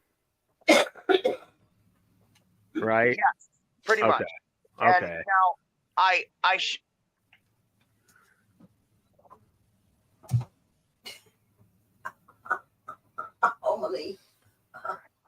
told them that I basically showed them how to do it. But, right. So because two of the kids, and the girl included, were from the same group home that I was in, we all had the same school uniform. So we used the biggest kid as a lookout, and the other two kids who were the same size as me, we shared the same outfit. The point was to make it look like only one person was involved, so none of us would get caught. Well, what happened was two of the other ding-dongs got caught, and their parents threw them under the bus, you know. And then they all got in there, right? And were re-released because there was no evidence. Well, I got caught because I got into a fight with the piece of shit stepfather, and some of the shit that I had taken, and some of the stuff they took and gave to me, because we all shared the profit. We all shared the, the loot, whatever. It fell out of my bag when I was trying to get away, and he was trying to stop me from going. It wasn't out of a desire to protect me or anything. It was out of a desire to control me because he was a scumbag. But so that's how I got caught. Well, I got picked up by the police, and I sat in the police station for 6 hours, and my mom waited for 6 hours for them to release me. And because my mom decided to do her own investigation, she got a hold of the girl because she knew I was hanging out with that girl. And the girl snitched me out to my mother. And that's how the whole thing came unraveled. And they found the other kids. And once the other kids came into the police station, they threw me under the bus for all of it to avoid their own prosecution. So I went down for everything, not just what I did personally. And then not only that, but one of the other kids that was involved went and committed another crime after the fact while I was at a football game watching my cousin play. Well, he showed up to the football game and left some of the shit with me. And I didn't know really per se. I guess I should have suspected. I should have known better, but I was dumb. Well, I got in trouble for possessing of stolen property on that front. So basically, it wasn't just me that participated, but I was the only one who went down. And more or less, I guess the whole point is, I mean, I should never. You copped all the charges, basically, of everything that happened. Gotcha. Yeah. And the police took they took a fucking written statement, okay, from the other kids, and then they wrote up a false statement, and they had me sign paperwork, and I didn't know, and that's how they got me. So they claimed that I confessed, which I never did, and I could prove that if I knew where to get the paperwork from. I should probably go to my local municipality, but they claimed I confessed, despite the fact they didn't never have a written out statement from me. It was only ever typed out. And I was dumb and didn't have any knowledge, so I signed papers I didn't read. And so that's how they got me. But what it boils down to is a political thing. They wanted to appear hard on crime per se. And because I had been raised in the state, it was not the first time that I had been formally charged with something. Okay, so yeah, you said you were in a group home, right? Yeah. Oh, okay. Well, that's going to knock you down about 50 points right there. I got you. Yep. Okay. Yep. And any time that I got in trouble at the group home, or any of the shit that they threw at me, it was like, okay, so like in one instance, I ran away from the school and went back to my unit in my room, and I was sitting in my room listening to my MP3 player, and the guy who was on staff at the time, all the other kids and all the staff would brag and talk shit about how he was so fast and so agile. But all I had to do was jump a couple of fences to outrun him. So he got mad. And when he found me in my room, he walked up to me and said, "Let's go. We're going back to school." And I said, "Fuck you. I'm not going back to school just to sit in a room, in a cubicle, to write the same sentences 100 times. You're not teaching me nothing." Well, he got mad because I said, "Fuck you." And he put his hands around my neck. So I hit him and I got charged. And there were multiple instances of that. When the staff or other kids would be violent, they didn't punish the person who aggressed. They punished the person who defended. And I've never had an issue defending myself. That's true. Like all schools, not even just state schools, but like all schools do that for some fucking reason. It's like I guess it depends on who's the aggressor. If it's somebody that's like really popular, or the football quarterback or something, yeah, they can't get in trouble. Yeah. It's just like the school's got too much riding on them. Well, in this same place where this happened, in the same place where this asshole put his hands on my neck, I seen him do it to another kid, right? And I was roommates with this kid, and I got in trouble because I fought with him before to protect this other kid. And when when I tried to fight it this time, you know, in that instance, but they're like, well, we'll ask the other kid. I said, well, go ahead, I guess. I mean, he's got to stay there. He's probably afraid to tell the truth. And of course, he's like, no, that never happened. I don't know what he's talking about. And I tried to tell him, like, this kid has to stay in that place. He's probably afraid that if he tells the truth, he'll get hurt again. So, I mean, it was sort of my word against theirs and another scared kid. So that's, and all that was supposed to be quote unquote sealed, right? But while I was going to court for the burglaries, they were like, well, he's got a juvenile record that's sealed, so we can't use it. But they mentioned it in open court. So in what context aren't they using it against me? Yeah, I mean, I'm not a lawyer, so I don't know if that. Well, your records are sealed to like the public and stuff, but they're not sealed through the courts. If you're a bad case, you're a bad case, and it can be brought up. Even your juvenile stuff, like even here as a juvenile and adult, it'll be brought up in court. Not like used to prosecute, but used as weight as like, look, this guy's been in trouble since, let's say, he's 12 years old. He's now 38. Nothing's going to change. Yeah, but that's not the case here, though. It's not that I've Like, been in trouble. like even and police departments also have access to your sealed records and stuff. You know, it's for a different purpose. I had supposedly my record expunged from actually when I was 19, and I got a traffic stop, and the fucking cop was like, "So, what were you doing in the Portage Hotel when you were 19?" Huh? I was just like, Yeah, I thought that was fucking no, it's not a no, they got they records. have your arrest records are like they all have access to that. Even like going through the border, you could have been, charges stayed or whatever charges were dropped, Hey, but the honey, I went arrest, through the the, border, no problem. the arrest record still lives to any law enforcement. They still know that when you got popped, and actually they don't know what the verdict of the charge was. They just know about the charge. Yeah, Like, they just know it's Right, there. They but wanna here's the know. question, though. Badges? We don't if need the no verdict- stinking badges.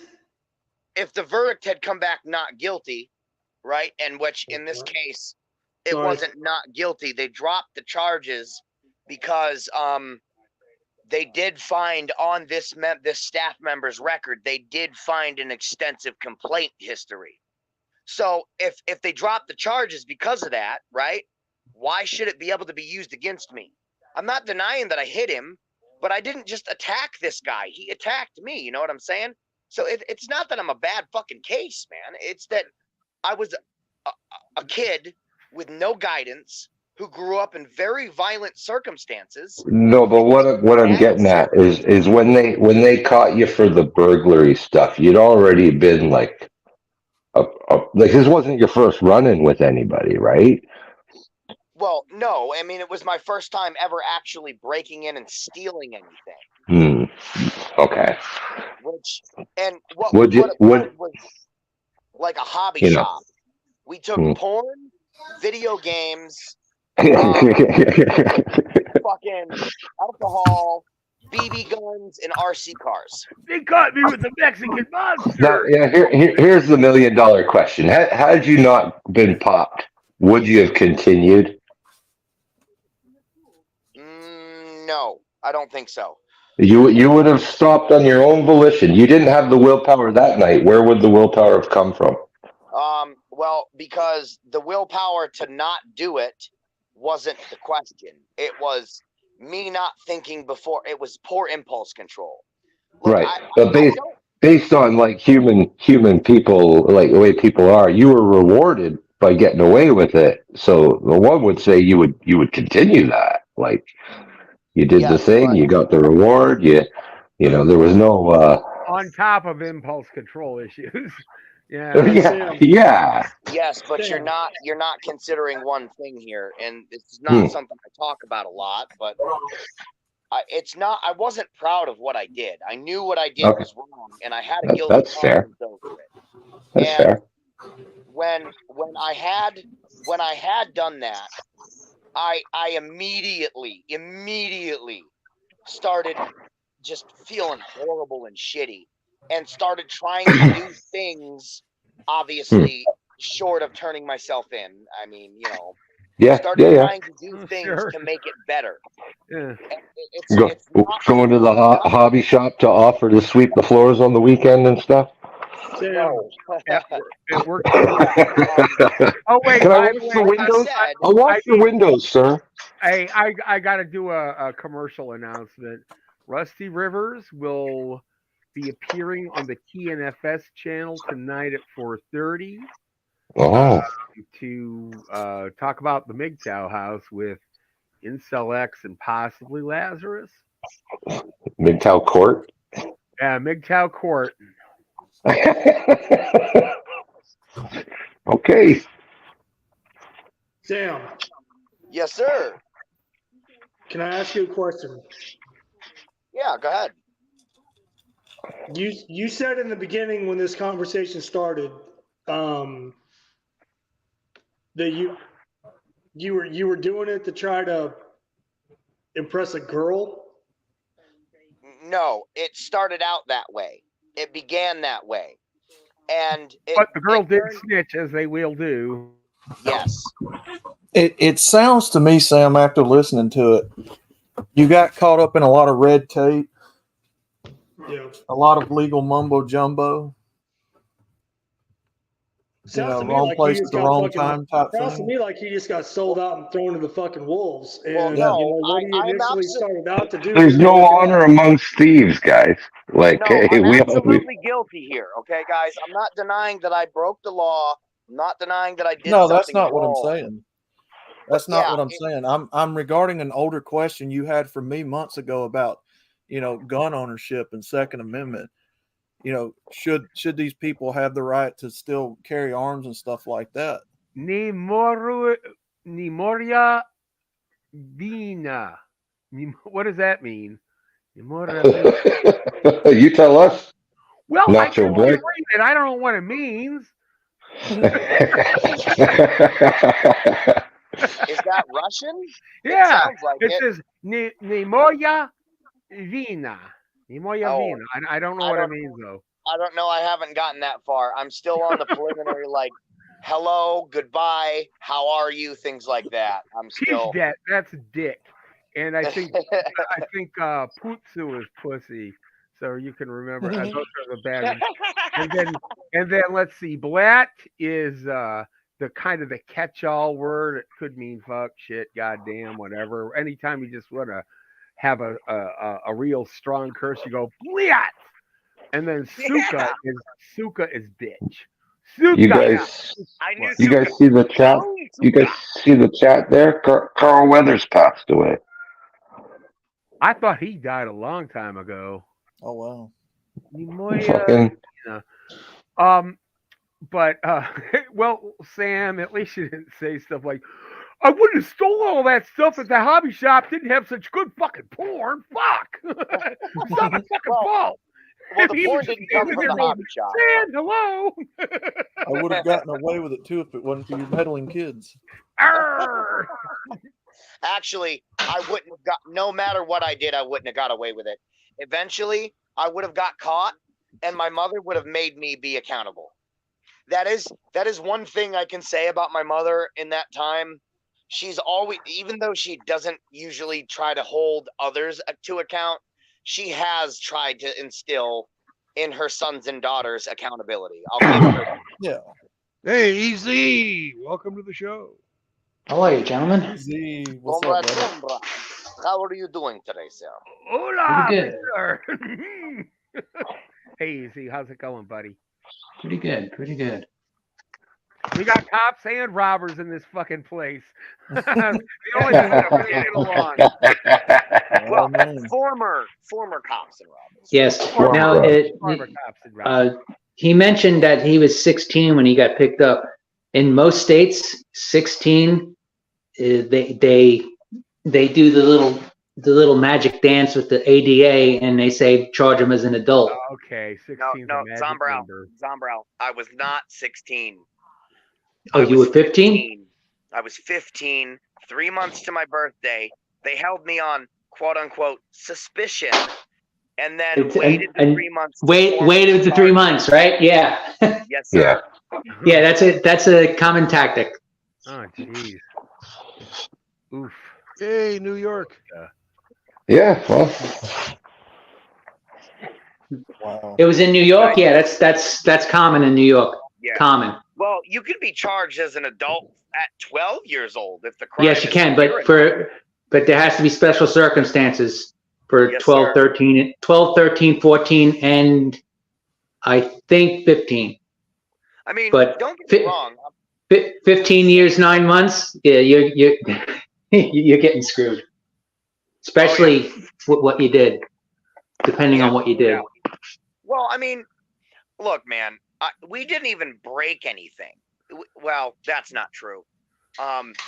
The other dude broke a window, but the It was point a is, really big plate glass one, but who cares? you're right. It doesn't matter. What we did was wrong. The point is I'm making is this. What the play, if I was the fucking judge, I mean, first of all, if I could go back in time, I would whoop my little ass. No doubts. What I really needed was someone who gave a fuck enough about me to tell me I was a fucking retard, kick my ass, and then help me get a job.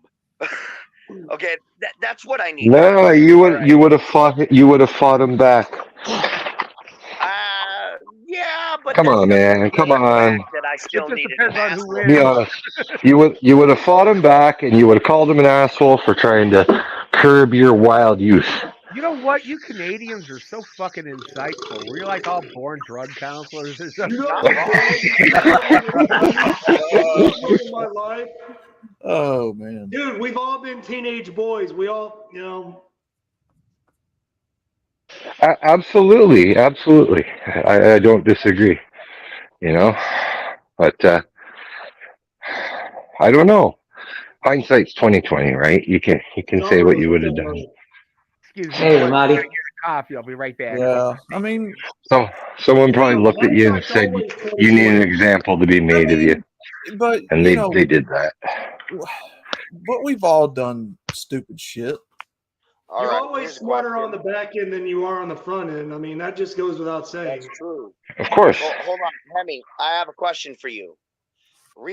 Not too long ago, like around 2018, Mm-hmm. there were some other youths who were around my age at the time when they did what they did, as opposed to when I did what I did. They were the same age. They broke into the high school and they spray painted a wall. They were all felonized. Should they have been felonized? Yes. Why?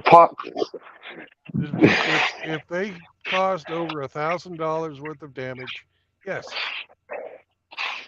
So you're placing monetary and property value over human life.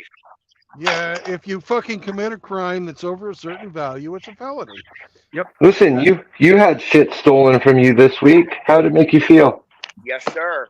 It didn't How make did me it make you feel feel? good. I'm not, but I would never, ever, ever in my life advocate that this person should pay for the rest of their life for what they did. Ever. Well, They should never have it hanging over their head. They should be made to pay for what they did and either pay for the property or return it if possible, and then serve whatever sentence and then move on with their life. Eric, what heritage are you? What nationality are you? English and German. Hey, Brandon, give him a German name. Okay. Thank you. Hey, Zombros, did you see how flexible and graceful you looked leaping over those goddamn life-size chess pieces? Gotta admit, I am pretty limber. Now, with all this stuff, and I was sending stuff to my daughters. My daughter actually made a YouTube channel last night as she was bored. So if you see if you see her, it's my daughter, but it's hilarious. She loves this. I sent her all the screenshots. It's hilarious. Brandon, since MGTOW Outlaw is like 70% hillbilly, could you give him a hillbilly name? No, if you're gonna give him, if he's a hillbilly, you got to give him like four first names as his name. You know, like Billy Joe, Jim Bob. I love it. I love Like the old South. You know, like Billy Joe, Jim Bob's coming down from the well. Well, hell, you say so. Yeah, but you know where hillbillies came from? Scotland and Ireland. Scotland, Ireland, Wales. Oh man. Yeah, like if you listen to country music and you analyze the structure of it, it's just like an Irish jig or like an English folk song. The term cracker is actually from, I believe, England. It was like some English guy sitting on Really? a Cracker Barrel and said know cracker on it. You're like, hey, look, it's cracker. If I may interject here real quick, True Blood, I never said it wasn't my fault. I made the decision. I don't think fault is what anyone's arguing about, Sam. I think It goes back to that old song. Fault in Russian. Don't do the crime if you can't do the time. But I did the time. But here's the thing. The time's not just your little stint behind bars. The time is also your stigma that you're going to carry for the rest of your life. If you fucking cheated on a woman, you're always going to be known as a cheater. You can go be the honest thing, but every woman go, oh, you cheated on your first wife? They're always going to think you have that tendency or that propensity to be a cheater. You lie. Well, I don't know, when we were told as children, don't tell a lie, because when you're telling the truth, no one will ever fucking believe you. And it's like, you have to remember, part of the law was the shame it brought to people. That's more of a reputation, though. That's than anything. Yeah. Well, yeah, but that's the thing. I was always brought up, your reputation precedes you, and it always will. You can't skate it. It's like the old joke. This guy, he goes into a town in Scotland, and he meets this guy at the bar, and the guy's all crying and really depressed. And he said, "Well, what's wrong, buddy? What's wrong?" He said, "You see that barn out front when you came in? Isn't it a fine barn? Do they call me Ian, the barn builder?" I know. I know it's a great joke. Anyways, no, they don't call me Ian, the barn builder. You see that bridge we crossed over on the way in here? They call me Ian, the bridge builder. No, but you fuck one sheep. Ian, the sheep fucker. Yeah. I got a joke for you. Okay, listen to this. So it's a nice hot day. Just imagine Navy Pier, beaches of Michigan, of Lake Michigan in Chicago, and Brandon's driving his truck, and he sees three of the brothers just out there on the beach, sunning themselves, having a great day, enjoying the great weather. So first, he comes up across Hemi, who's visiting down from Canada, and Brandon goes to Hemi. He goes, "Hey, how you doing, Hemi? You keeping cool on this hot day?" And Hemi goes, "Oh yeah, I have Canadian Coca-Colas. When it gets real nice and hot out, I would pop one of the colas and I would drink them, eh?" And then he goes, "Oh, well, that's a good plan." So then he walks on down to the next guy, and it's Outlaw. And Outlaw goes, "I'm up here with all the snowbirds because it's too fucking hot in Alabama, so I want to hang out here in Chicago." And Brandon goes, "Well, what's that thing around your neck?" And he goes, "Well, that's my portable air conditioner. When it gets real hot, I just go push this here button, and it cools me down." And then Brandon goes, "Oh, that's a pretty neat device. Cool." Then he walks down, and he sees Polska Bob sitting there with a fucking car door. Oh god. And Brandon goes, "Bob, what the fuck are you doing with a car door out on the beach?" And Bob goes, "Well, when it gets hot out, I'll just roll down the window." Pollock jokes. I love Pollock jokes. I have a question for Hemi real quick. Pollock jokes. I have a question for Hemi real quick. Lonnie, This is Sure. Lonnie, step into my office because you're fucking fired. I have a question for Hemi real quick, and this is the last thing I'm going to say on this topic. So Hemi, to the point of stigma. So basically, you're saying you think if someone does something like I did, or the kids who broke into the school and spray painted a wall, that you're on board with that lifetime label. Well, here's a question then: how and what right can anyone complain when these same type of folks continue with this behavior? What alternative have they got? Because by that measure, they are now second-class citizens for life. They are now considered. You're telling these people, and I am among these people, that their life is not now is no longer worth preserving, even by their own hand. They are no longer worthy of participation in society. They are no longer useful in any capacity. And at the same time, they are taxed and expected to follow all these same rules. So here's a question. If the person, and this, I would say this would be my case, and I probably would bet that it would be the case of some of the other youth that might make similar mistakes.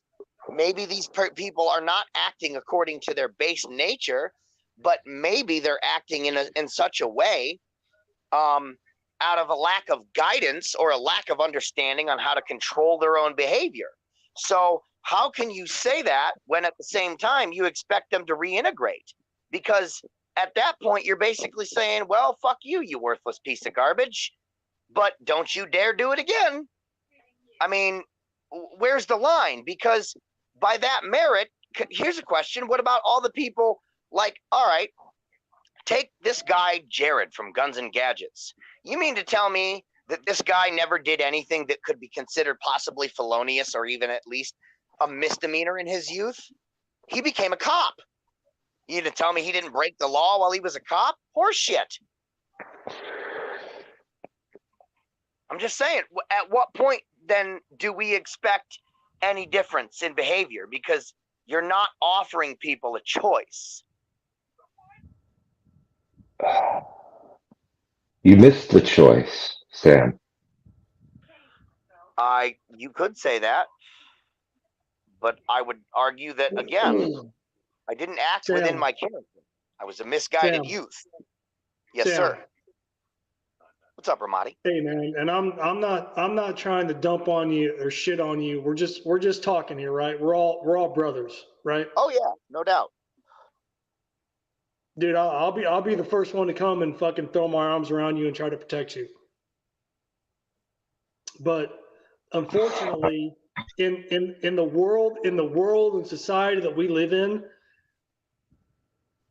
society dictates that. We don't as individuals get to dictate that. We know what the truth is, we know what the reality is, but that's not what society sees. Right? Yeah. Correct. Now, from Sam's point of view, though, there has to be some sort of a line that does need to, like, okay, Yeah. is Sam going to be 50 and they're like, well, you stole a porno mag at 15, so fuck you. Like, Well, but at here's the thing. Here's the thing. So let's say you got to get into degrees of the crime and all that crap. But so if something, let's say, Sam, you're working for me in my factory and shit's going missing, can I not suspect you since you're a convicted thief? No, sir. I'm not saying that. In fact, I would expect you to expect me, and I would be prepared to deal with that. That is a consequence of my choice. However, Exactly. Okay, but here's the question, Hemi. Are you going to come to me and say, you did this? It's going missing, so you were convicted, it was you. Or are you going to say, hey, man, listen, some shit's going missing, okay? I'm not saying it was you. No, in a perfect world, it's like you don't say it's you unless I have proof it's you. But you'll be under investigation. right? And I'm okay with Let's be reasonable. You'd be under investigation, Like, and that's a consequence. But you don't get to dictate what the level or what the limit of consequence is. Well, Like here's the the thing. I'm the not person who arguing really necessarily. should have sentenced you is the person who you wronged. That's the person who should have handed down what your judgment should have been. Not some stupid court who had no skin in the game. You But know the what? hobby store owner who you fucked with his livelihood and whatever. That's the guy who should have said, "I deem this son of a That bitch right to there pay is no, me why I feel to pay bad. me back this much, and then to for punitive to do this much." And hopefully he learned his lesson, right? And that's a perfect world, but we don't live like that, right? No, I agree. You know? And that's actually the real reason that I kick myself in the ass. It's, believe it or not, it's not because I stole shit. It's because I harmed a private business, man. Like, Well, in prison, I thought about this. Like, dude, this guy was just trying to run a fucking business, and I dicked with that. That fucks with me, and I agree with you. But here's the thing: I have now paid all restitution. I have served my time. In fact, when I got home, I went to excluding the one that was closed because it was a newsroom, and they are no longer around here. They don't have them anymore for whatever reason. But excluding that one business, which I wasn't actually the one that broke into, still I felt guilty because I masterminded it. But I went to the video game store, the hobby shop, and I went to every other fucking place that we fucked with, and I spoke with these people. In fact, I still patronize the video game store today. I buy a lot of my console games from this guy. He is one of the best businesses in the area still. So That's I all great. apologize to these people. That's probably like the best thing you could do. That's more than most would do. Most people would still be in the position that fucking video game guy owed you something, or fuck him. He makes enough. There's that mentality out there. Steal from Walmart. Who gives a shit? They're multi-trillion-dollar company. They don't give a fuck. It's all the same. Like, I steal from crap. Well, because they have all these cheese. but to get back to what you guys said about, society dictates this and that, but society's also a majority of IQ of room temperature morons. Yes, it is. And they're merciless because a lot of them are uninformed and uneducated. And quite honestly, if anything, now crime's given too many chances. We're not fucking tough enough on crime. And we're reaping what we've sown by letting people who have killed somebody walk out with no bail and flash the bird on the way out of court. Like, these people, there's no remorse there. That person should be held.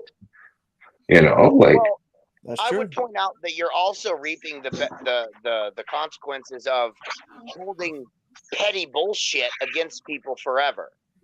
Because, like I said, you're not giving people a choice. Here's the thing, though. Petty's relative. Only to you. What you deem petty may not be what the society or court deem petty. Okay, but and they see it as a serious societal problem. Petty theft, and petty theft usually leads to it's a gateway to bigger theft. Like, I'm from the camp that had you not been caught, you probably would have gotten me a more hardened thief. No, I definitely not. Statistically, you would have. There's always exceptions to the rule, but usually when people get away with it and are rewarded with the behavior continues. We lost Outlaw. He wasn't getting his words in, so he got mad and ran away. But yeah, urgent. You got an urgent consulting call to the bussy. Urgent consulting call to the lawsuit. I gotta get to that too, Shad. I don't mean to interrupt. I actually did want to hear what he had to say. He was trying to make a point. I kind of. Sam, I don't think he left because of you, man. I think. No, he didn't. I was just making that up. Well, he does try. He does try to get his points in, and I do tend to get off. Outlaw's got a thick skin. He's got a good nature. He's not gonna be like, fuck this. No, he doesn't do that. Okay, don't worry. All right, he's cool. I don't know. I'm not saying no one should pay for what they did. I I absolutely deserved to pay for what I did. I'm not saying that. I'm just saying that when it comes down to things like, okay, murder, armed robbery, rape, things like that, those things should carry a lifetime label because those are overtly violent, aggressive, and vicious things. What I'm saying is that the places that we victimized, they had insurance, okay? They Don't even go there. Because it's after time to release now. well, you got to let me finish.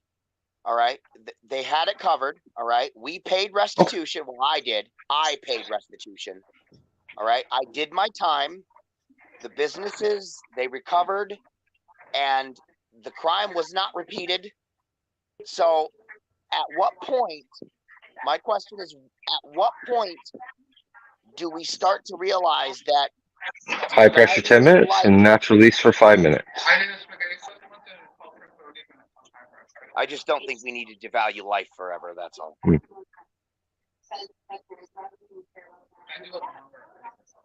Okay. As far as the insurance thing goes, whenever anybody has to fucking pay out the insurance companies, when they have to pay out, they will increase the insurance rates of everybody. Just like if you steal from Walmart. Walmart doesn't pay for that theft. All the consumers pay for that theft. So you don't say the insurance was covered, because you're actually fucking everybody that deals with that insurance company by having them pay that out. Well, I granted, wasn't saying it in that context. so it's just like, yeah, there is no justifiable fucking thing for the damages. Sure, the individual that you stole from got he got compensated for what you did, but that doesn't mean that the rest of society didn't have to pay for it. And I wasn't did. suggesting that. That wasn't my point at all. I was just saying that in one way or another, the cost was covered, including by myself. I had to pay. Listen, there was a bank account that was set up for me by some family members that had enough money to cover the restitution cost. So I requested that those family members withdraw that money and use that money that was set up for me, all right, to an account they set up and saved up for me specifically. I requested that they use that to pay the restitution while I was in prison. So what I'm saying, all my point is that all costs have been covered in one way or another. All time has been served. The crime has, in effect, been paid for. You know what I mean? I wasn't. Well, I'm not like I'm not like Hemi. I believe once your prison sentence is over and you've done everything that the court asked you to do, that should be the end of it. Now, socially, a different story. But as far as like taking away your right to vote, I don't agree with that. Since it wasn't a violent crime, I don't think you should have had your your right to bear arms taken away, since you didn't use a weapon in the commission of your crime. But since by your own admission you are a violent person, I don't know if that was such a bad call. No, I am not by my own admission a violent person in nature. I am by my own admission capable of extreme violence. Now, well, we all are. I mean, we have the ability to do things like I don't need a gun to just like totally destroy somebody, but would I do it? No, I probably wouldn't. No, No, I wouldn't. no. I totally wouldn't. And even as a person, Probably wouldn't. even as a person who admits by my own words that and this is a necessity of survival when I was younger, very, very adept in the language of violence. When the threat is neutralized, I will stop. I will not continue beyond what is necessary. Now, I know that sometimes I get a little overt with my language, but that's not to be taken in that I am uncontrollable in the context of violence. For example, when I was attacked with a knife, I got stabbed. I had a knife through my fucking arm. I took this bastard out the fastest way I knew how. Instead of pursuing him to continue the violence, I allowed him to run. So my point is, I don't think, I don't know. I'm not the type of person who wants to hurt people. Quite the opposite. I just don't shy away. I'm not the type of person who's going to turn my back on someone looking to do violence on me because how do I know they're not going to stab me in the back or shoot me in the back, you know? Well, that's also another thing too. In the future, you got to be careful, like the company you keep, because if you do hang out with shifty people, they are going to do shifty things to you. And here we start the cycle of violence. Because it's just going to be in one ear and right out the other, and that's.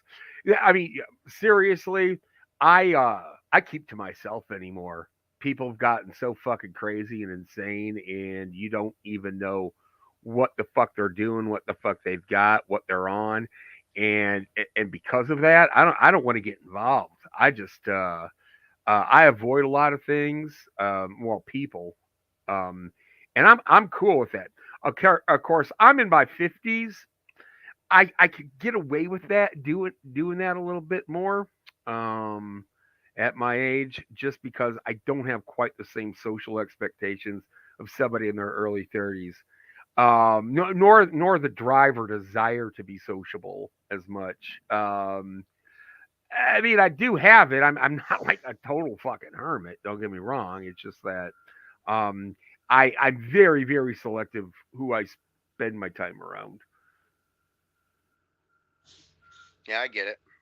Hey, True Blood, I had an idea, man, on a way you can make some extra income. Why don't you apply for a job as a Kathy Bates butt double, bro?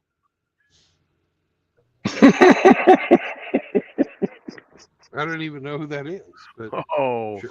Oh, you don't know Kathy Bates? Misery? No, I don't pay attention to a lot of pop culture, so no.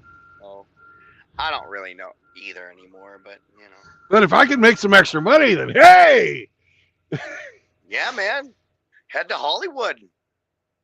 Got a big hairy ass like Kathy Bates. all right. As long as it's no insertion, I'm there. No, you just gotta stand in whenever she's unavailable and they need a shot of her naked ass. That's all. Okay, yeah, that's fine. I'll do that. Kathy Bates nude. Oh, Angler tells me it's the lady from Misery. Perfect. But I'm not going to shave my beard. Yes. Well, that's the beauty of it. You don't gotta shave your beard. Yeah, you don't have to, man. They're not gonna see it. Okay. But will I have to have cellulite injected? Because I actually don't have any cellulite. And I bet you her. I can't answer. I bet you her ass looks like a fucking pair of pantyhose fucking filled with used bubble gum.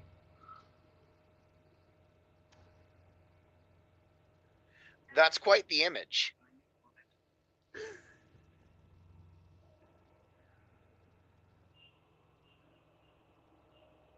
Time out for a second with the TNFS MGTOW court thing. When Rusty said it was 4:30, what time zone was he talking about? Because I'm in Central. That's a good question because it's 4:18. Let's look it up. It says 4:30. It does say 4:30 on mine. Sam, you're Eastern, if I am not incorrect. And Yes. He's talking Central Time because it says 5:30 for me.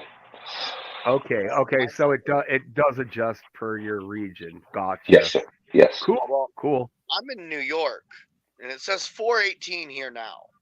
So it'll be Well, 5. that's the actual time. The time on the video, Sam. Yeah, it'll be 5:30 your time, 4:30 mine. Yes. I don't know where Brandon is right now. And then He's in- Henry, are you Central as well? No, I'm Eastern Time, like Sam. Oh, okay. Because Ontario is so fucking huge. I don't know, like. Well, You know, he's not too far from me. He's Okay. not far from Buffalo, and I'm only about 2 hours from Buffalo. So me and Hemi are going to be in the same time zone. No shit, I didn't know you guys were that close together, like Oh, yeah. IRL. Eskimo brothers. It's snowing out here right now. It's cold like back home in Russia. That's cool,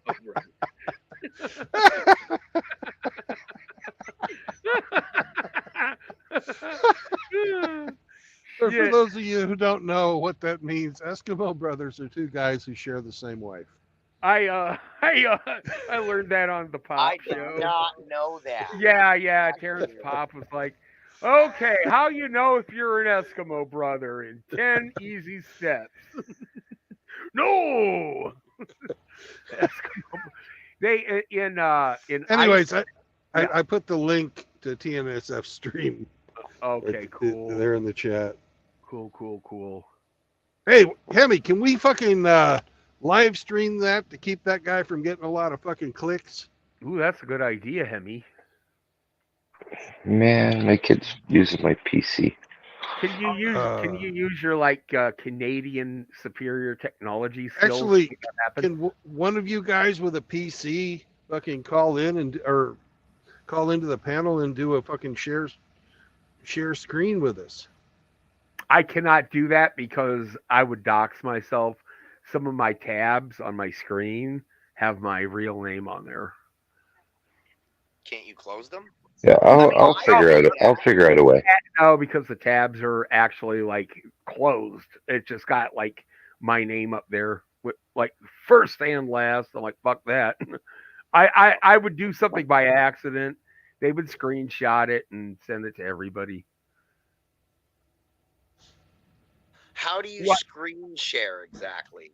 I don't know. Anyway, I don't know. Hemi, are you on a Mac? No, hell no. What the fuck's wrong with you? I was just asking. Calling me gay without calling me gay? Maybe I was. Eh?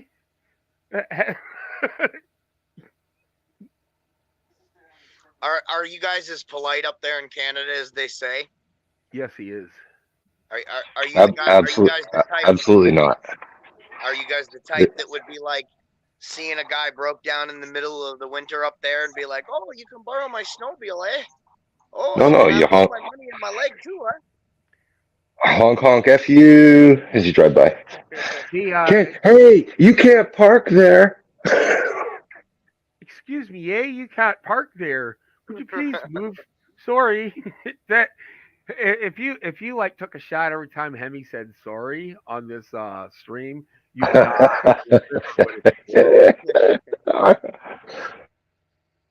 You'd be pickled forever. He doesn't even know it. He does it so much. I don't. It's like you got with y'all, it's the same thing. I don't think Outlaw liked the name I changed him to. Maybe not. Do you think that's what would you call him today? Billy Bob, Jimmy Joe? Chaos for you said you can tell. I also his last name was also Mungerfish. Oh yeah. Oh. That's a fish. Hung. He just started getting sick when he saw. Oh yeah.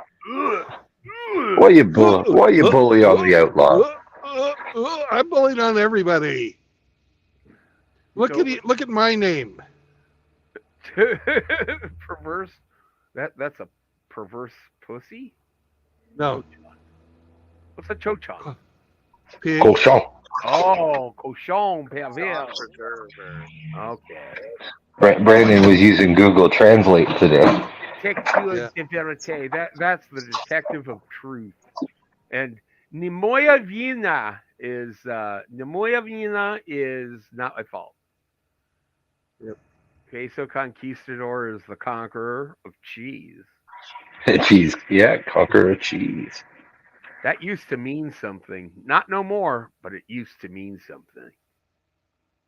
You know, it's funny. On the point of conquistadors, you know, it's really interesting that people think that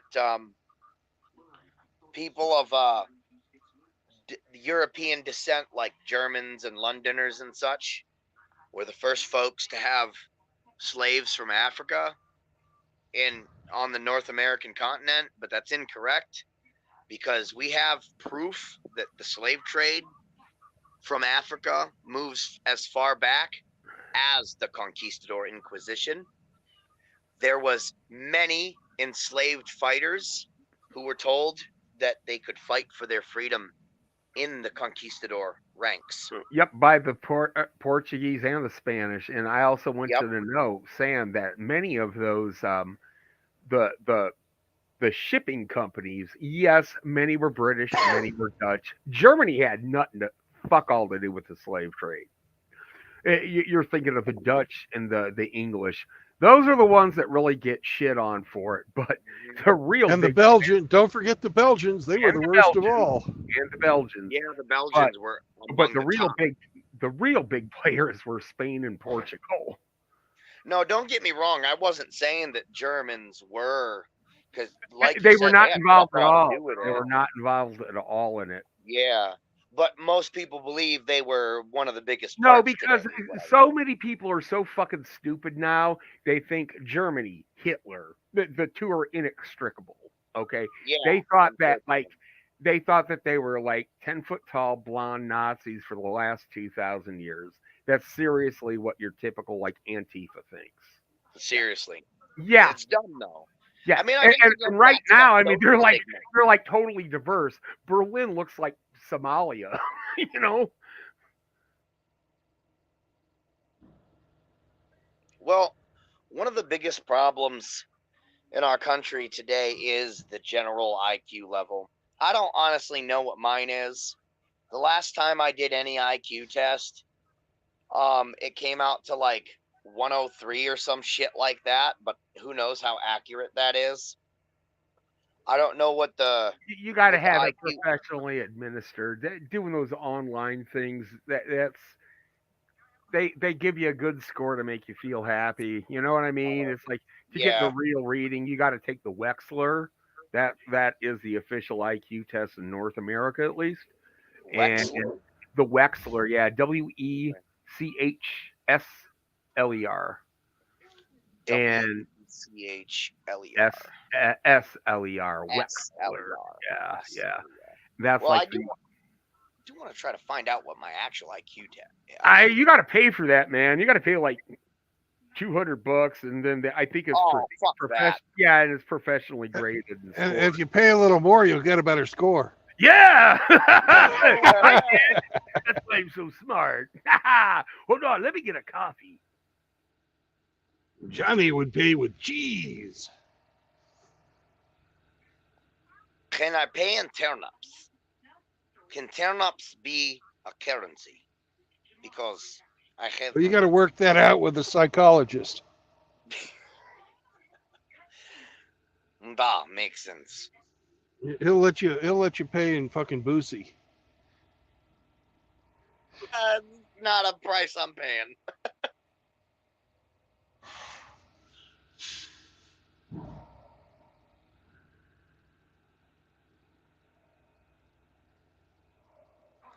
So what state are you in today, Mr. Trueblood? What great Tennessee. State?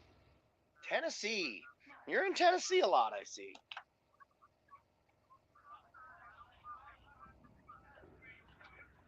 Tennessee, Tennessee, there ain't no place I'd rather be.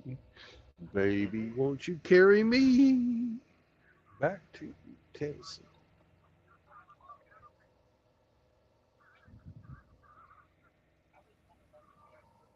Okay, I'm back. You're back? I'm back. Okay. Don't wait up for me, Brandon. No! What happened to Godfather anyway? He dropped. He dropped, phone crap out, something like that. Yeah. Yeah, Angler got it. Tennessee Jed. What is that from? That's from the Grateful Dead. Oh yeah, duh. Okay. And now everybody's saying how I think it was off their album Terrapin Station. Terrapin Station, yeah. You know what? The world's shittiest Grateful Dead album.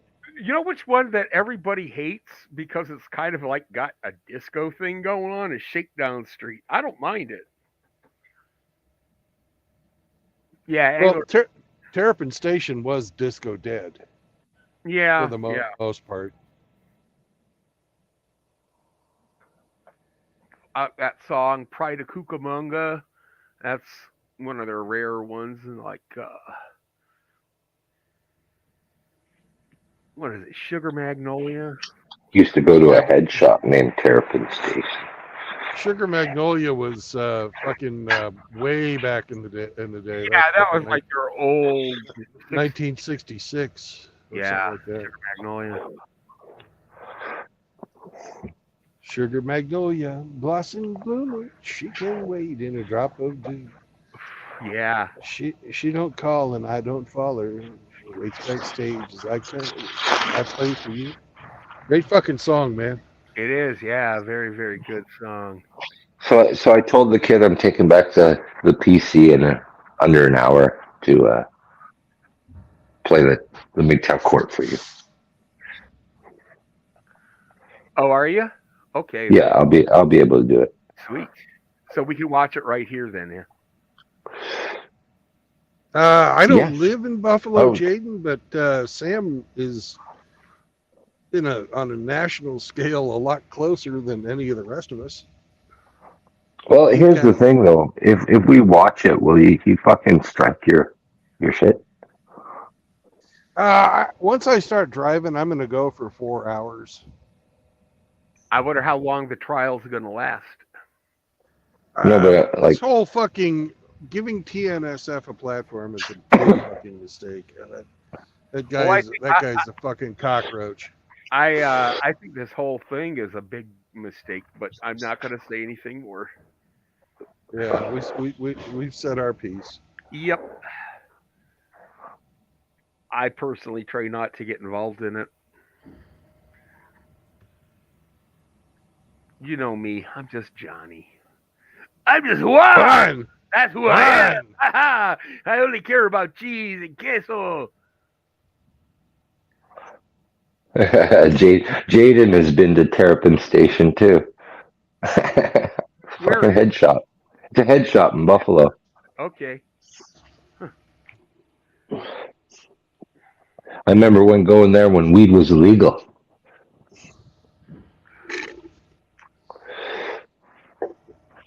Yeah, well, where I live, it still is.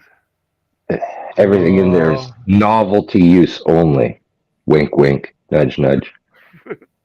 It's a plastic bag of weed. Yeah, I mean, Wisconsin actually cracked down on it. It used to be decriminalized, and now they've criminalized it. Really? They went the opposite direction. Yeah, they went the opposite. I think because the Tavern League was bitching about it, and they were like lobby against it becoming legal because everybody stay at home and start getting stoned instead of going to the bars. That's right. Alcohol's the fucking lobby that kept it illegal for so long, man. Yep. And we are the capital of alcohol in the USA. So there you go. Beer, anyways. Really? Yeah, beer. We also bottle brandy, wines, all kinds of shit, man. Okay, so you're the capital of production. You're not Yeah. necessarily the capital of consumption. Yeah, we are. Appleton, Really? Okay. Appleton, Okay. the drunkest state in the USA. If I'm not Okay. mistaken, pot was only legalized because of the hemp industry was a potential competitor to the Cotton. To cotton, yeah. not just cotton but paper. No, Randall Hearst paper and pulp, but that was years ago. You know. Nobody uses paper anymore except to wipe their butt. Yeah. Who was the last time you bought a newspaper? Fuck. When's the last time you wrote anything? I don't know about y'all, but I write things down every day. And you also got to consider you have newspaper style store ads and shit. Like when you walk into a grocery store, you got the stack of grocery store, advertisement papers there. They're made like newspapers. Hey, What I'm Johnny. saying is the paper Johnny. lobby isn't what it once was. All right, Johnny. I hate to bust your bubble, but New Hampshire is the state that is the drunkest. Maybe the state that is the drunkest, but the drunkest. That's because they're so small. And that's the per capita. That's per capita. That's per capita. Okay. But seriously, Wisconsin has a very, very strong what we call drinking culture, and there is a lot of consumption here.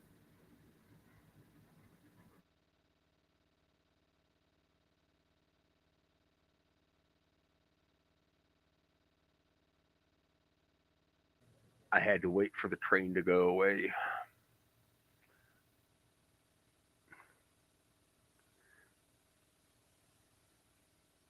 So, is the TNFS station, are they neutral or are they pretty much pro bullets and Kush and all them? That guy is a fucking No. cannon. Yeah, I don't know. He's hard to nail down which side he fucking swings on, but basically is like I think he's anti everybody, to be honest. he's I'm on my own, man. Fuck y'all. Oh my God! Look what I've done, Ian. I'm so sorry. I didn't mean for that to happen. My daily dose of baby rock. Thanks to Brandon introduced. What the hell is that? What's baby rock? It's actually baby metal, but baby metal. Oh no. Oh, you can call it Bob.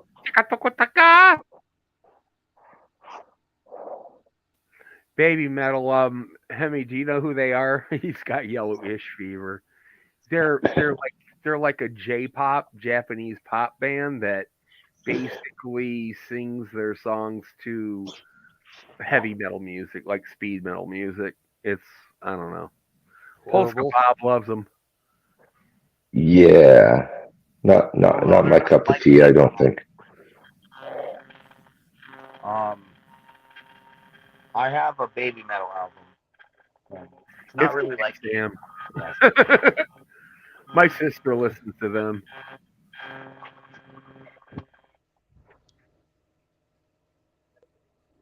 But she's a weeaboo. She loves anything Japanese.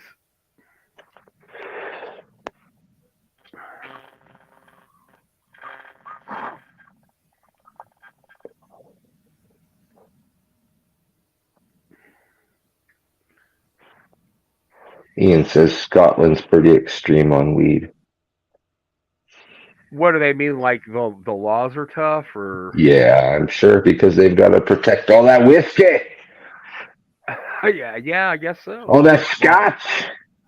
Wait till they discover that the perfect complement to a nice scotch on the rocks is fat spliff. Fat joint. I thought the British Isles were like they don't even give a shit about weed, but I don't know. I mean, there's don't drink your scotch on the rocks. It's fucking sacrilege. Man, I I still assert to this day that everyone just needs to kick the fuck back, smoke a doobie, and play some fucking bongos, and we'll be all right. Yeah, there you go. And That's why they're hard. That's why they're hard on drugs. I know they have a real bad heroin problem. Yeah, we've all seen Train Spotting. That's the only reason why I know that. I need a wee bit of the heroin. Hey, Seamus Every other McGregor. day up here, there's an overdose call for either heroin or fentanyl. Well, same here. Safe injection sites. Come get your clean needles. Oh, geez, seriously? They had two drug dealers had a shootout in front of one of these injection sites in the city, and fucking some mother was fucking gunned down, like got caught in the crossfire. Jesus. Yeah.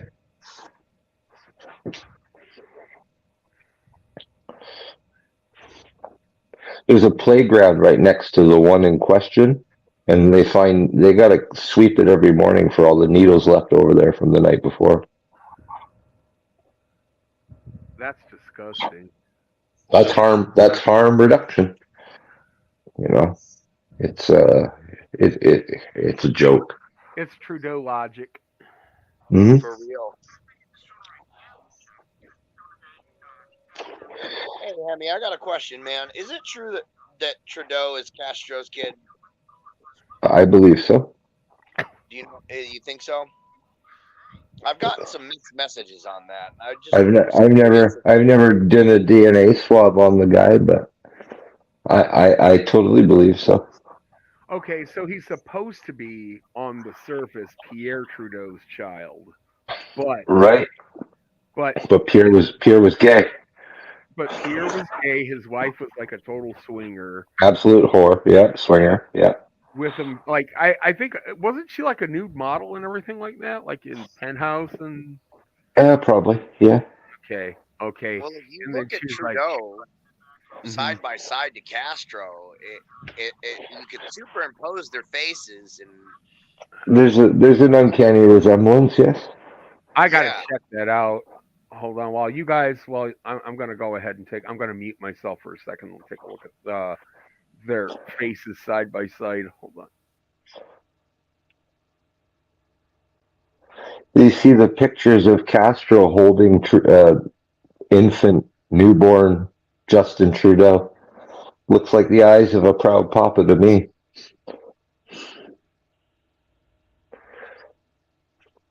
But what do I know? I wasn't there.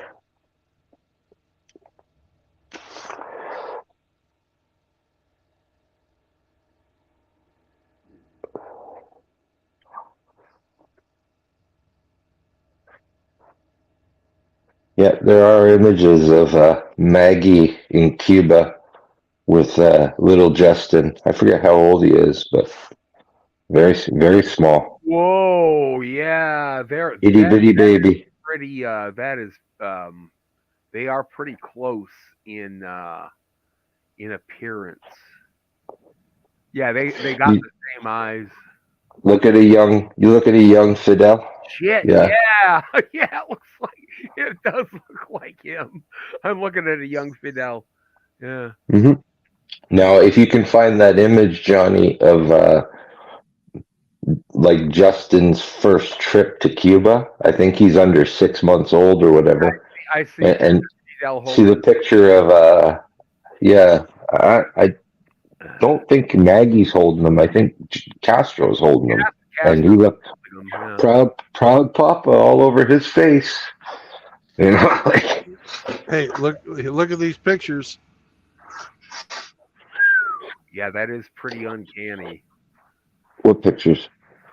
I just posted a link in the chat. Oh, okay. I see.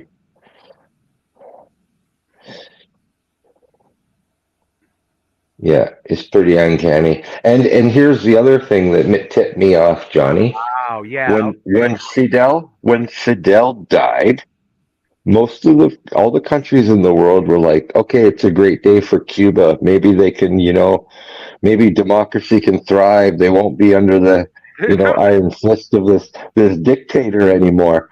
Justin was the only one. Justin was the only one up there with tears flowing, saying, "What a great man!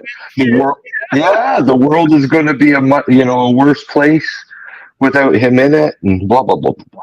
Like he was really breaking down. It's like, wow, he was really attached to this dude. Anyways, here's the second one I put up there is Castro holding baby fucking Trudeau.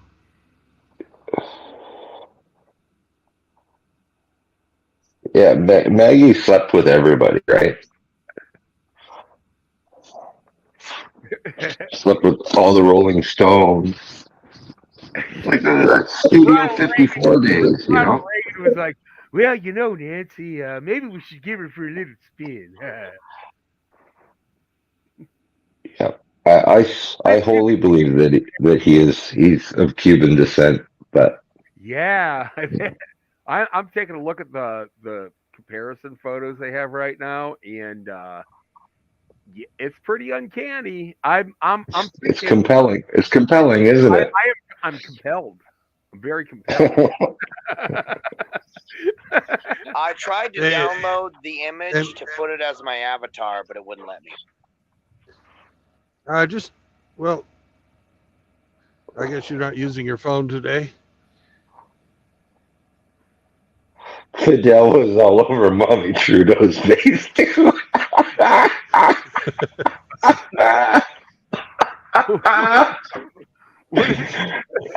a Grinch wrote. That was all over Mommy. Oh, fuck. That's good.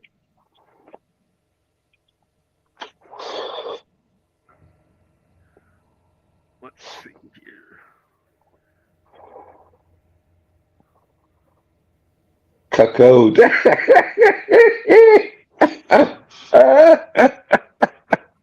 Post that one, Trudeau. Brandon, post that one up. I love it.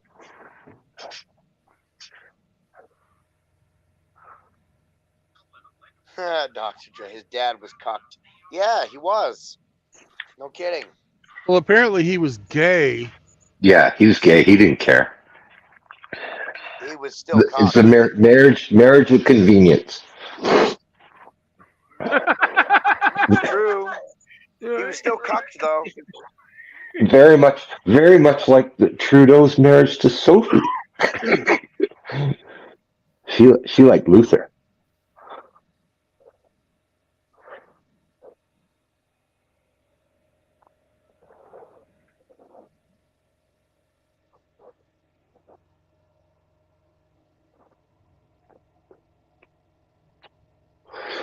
Who needy for the people?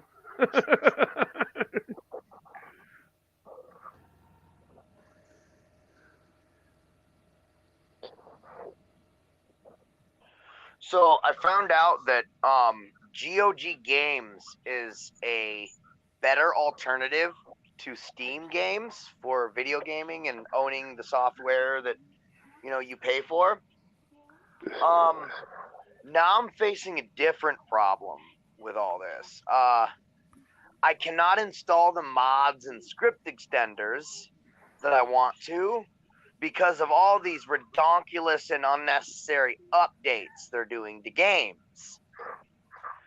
So half of the shit doesn't work properly now. Well, that's because these video game companies are releasing their games unfinished.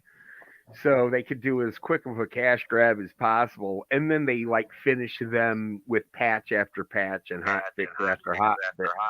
Yeah, that's true. And because that's just how it's done now. They release shit in alpha. Well, Yep. When it comes to the game in question, Skyrim's been finished for how long now? Quite a while. 13 years. Right. Now they've got the anniversary edition, the they special want to stop with edition. that. Yeah. Yeah, that's horseshit.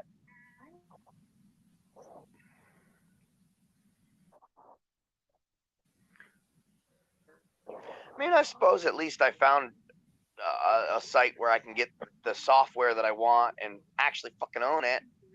You know, so that's a What plus. one of the cool things though about like Bethesda doing that with Skyrim is they they do keep adding content to it over the years, which is changes the game around and everything like that. Tries to keep it a little bit fresh, but yeah, it gets really annoying if you're relying on mods and then their update breaks it. Then you got to wait for the modder to update their mod and everything like that. Well, what's crazy is that it's not even an update for the mod that is required. The problem is that, all right, so I have the GOG version of Anniversary, and I have the Steam version of Anniversary, which is a pirated version. But they are both labeled Special Edition. So you have to know which bits you are installing properly, okay? And so even if you have the proper installation, all right, for say GOG, I could possibly be required to get some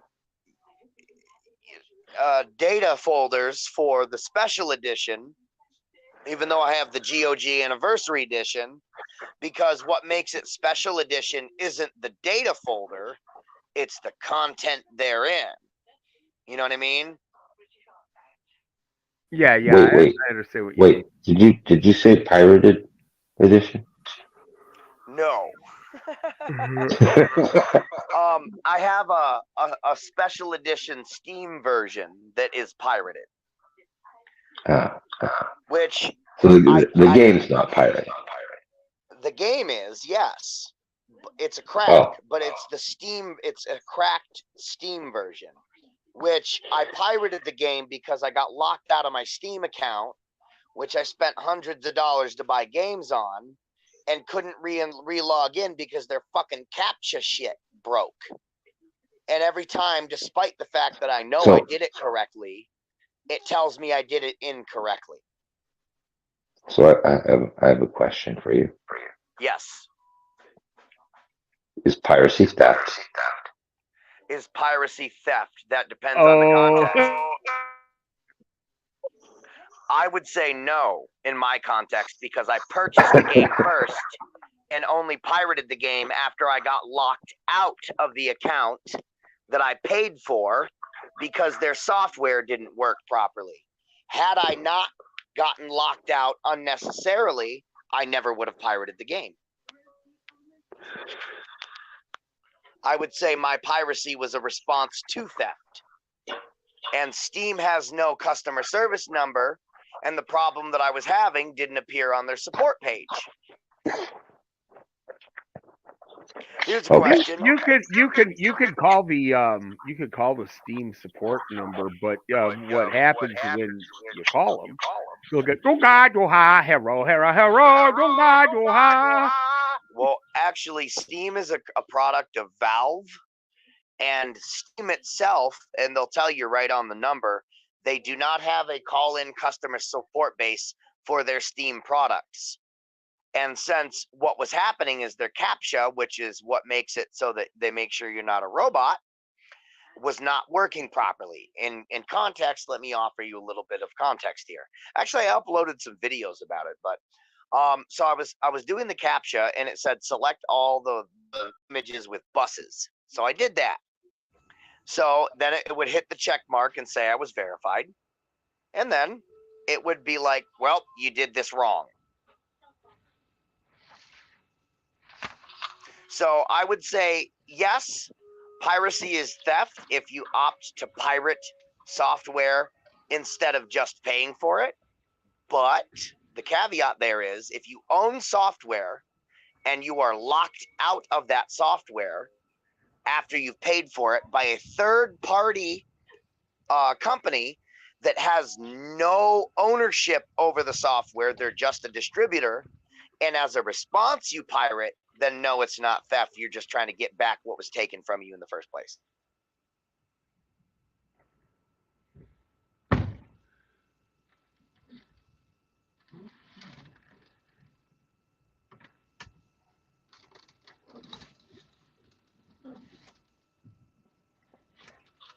But I will not have that problem with GOG games, because with GOG games, all of the stuff that they sell is packaged with its own self-installer, and you do not require any accounts or software from GOG in order to run it.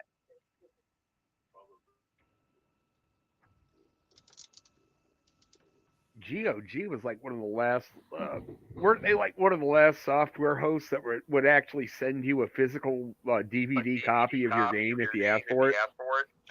I think so. I'm not sure. Yeah, Well, a buddy of mine was doing that. He was like, I go GOG because I can get the physical. I don't know if they do it anymore, but they said I can actually get the physical media. I mean, technically, yes, they still do. I mean, I can uninstall all this GOG software right now and still have the physical EXE to install the game.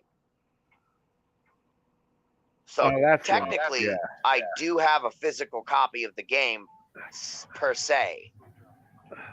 Because Steam just keeps everything. They keep everything up in their little fucking cloud. Yeah, they lock that shit down.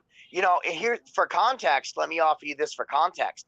I purchased a Game of the Year edition for Fallout 4. I have the physical disc. I bought it at Walmart when it came out. On the back of the game case, it says, requires Steam to activate. No shit. Yep. So I now have all my Fallout games and all the Skyrim games from GOG now, and I no longer need any of that extra shit. Which all the games I just repurchased for the third time, because the Steam account that I got locked out of was the second Steam account I had. I repurchased today all the games that I had pirated in the first place. You know, Fallout 3, Fallout New Vegas, Skyrim, that kind of thing. I have no desire to pirate per se, because it's not only it is not only theft, it's also dangerous for your machine, you know? So yeah, you never know what you're going to get when you pirate something. I mean, you got to be really careful about not just the hosting sites, but the media that you download.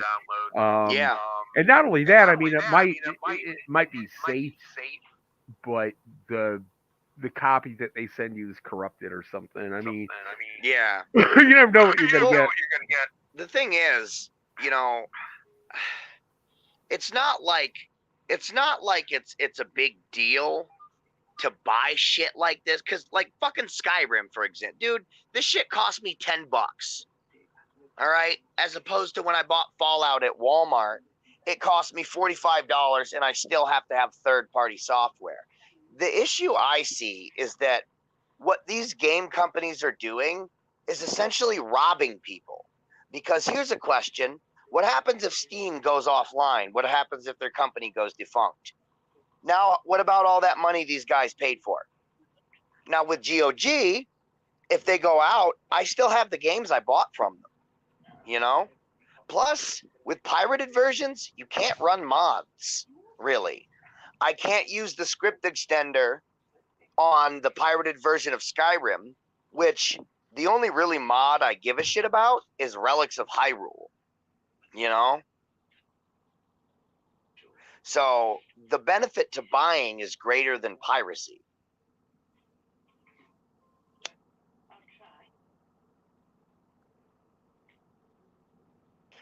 But now I'm dealing with software errors because of needless updates.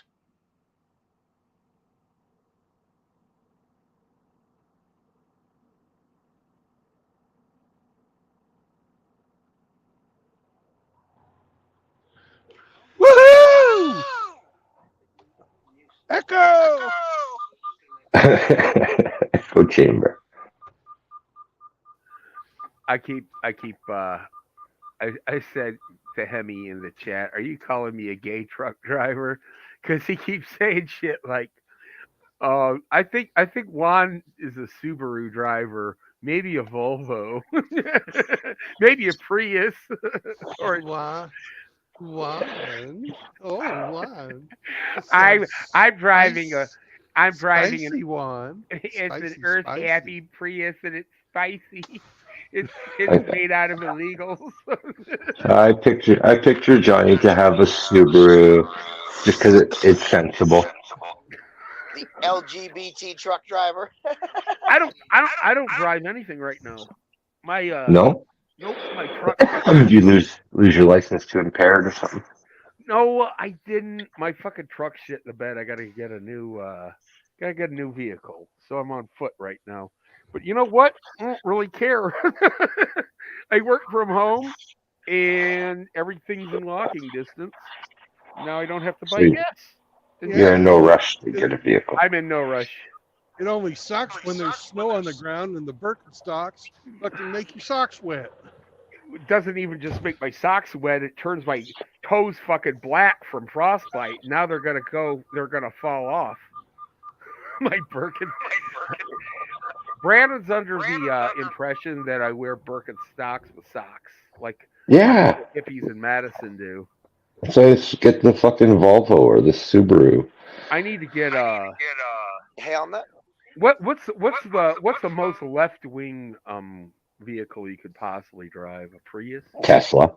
A Tesla? I thought they hated Elon Musk. Hey, you know, on that point of working from home, are there any brothers in around that can help me, like, that can educate me on setting up like a merch store? Because I got a bunch of ideas for like I was talking to Frost. Yeah. Frost. Yeah. Yeah, he's been spitting out crazy ass designs. What are you gonna sell, Sam? Homemade flamethrowers. Oh man, I wish. I know, right? Dude, you know if it what? weren't In for the certain way- states, you seriously can make those. In certain states, if you use them, classify them as a brush burner, like in Texas, you can. You could just say, "This is my brush burner," and they're like, "Okay, flame away, buddy." Well, I'll probably be selling like t-shirts, hats, coffee mugs. Once my forge kicks off, once I get that properly, you know, in order, I'll probably sell what I make there. And I'm looking into, I looked on eBay and I found a seller that will do custom maker stamps.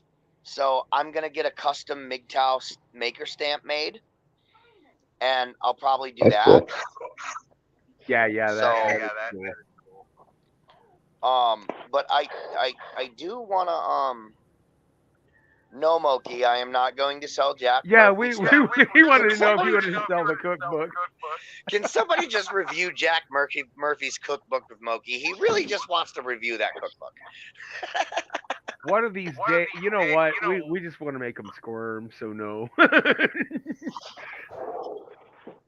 It's more fun to watch him squirm. It is. Moki's our pal. Moki's a good troll. That doesn't mean we're ever going to read the fucking cookbook. I actually nobody really fucking liked it. But on MGTOW Outlaws Gorlock thing, I was posting like one of Gorlock's favorite things to eat. Let me go ahead and try to find this. Hold on. What did I write? I wrote Gorlock's got a new book coming out, Body by Mrs. Butterworth. And then I wrote and then I wrote, wait, they're trying to load it. They probably first you get some fried chicken from DoorDash, fry it up hard, and then you just smother it in Mrs. Butterworth's. One bottle should do. Take that old chicken leg and dunk it in some country crock. Scoop it up real good now. Open up and chomp. No cooking or microwaving needed. A perfect meal for the modern Weemon. And then, Oh Jesus! and then I wrote, Shara's novel wrote, Outlaw laughing again at the beginning. This is going to be good. And then I wrote, it's no laughing matter. Gorlock was found dead from a massive coronary this morning. First responders found her in a puddle of Mrs. Butterworth's, and her heart was stuck to the wall. She literally coughed out her heart. There was blood and syrup and margarine all over the place. Margarine. She was clutching a deep fried chicken leg. It was her last meal. When she didn't post on Instagram for a whole hour, her followers were getting worried, so they called the emergency hotline. That's She's great. like, hey, feed me, I'm fucking hungry, man. I need more country crock. She's like taking that chicken leg and scooping the sides of the country crock to make sure she gets all the butter on it.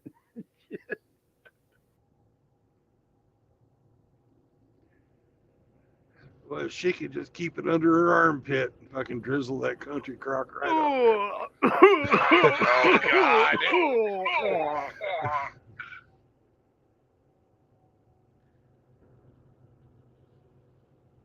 Grinch thinks I drive a Prius. Did you ever see the Family Guy trope? They're talking about when the Prius was made. The guy who came up with the Prius, he put a rapist sign by the driver's side window, and they're like, we like it. We just want to make one small change. And the inventor was like, is it the rapist sign? It is the rapist sign. And he goes, I quit.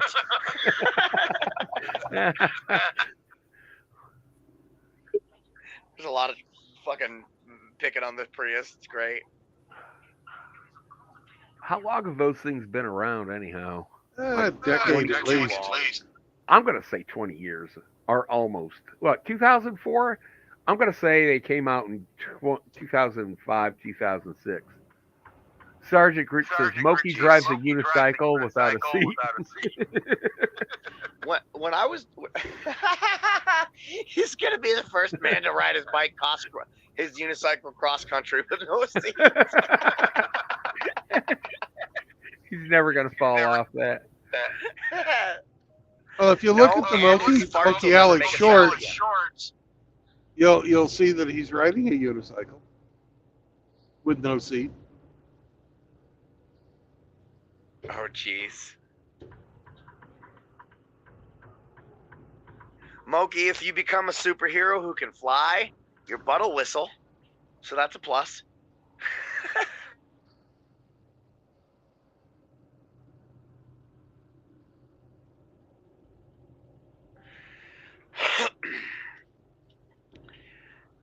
It's pretty funny. No seat. Hey, can you reboot yourself and come back later when you're not echoing? Am I echoing again? Yes. What? All right. What? I will make an attempt and we'll see. We'll be right here.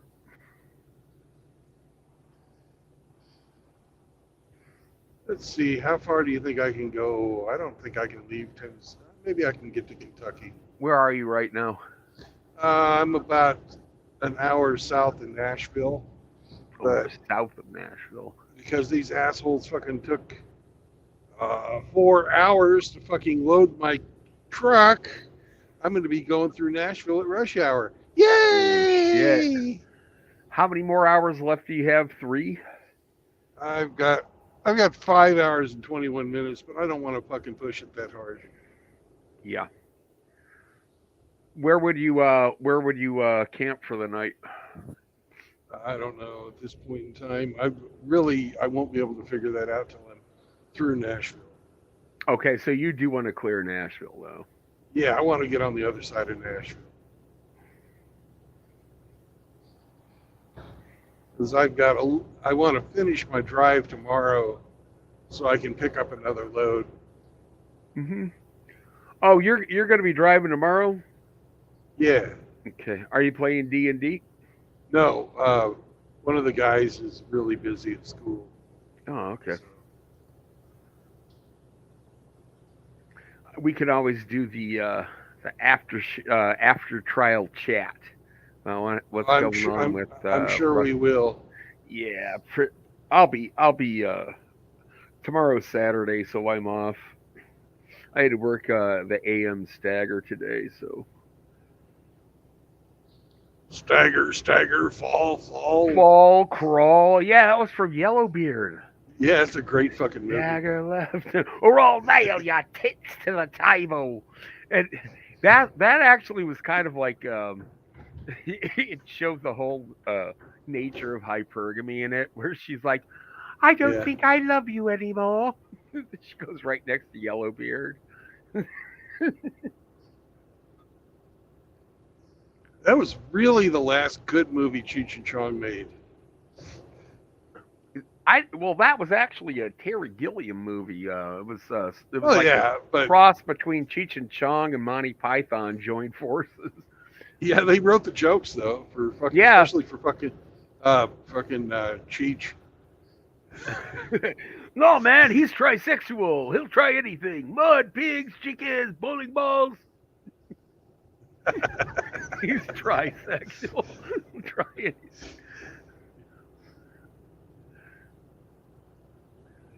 Are you going to be hosting the trial here, or do we all have to go on to TNFS? And I'm going to host it here. He's already told his child that he's going to take away his gaming station. And did his Canadian child say, "No, Papa, please don't, eh? I'll be good. I'll be a good boy." And then Hemi said, "No, son, I'm sorry, eh? I will have to take this away so we can watch the trial." Now, if we watch it, he'll file a strike against you, Brandon. Well, Won't he? Yeah, we just listen to it, or what? Do it like we normally do with just the sound. Well, I know Hammer would not likely ever file a report, but If we do just the sound, it's not going to be any big deal. They can't get us for just the sound. Okay, I didn't know that. About, like, Besides, we've all got to do commentary, so it's fucking fair use. Okay. That alters the content by us doing commentary. Yeah. All right. Your channel, Peter. Yep, 20 minutes, Dr. Dre. T-minus 20 minutes.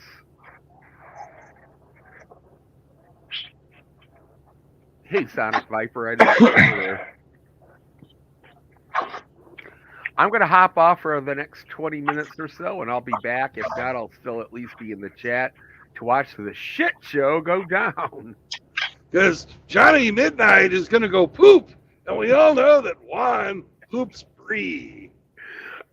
I am constipated. I am constipated. Because all I eat is queso. I'll see you guys later. Bye-bye. Hi, Juan.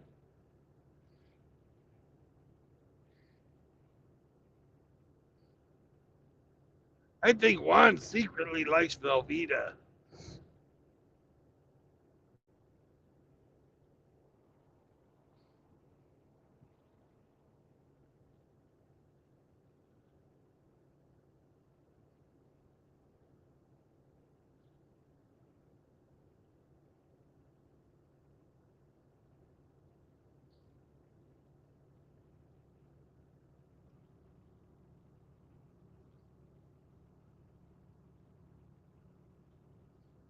Oh my God, who could this possibly be? It's Dr. Rusty Ginger.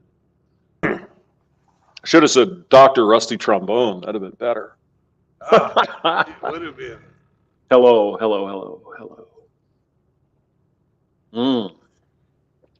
Torpedoes in the water, Captain. How's it going? Oh, it's just great, man. I'm finally loaded and rolling again. Oh shit! You just got rolling again? Yeah. Oh my God. 20 minutes ago, yeah. Well, I guess you're not going to make it to Missouri by tonight. No, I don't think so. You're in Tennessee now, yeah. Huh? Yes, sir. Oh, you had to go way on the other side of Nashville too. Yeah, I'm south of Nashville, southeast of Nashville. Heading up 24. Tennessee is a pretty state. I mean, this is a really pretty part of the country. I love it up in here. Tennessee, Nashville, Yeah. it's all right, but it's big and no. It's But, not like it used to be. Yeah, it's probably, well, I mean, all all the cool people are moving there, like Shapiro and all those guys. So. I'm sure it'll be the target of the communists one of these days. Well, then again, Nashville's probably full of them. Yeah, I was gonna say.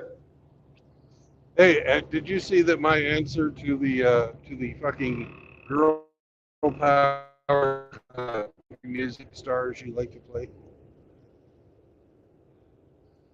You kind of broke up there, Brandon.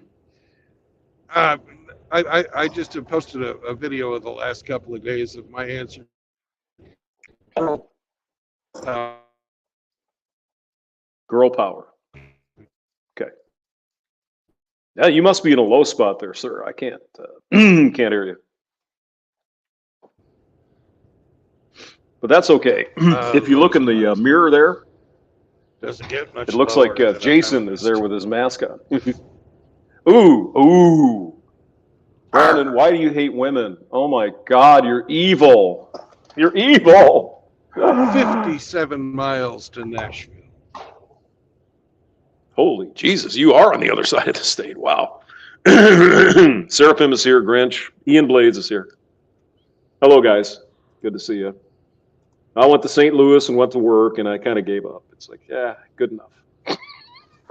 Done. I was there anyway.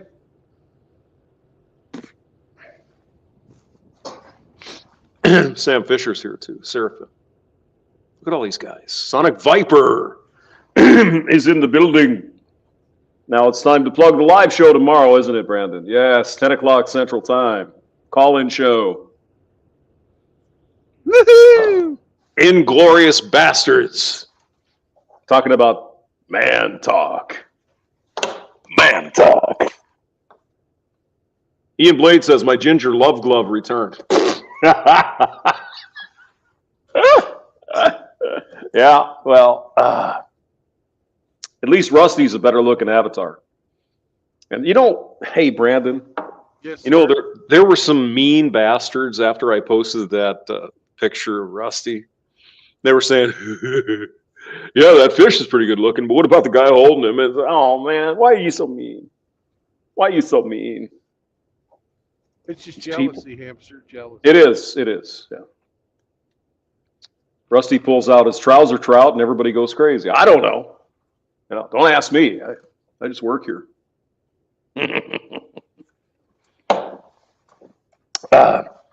Where is Mr. Hamid? Godfather of, yeah? He's in Canada. He is in Canada, yeah. Oh, he's still here. Yeah. Waking and bake. Well, it's not waking and baking. It's coming to the evening. The sun's going down, and it's time to smoke. Well, the sun was coming up, and it was time to smoke too. Oh, he was toking the ganja this morning. I heard it. I was here, man. I was here.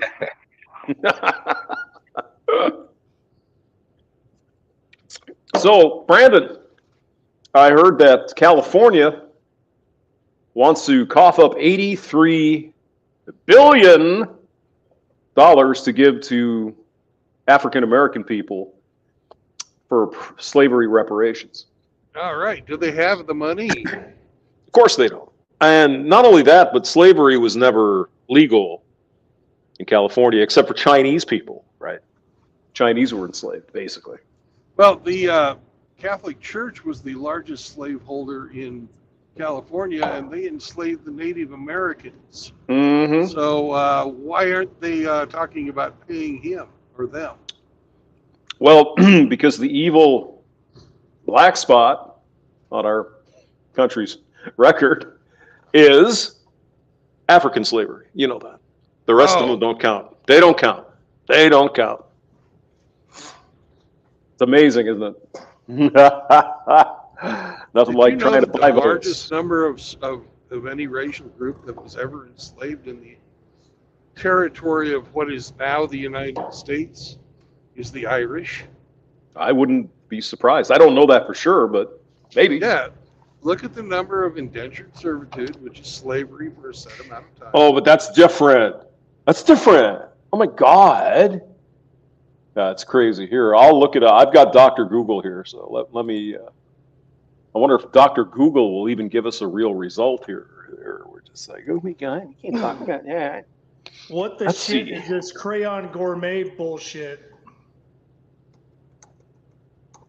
Well, that's your name. You are the crayon. The crayon gourmet. Oh my God, that's funny. I have to drop out. I have to drop out of the panel because my child called me, and then I get labeled as a crayon gourmet. Well, actually, you got labeled as a crayon gourmet quite a while ago. You're just now noticing. That's an awesome nickname. I like it. Crayon gourmet. That's beautiful. Let's see. Okay, let's see here. Everyone got their name changed. Ramadi, you're not alone. You're not alone. I get You're bored. Alone. I get bored, and StreamYard gave me the power to change people's names, so I do. Just means you accept it. I thought PBR Street Gang was a pretty damn good nickname. Yeah, but Crayon Gourmet is better. But again, that's just what I thought, and I'm not the one running the stream, so you do you, boo. You don't get to choose your own nickname. Just like in the military, you don't get to choose your own nickname. There. My name's better now. I like it. What did you change your name to? Rusty Trombone. That is better. That is better. And we've actually used that on the real Rusty at one point in time. What the hell is going on up in here? Where the hell is he? He's out hunting fish and swamp monsters. Yeah. You said Rusty Trombone or Rusty? Play me a song on the Rusty Trombone. Yes. Rusty Trombone, isn't that some kind of degenerative sex act? Oh, yeah. Yes, it is. Very much. Mm-hmm. So I've heard. Well, you heard correctly. Yes. Oh, God. You don't know what a rusty trombone is there, Ramadi? Like I said, I've heard. I can't speak from experience. I've only heard. I mean, you're a military guy. You degenerate fucks did all kinds of crazy shit, didn't you? Well, that's kind of unfair, man. Oh, wait a minute. All right. Rusty trombone. I'll look it up for you. You don't even need to look it up. Outlaw can tell you what it is.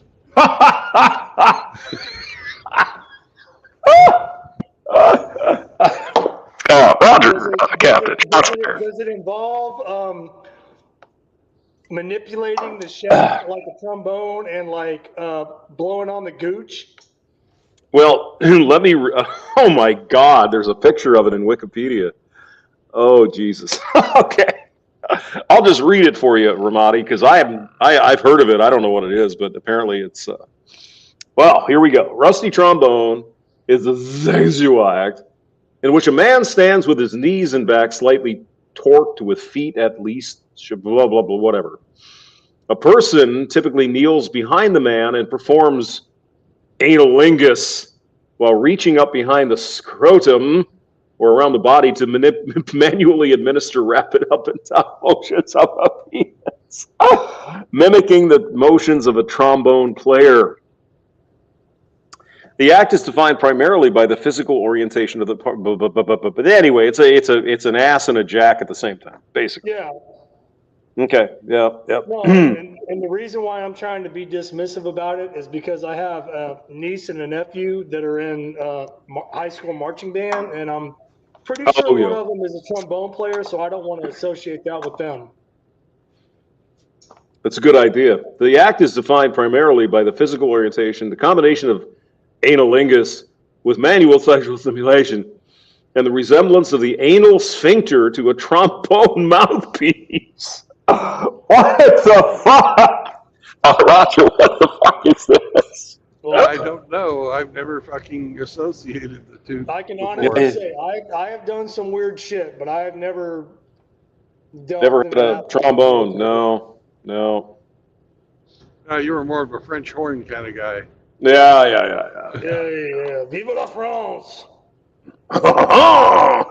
Pepe Le Pew. Hey. Hey. Hemi knows what I'm talking about. Hamster's more like a tuba. Yeah, in girth and length, yes, I am. That's true. I can't deny it. Don't judge him based off his size. It ain't bragging if it's true, Mr. Hemi. Ain't bragging.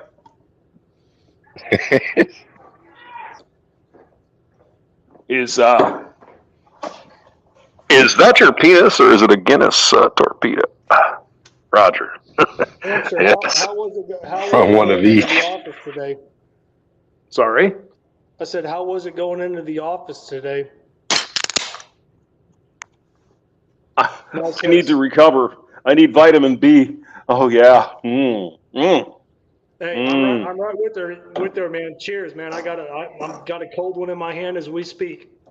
Yeah, but you're probably drinking Keystone Light or something. What are you drinking? No, I'm not drinking Keystone Light. Why the fuck would you be an insensitive prick like that? Because it has lined cans and it doesn't hurt you. It's great. It all hurts us. But you don't have any BPA, man, or something.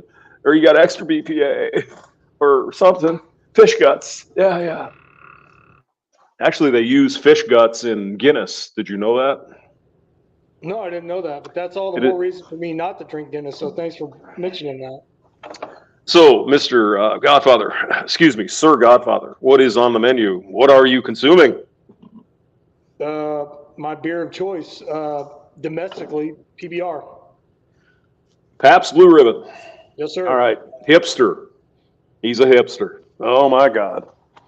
Oh, no. No, that was the only beer that I could find, within the last year that didn't sell out, bow the knee, bow the head to the fucking woke bullshit. Ian Blades apparently knows all about the rusty trombone. He says, so a good rimming hand job. Yeah. Yes. So tell me, Godfather, sir, when you're going to grab your PBR, do you first wash your hands to get all that hair grease off of your... Is that what you do? Every time. Yeah, Every good. time. Good. Try to keep it clean, man. Try to keep it pure. Those fucking hipsters. Oh, God. I just saw one today at work, too. It's like, dude, please. He's got the fucking Brill cream in his hair, and he's like, oh, Jesus. All right, here we go. Yep. No, I can put down, if I'm being honest. Yes, sir. And I'm sure people are listening that'll probably use this against me, but whatever. When the little store that's about 5 minutes up the road from where I'm staying, yes, sir, where I live, they sell 18 packs of 12-ounce PBRs. Oh yeah. And if I really wanted to and committed myself and was in the mood, I could put one of those away, no problem. Yeah, you mean one beer? Yeah, PBR kind of sucks, but oh, you mean an 18-pack? Oh, yeah. See, I kind of feel bad, really, Mr. Ramadi, when I go into the store and I take all their Guinness torpedoes. It's like, oh, I should leave a few for the next guy because he might need it. Fuck it, take the whole thing. Give me 10 of them. No, fuck you. They order the PBR 18 packs specifically for me. Because they love you and they want you to come back and buy more beer. Yes. Yep. Return business, repeat customer. Yes, that is capitalism. Thank you very much. Now get this shit. I lived in Minnesota for a while, and Minnesota didn't allow they didn't the Minnesota liquor stores. It's one of those liquor board things, but they weren't open on Sunday. So I had to go to this little Vietnamese grocery store, and they just loved to see me. It's like, oh, hey, you want 10 of those? Yeah, yes, I would. But it was 3-2 beer. Does anyone know what 3-2 beer is? I know Brandon does. I know what it is. I do, yeah. Because we're old. Yeah. That's gas station beer, 3.2. That's all you could get when I was a kid, like 18. You could buy 3-2, but you couldn't get the 5%. Yeah. Ooh. Yeah. Can you get that till you're 21? Well, not only that, you had to cross certain state lines in order to do that too. Oh no, you could do it at 18 where I was, but 10 miles to the east there was a state that you could buy anything when you were 19. Oh my God, the days before Ronald Reagan. Oh my God. Well, brother, I was in my 40s walking into a liquor store in Oklahoma, and they were selling PBR tall boys that were fucking room temperature, but they were 4.2 or almost 5%. Oh no. Yes. I was in Texas. You had to buy them, you had to transport them, and you had to fucking cool them. You know, so it was just a big pain in the ass. Yeah, the biggest pain in the ass in Texas, you had to wait till 9 o'clock to buy beer. That sucked. Or no Sunday beer.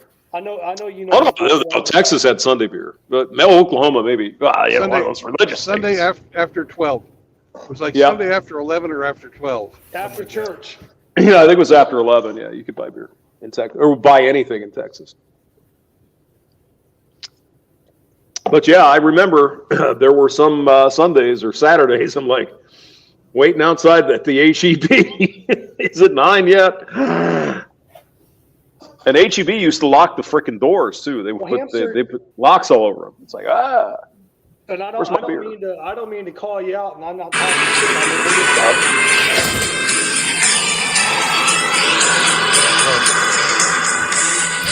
Here we go. It's time for the Narc File Show.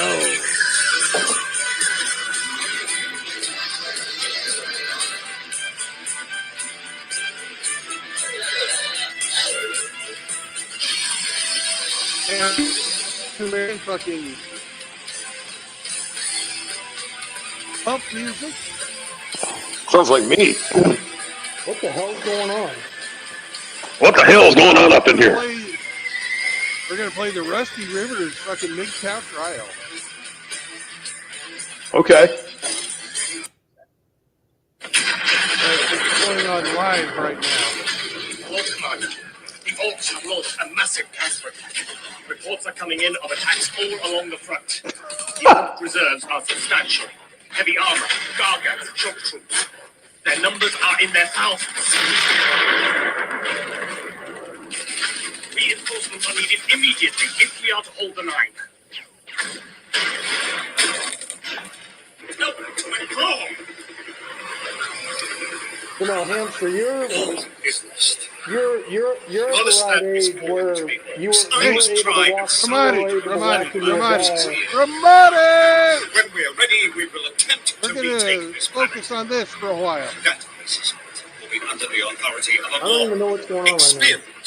Okay, there's a Rusty Rivers who's going to be talking to a guy named TNSF. Well, Commander, and Skrull will threaten the Imperium no more. The Orcs are destroyed. Your leadership will be remembered when the name Polystad is spoken. All right, Hail and, to the Emperor. and then he's going to be hopefully. What's up, my fake Alpha Chad? Gigacarts. It is another reality show here on the Night File Show. And on this special edition of MGTOW Court, this is about two parties resolving differences. You see, I have no stake out in the outcome because, well, you can call me a fencer if you like, or person that won't take a political side. That's who I am.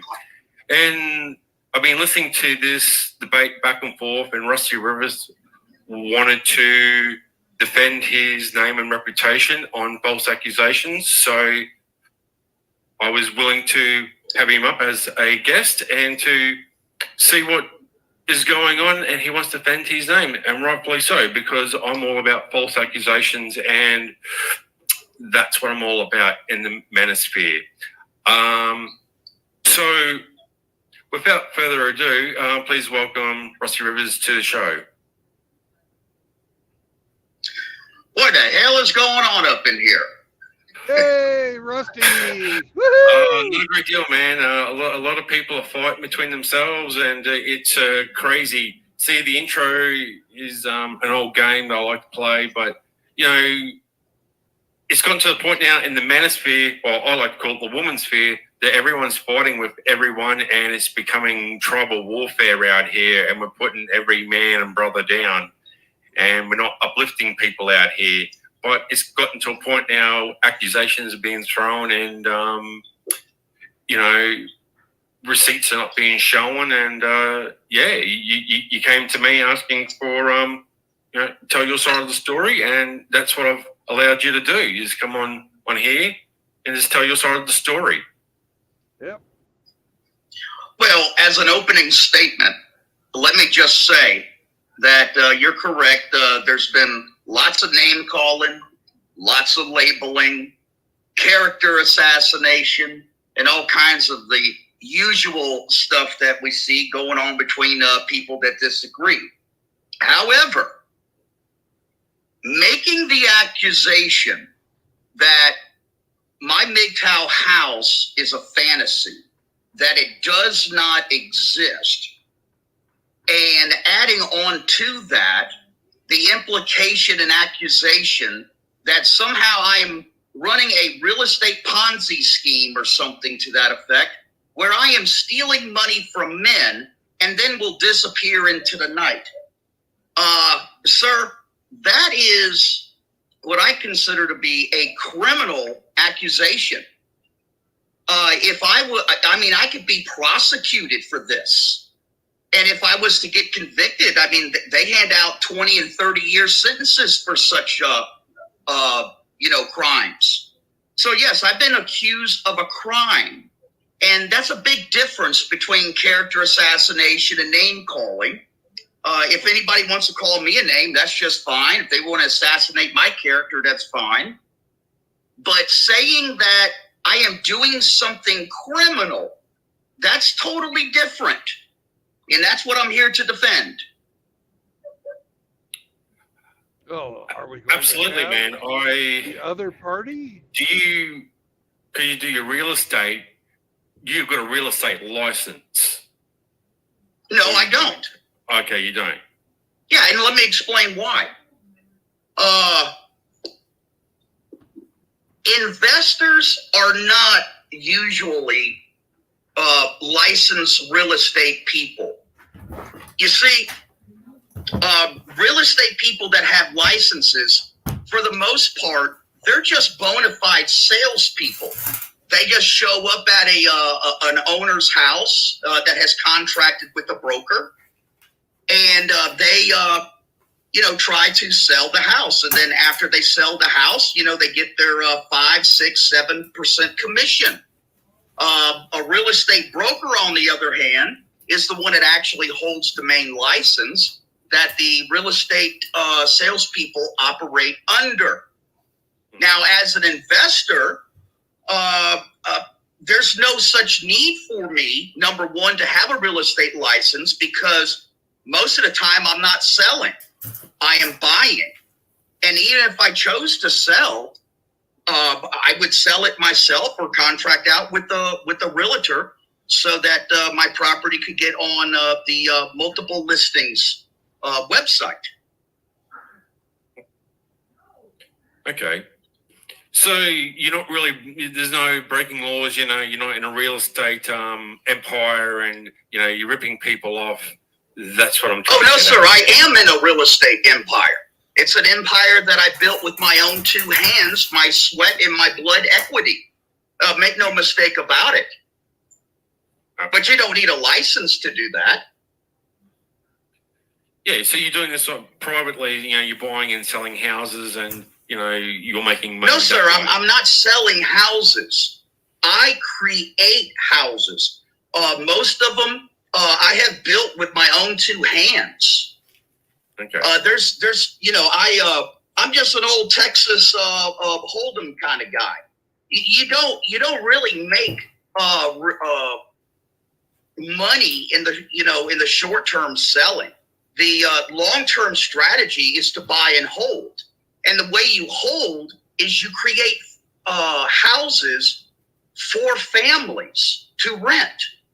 Yeah, that's true. You know, you got to hold them for like nearly 10 years to nearly double your money before, you know, you buy, say, 500,000 and then 10 years later it's worth $1 million over here in Chitsville, Australia. So I understand what you're saying. So there's no money to be really made in short-term gain. Or you could do like I did. At one time I had 50 different, single-family residences, and I sold half of them after holding them and renting them for, somewhere between 10, 13 years. And then the proceeds of that, because of appreciation, I was able to pay off all of the other houses. And those are the houses that's in my portfolio today. I only have like one or two mortgages today. You know, I've been doing this for over 30 years. Well, I mean, that sounds, fair and reasonable. You're just doing something privately. You're not breaking any laws. So I mean, I want to hear from the other side that how this is a Ponzi scheme. You're somehow making money off the backs of broken men here. That's the argument I'd like to hear from them, and they have not showed up. Someone in the comments said that. Will the other side show up? And I said no, they haven't made any contact. No surprises there. Sir, the other thing I want to also unequivocally say. I have never asked for a dime. I have never asked anybody to give me money for the MGTOW house. This is something that I have completely funded out of my own pocket. And one of the reasons for that is I like to be the boss. You know, I like to remain in control. I don't want to answer to no one. When it comes to, my personal business that I run. I don't like anybody telling me what to do. And, if you're going to go that route, you're going to go it alone. And I've never asked anybody for a dime. Douglas Edwards says, Rusty Rivers has helped me directly and one of the most genuine people I've met. So that's one of your people that you've helped out. Yep. Oh, Douglas? Yeah, but he needed an AC where he was living at, and we helped him out. That's what we do. That's one of those examples of like I was telling you before.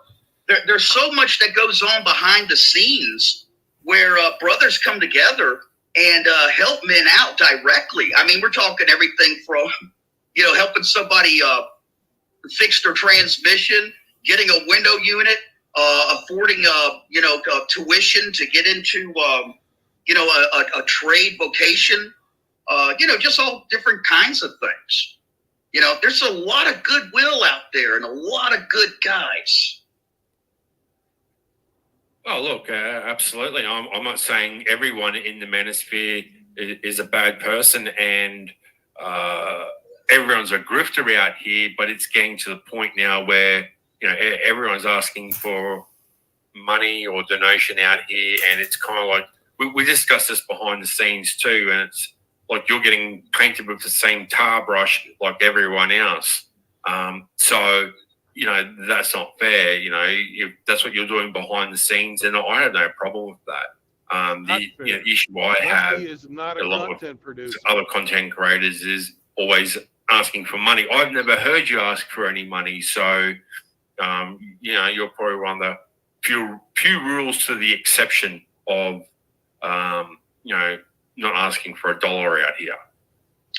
Well, let me also point out something as well too. It's amazing how many people actually think that I am a content producer. I think in my entire life, I've only made one video and it turned out like shit. It was to wish a couple of brothers happy birthday. I am not a content producer.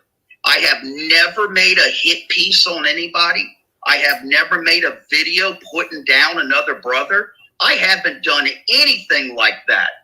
All I have done is allocated just one of my properties and designated it as a MGTOW house and started that project up and running, over a year ago. That's really the only thing I've done. Now, I've been on some panels. I've had some heated debates. I've done my fair share of name calling. I'm not a perfect man, but no, I've never asked a dime from anybody. Another comment here, Lord Jeremy.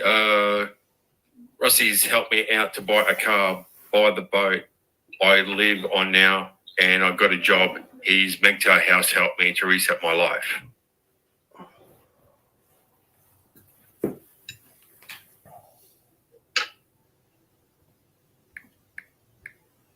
Do you know that, brother? Yes. Yeah, that's Lord Jeremy Hirsch. I can't remember when he came. I don't want to give out any personal information. He's free to do that. But, he came to the MGTOW house a while back. And, you got to keep something in mind. This endeavor that I'm trying to do, this is not, 1 month, 2 months. It's not overnight. These guys got to come here, relocate, and, it takes months and months and months for a guy just to mentally get on his feet, let alone physically. The house as is, we could handle maybe 3-4 guys at one time, on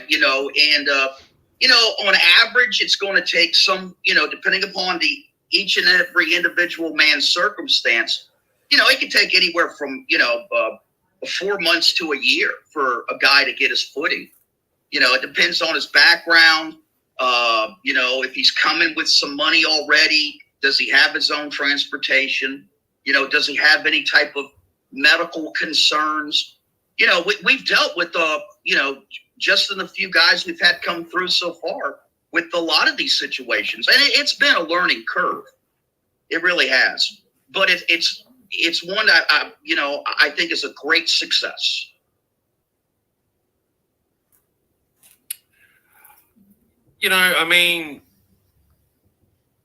We said this in the earlier piece behind the scenes that other people are welcome to come up at a later date to, talk on your behalf, and they're welcome to do so. Again, I'm not asking for, personal information, real names, fucking your council's rate notice, where they, your water and electricity bill comes in. I don't want that, But again, some of us, would like to see something, and you even agreed with me that, videos of your house or your boat and all that would contribute. I'm not saying you have to become a content creator, but at least show that, that that's what you're doing. And if that's what you're doing to help men, then I'm all for it. I'm not against it at all. And if you're saying you're moving into this, was it 3 acres that you were going to buy, or you have brought it? No, I have a couple of other properties that would be suitable to expand the concept of the MGTOW house. And I have jokingly called it the MGTOW compound, just because it'd be 3 times, 4 times as bigger. And we probably could house anywhere between 10 to 15 guys, depending upon which one of my properties that I want to convert that into, being that the MGTOW house has been such a great success. and I think it needs to be expanded so that we could reach out and help lots of other men. For example, when AKS and Sonic and Lord Jeremy were living there, I had another guy reach out to me, and I told him, I said, brother, man, I wish I could help you out right now, but we're at capacity. Now, I did figure out a way to temporarily hold him over, and eventually he figured out his own situation, and he no longer needs the assistance of the house. But you see, it's a situation like that where, man, it's almost like no, I'm not drawing any comparisons. I just got them watching Schindler's List again a little while ago, and it just reminds me of that last scene where Schindler's saying, with this, if we just could have gotten just one more, I just want one more man. You know what I'm saying? Yeah, I mean, you can't save everyone, and you'd like to save everyone, but you can't. I mean, whether you got the means, the time, the money, you can't. There's not enough time in the day for you to do all of that, and you must be a small operation to do what you're doing. I mean, Sonic Viper says, before the MGTOW house, I had no house. Rusty is amazing. Community of men changed my life. He's completely grateful.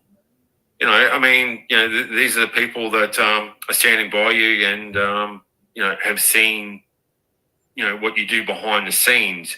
That's the thing. Like, a lot of us don't see a lot of this stuff behind the scenes, so we're a bit skeptical of the whole thing. I'm sorry. Go ahead. I guess with what Intellex is trying to say and Messenger Rising, that there was a video several years ago called The Mayor of Megtown, and he, did the same thing, So they're trying to compare this sort of Ponzi scheme scam along with you because they've seen it all come and go. So that's what they're seeing out here. But they don't see the behind the scenes stuff. You're more legit, but you don't advertise it. Yeah, and let me also just say this: skepticism, is welcome, somebody that has questions, that's all legitimate. But to go from being skeptical to outright accusing another man of a prosecutorial, a prosecution of a criminal offense, that's a hell of a stretch. There's something going on with those men to lead to that conclusion. Number one, without even talking with me. Number two, without even gathering more facts. They never even asked any questions. They just automatically made a criminal accusation against me. And that's wrong. And they should be ashamed of themselves, especially Lazarus. Lazarus, who I've always enjoyed his videos. I remember seeing his videos, when he came on the scene like almost 10 years ago. And there was this one video that Lazarus created, and it was called Time Doesn't Wait for Tide or Man. And if you want to talk about a video that completely encapsulated our ideas about MGTOW, and the red pill and going your own way, I couldn't point you to a better video than that. But all of a sudden now, Lazarus is attacking everyone. And somehow, I guess maybe because of my association with Hammerhand, True Blood, or who else, I don't know, that somehow they have zeroed in on me and have now made this accusation that the MGTOW house is fantasy and I am robbing men.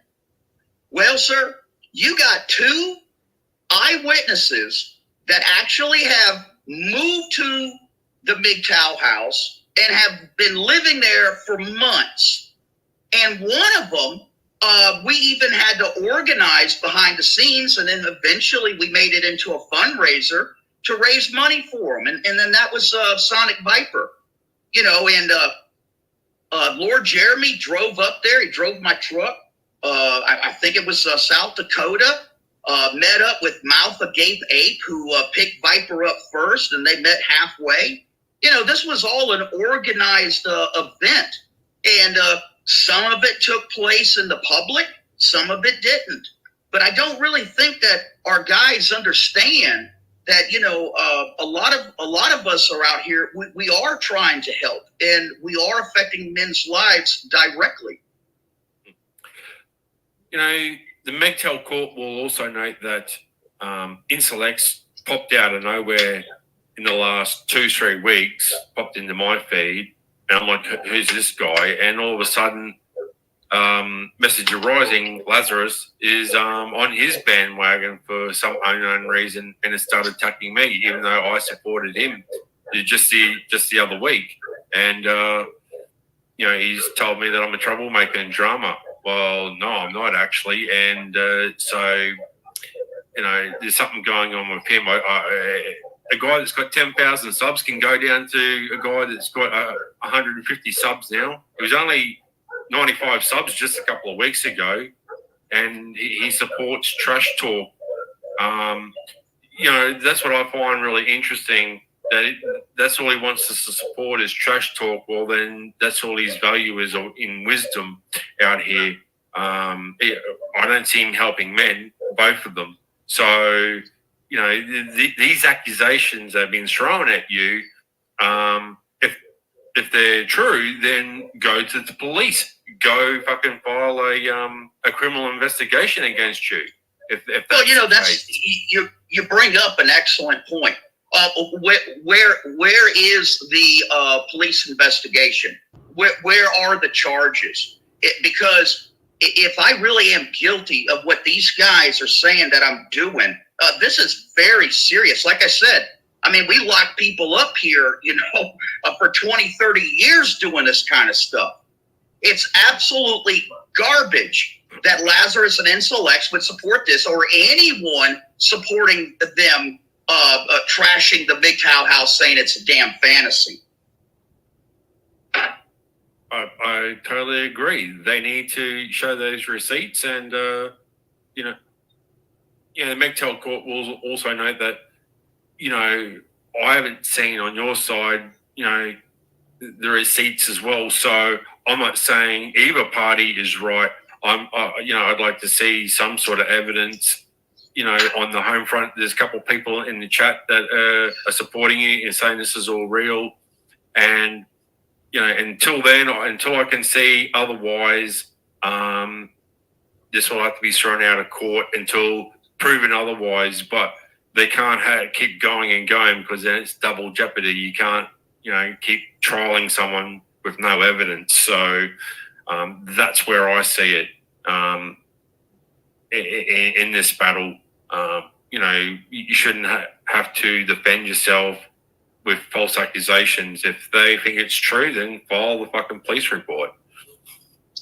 Well, the other thing too is, you know, I put some thought to this over the last few days, you know, since this came to the forefront.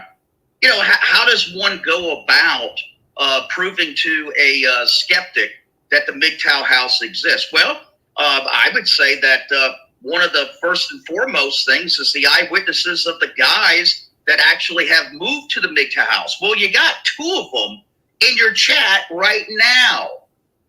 You know, then maybe we could take some videos of the house and, you know, showcase it. I mean, it's not a terribly big place. It's not a small place, but it's a great home. You know, it's a good home. It's a good idea. And we can make it better.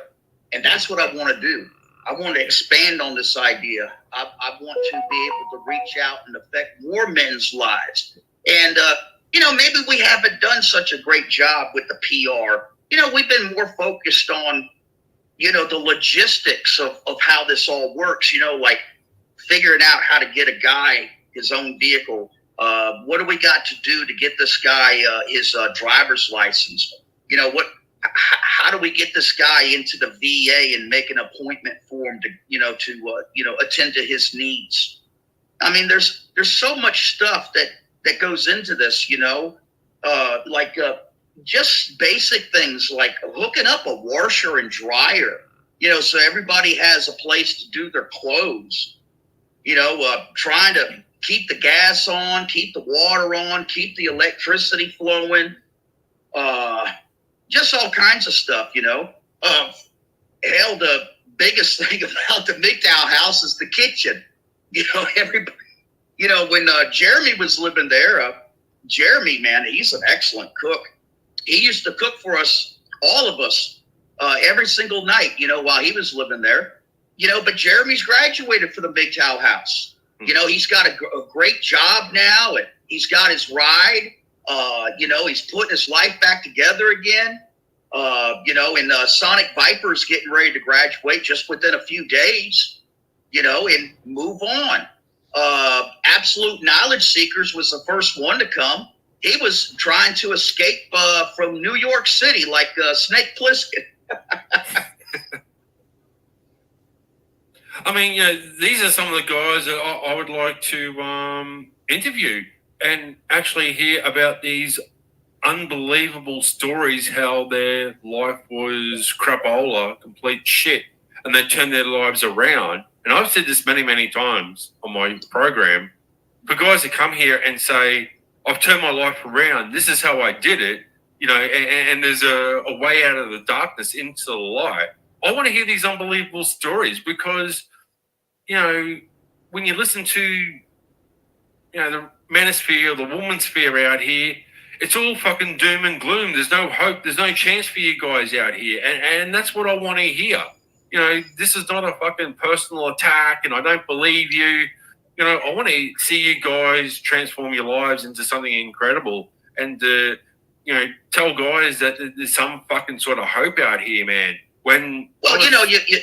You make a really good point there, and that is this MGTOW house wouldn't be worth anything if the man that was coming there, wasn't wanting, to take a drink from it. If anybody says that, well, the MGTOW house saved them. No, they saved themselves. Okay, the MGTOW house just helps facilitate that. And I want to make that clear. That if these men weren't willing and able, then all the different places or all the different services I could provide would be moot. Okay, because they would just end up right back where they started from again. So yeah, they saved themselves, but the MGTOW house, just helps facilitate that. You can lead a horse to water, but you can't make it drink. And right, you talk about a couple of guys nearly graduating and moving on with their lives. So are you planning on bringing more new people in, or are you going to have a rest for a while, or what's the plan? Personally, the story behind that, what you're asking is that I have been putting off my next round of cancer treatments. I wanted to make sure that everybody got situated before I begin my next round of cancer treatments, because it's going to knock me on my ass.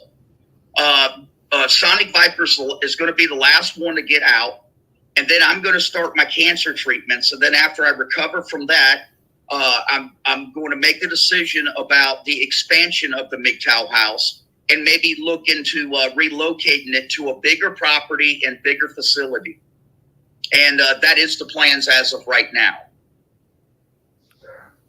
Yeah, absolutely. I mean, when it comes to cancer and chemotherapy and, holding off, I mean, your health comes first, brother. I mean, I know that you're invested in this MGTOW house and helping brothers. But at the same time, your health comes first. Like, you're number one out here. And I'd really like to hope that you're taking care of yourself, not just with other people, but also yourself. That's my objective out here is that, Well, God willing, just one foot in front of the other. I'm very grateful. God has blessed my life and, has gotten me into this position where I'm able to share the wealth, so to speak. I hope to be around to continue that. But if I'm not, I am going, I've already talked to an attorney, I'm researching about how to continue this MGTOW house as my legacy if I'm not around. Okay. Well, that sounds very promising, and you want to keep a lot of this going, even though you'll be going whenever God admits that it's time for you to go.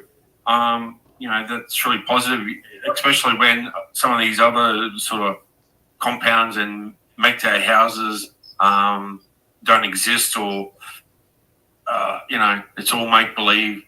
Especially about a bachelor, that's a fucking sore point with some of us now. That guy won $250,000. He's an introvert who doesn't like to hang around people, but apparently he's going to have hundreds of men fucking rock up to his private homestead. I don't see that happening anytime soon. Yeah, I actually I got approached by a content producer. Well, there's not much of a court when the other party doesn't show up. Yeah. Not much of a court, and he's pretty much dismissed the court case until he can get both sides. But I believe Lazarus wrote him a text message saying, "Hey, don't bother us anymore. You're not one of us." Need any more of that? Rusty seems to be doing pretty darn good. I think In so. my opinion, he's making a pretty convincing case. He does need to have evidence, though, that it exists. We got the eyewitness testimony of the guys in the chat, but it doesn't appear that that's satisfactory.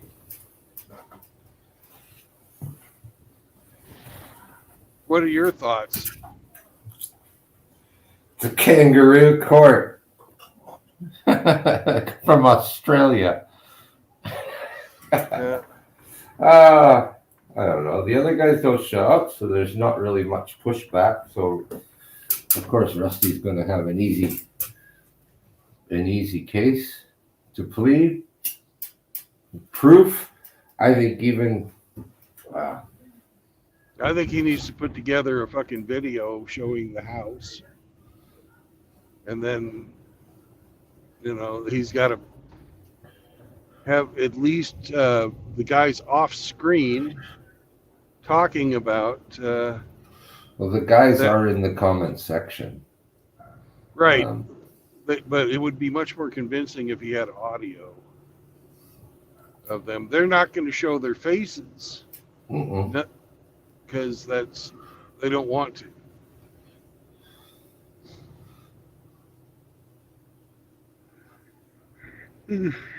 So having them on, talking about the house while Rusty's doing a walkthrough makes a lot of fucking sense to me. Oh no, that's not a Bronco. I just don't think there's any type of proof that they can ever provide them that would be satisfy them that he's not running some type of scheme other than fucking dude's bank transaction records and stuff. Come on. Yeah, well, first of all, you can't prove a negative. Where's the evidence that he's taking money from other people? Well, that's the accusation without any evidence. So.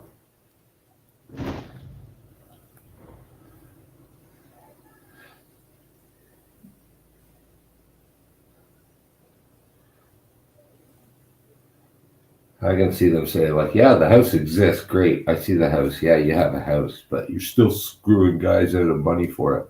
But he You made a point. He's never asked for any money. He's never come out and e-begged or, hey guys, can you do this? Yeah. Send me some money and I'll help put these guys up. Absolutely not.